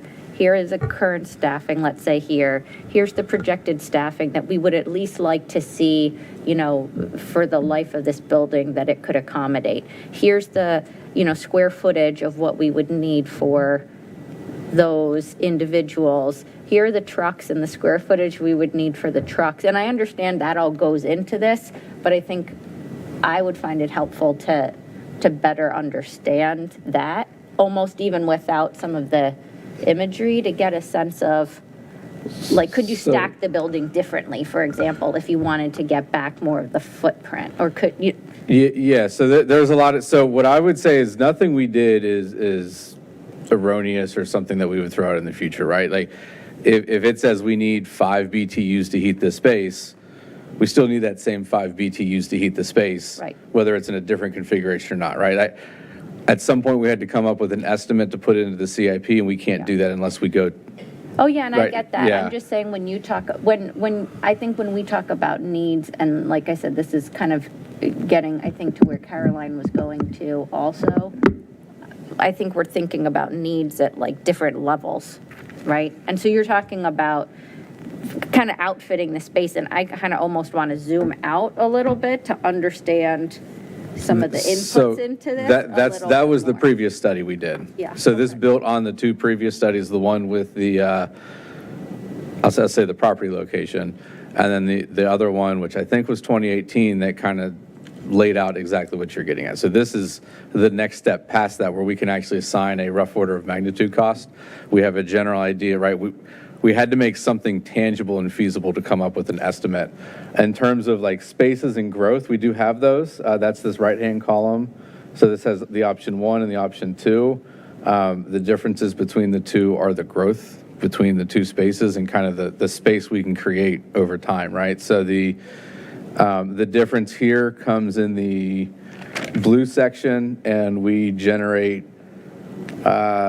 6 workstations, we lose 2 huddle stations, and everything else stays the same. So we can grow, in essence, 6 crews under this. If I could jump in. Yeah. So maybe just jumping on what Aaron said. So one, I think it was about saying that we all appreciate having a safe, healthy, kind of good workplace, especially for our employees who are doing some of the hardest jobs. So we appreciate this plan. This one still feels maybe 2 steps ahead of where the council may be. So one of the things, and maybe this is in that 2018 plan that I don't remember seeing, is like, I would love to know how many bays we currently have. And then in 20 years, how many bays do we think we need? 5. That's exactly what this is, where I right? think the rest of us Yeah, so can you do like a chart of that, right? So I could Like how many- do calculations based on the workstations, but can I just get like a chart that's saying, hey, here's how many people we have, here are the people we need to seat. We've decided to do it this way, but I just like want to understand really at a higher level, like who's there beyond like where the workstations are. And what the footprint need is, even if it doesn't need to be this particular footprint. The short answer is yes, we can do it. But again, right, going back to staffing concerns, is not going to be anytime soon. It's going to be part of, maybe it's the study we just talked about. Yeah. Maybe it's involved, like it's not going to, like I am not going to have this to you in a month type of thing. But like if you want to, right, if you're asking about bays, I can tell you we have 3, we need 5. Right, if you're asking about spaces, I can tell you how many people in DPW we have. I can tell you this accounts for the growth. Like I have that information, but I can't compile it in a readable form outside of this without additional And I think maybe this can be part of the ULI TAP, is I think we just need to be brought along in that thinking, because this kind of assumes, hey, we already planned for that, and it's great that we've done that thinking. I think we're all asking for like, well, what are the current requirements now? What's the growth plan? Why did we settle on this? And I think on that note, for example, I appreciate that we're keeping the main yard open for potential opportunity for redevelopment or private option.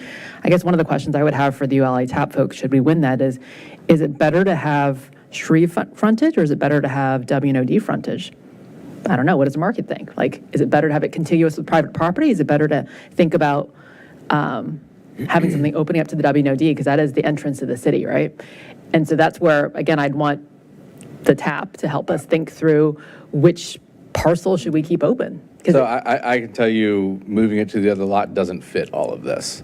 There is some service that doesn't fit on the other lot, which means it has to be accounted for somewhere. Right, it's like the buses. If we don't have the buses accounted for here, we got to move the buses somewhere else in the city. If we move to the other lot with the layout of that lot, we can't fit something. What that is, we can have discussions about. I remember when we did the TAP for the 10 acres, we literally played with blocks. We said, here's all the components we think we need. Here's how it would fit on here. And I'm guessing that's probably went into this plan, right? Yes. But I guess we're Thinking of like, what, you know. like, where do all the Legos fit on this parcel? Does the road have to be where it is? Like, does Gordon have to curve around, or could you create a new street grid in there, depending on what private options there might be? Like, those are the questions that I don't think I'm capable of answering, but that's where I think we would like to have more engagement with the community and the private property owners nearby before we say, yes, this is where the block should go. Keeping in mind, again, what the market might want to do, how much density could the support that would offset. Well, and again, what we did here is totally, this was taking those DPW needs of, right, we have 55 staff members now. Over the next 50 years, what would the expected growth would be? I think it gets us to around 70.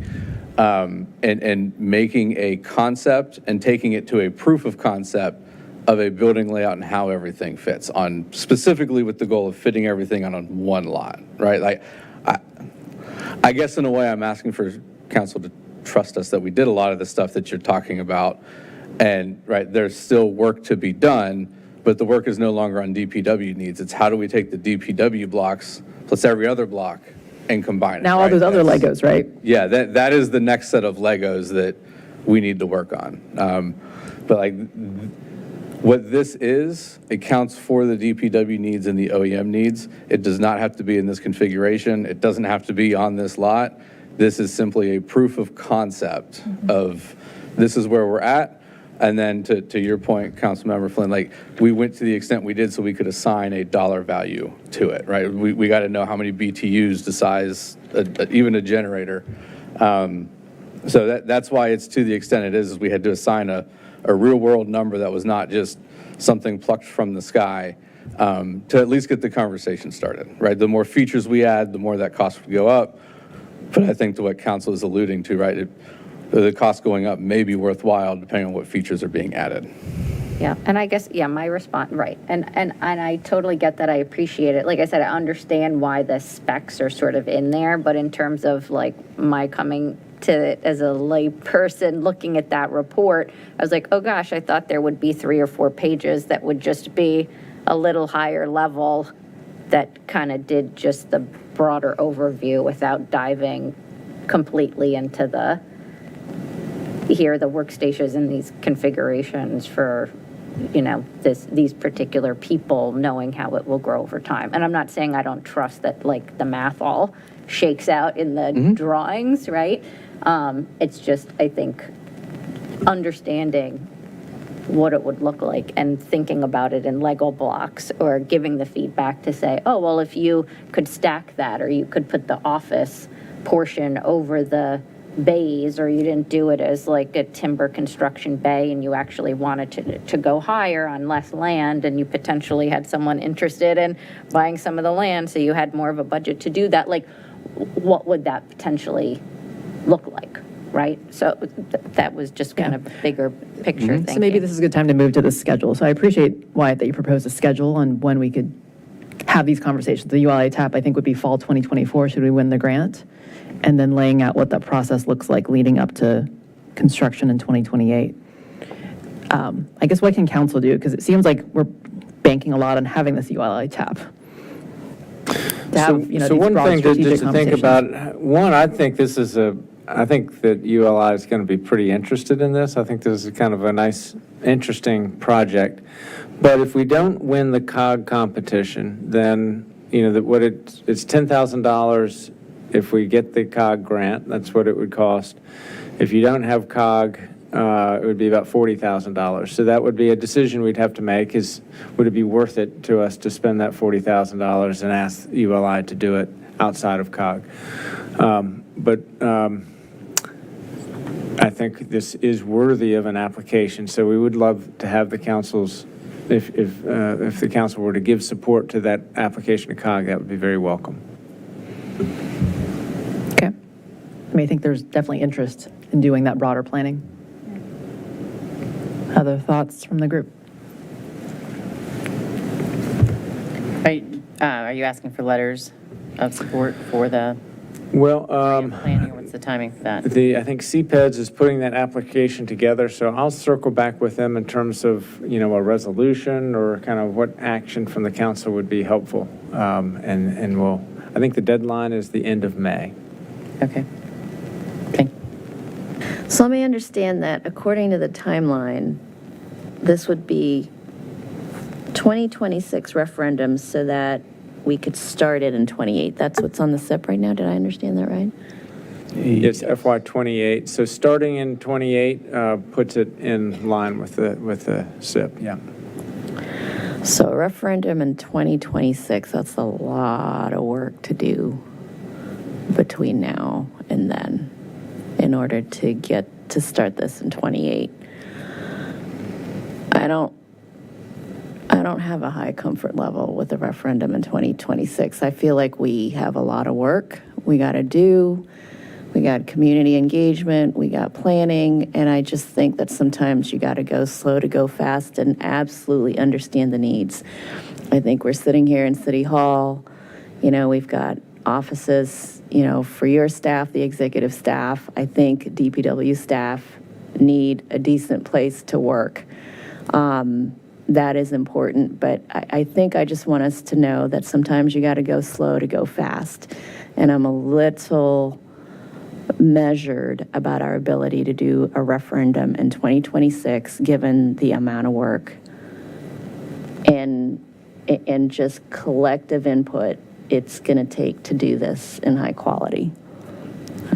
I'm open to other folks' thoughts on that, but those are mine.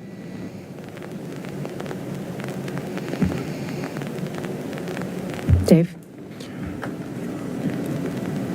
I just want to add support for looking at other public safety functions potentially up there. I know you mentioned it, fire, police, even look at potential transit, additional transit uses. So this should be, the DPW pod is like one of several, and I think that's the approach you're taking. So I hope that we're going to really do a serious look at what are the city's needs that don't fit neatly into an office building that you want to live next to, right? Totally agree. All the Yes. stuff that really has to get done, right? Yes, absolutely. And right, there's a lot of public outreach, there's a lot of engagement with other city services that needs to occur. Yeah, critically important, all of them. Yep, thank you. Other comments? Okay, well, thank you for the briefing on this.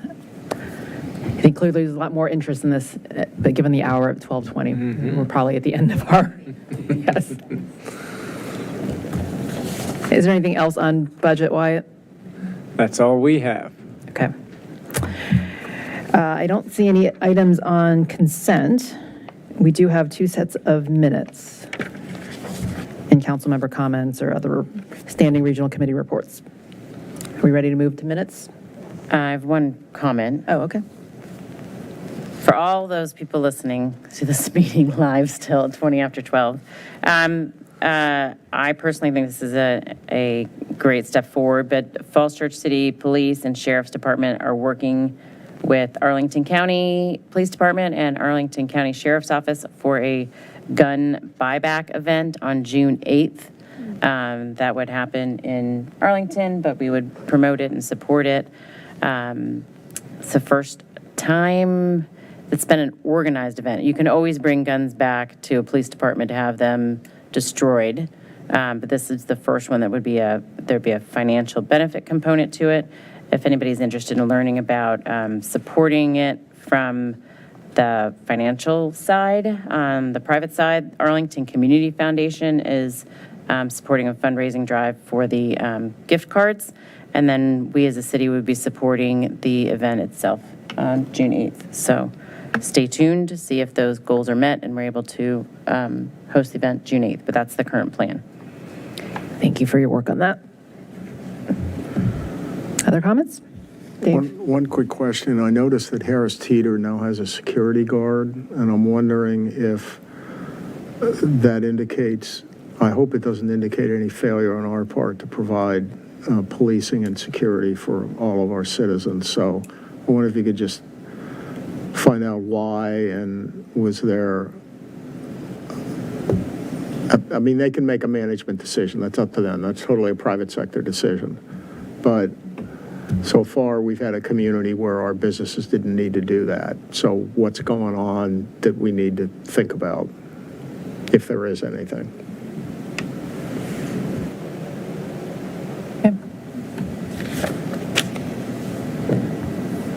Any other comments?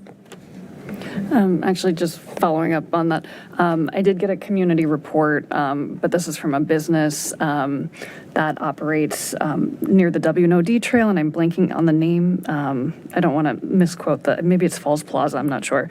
But they said that there's been like major sewage backups and other things. This is an issue, not a city issue, but more a owner issue.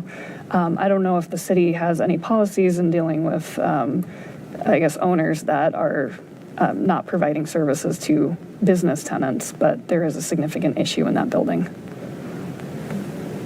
And it's caused some tenants to vacate because of it.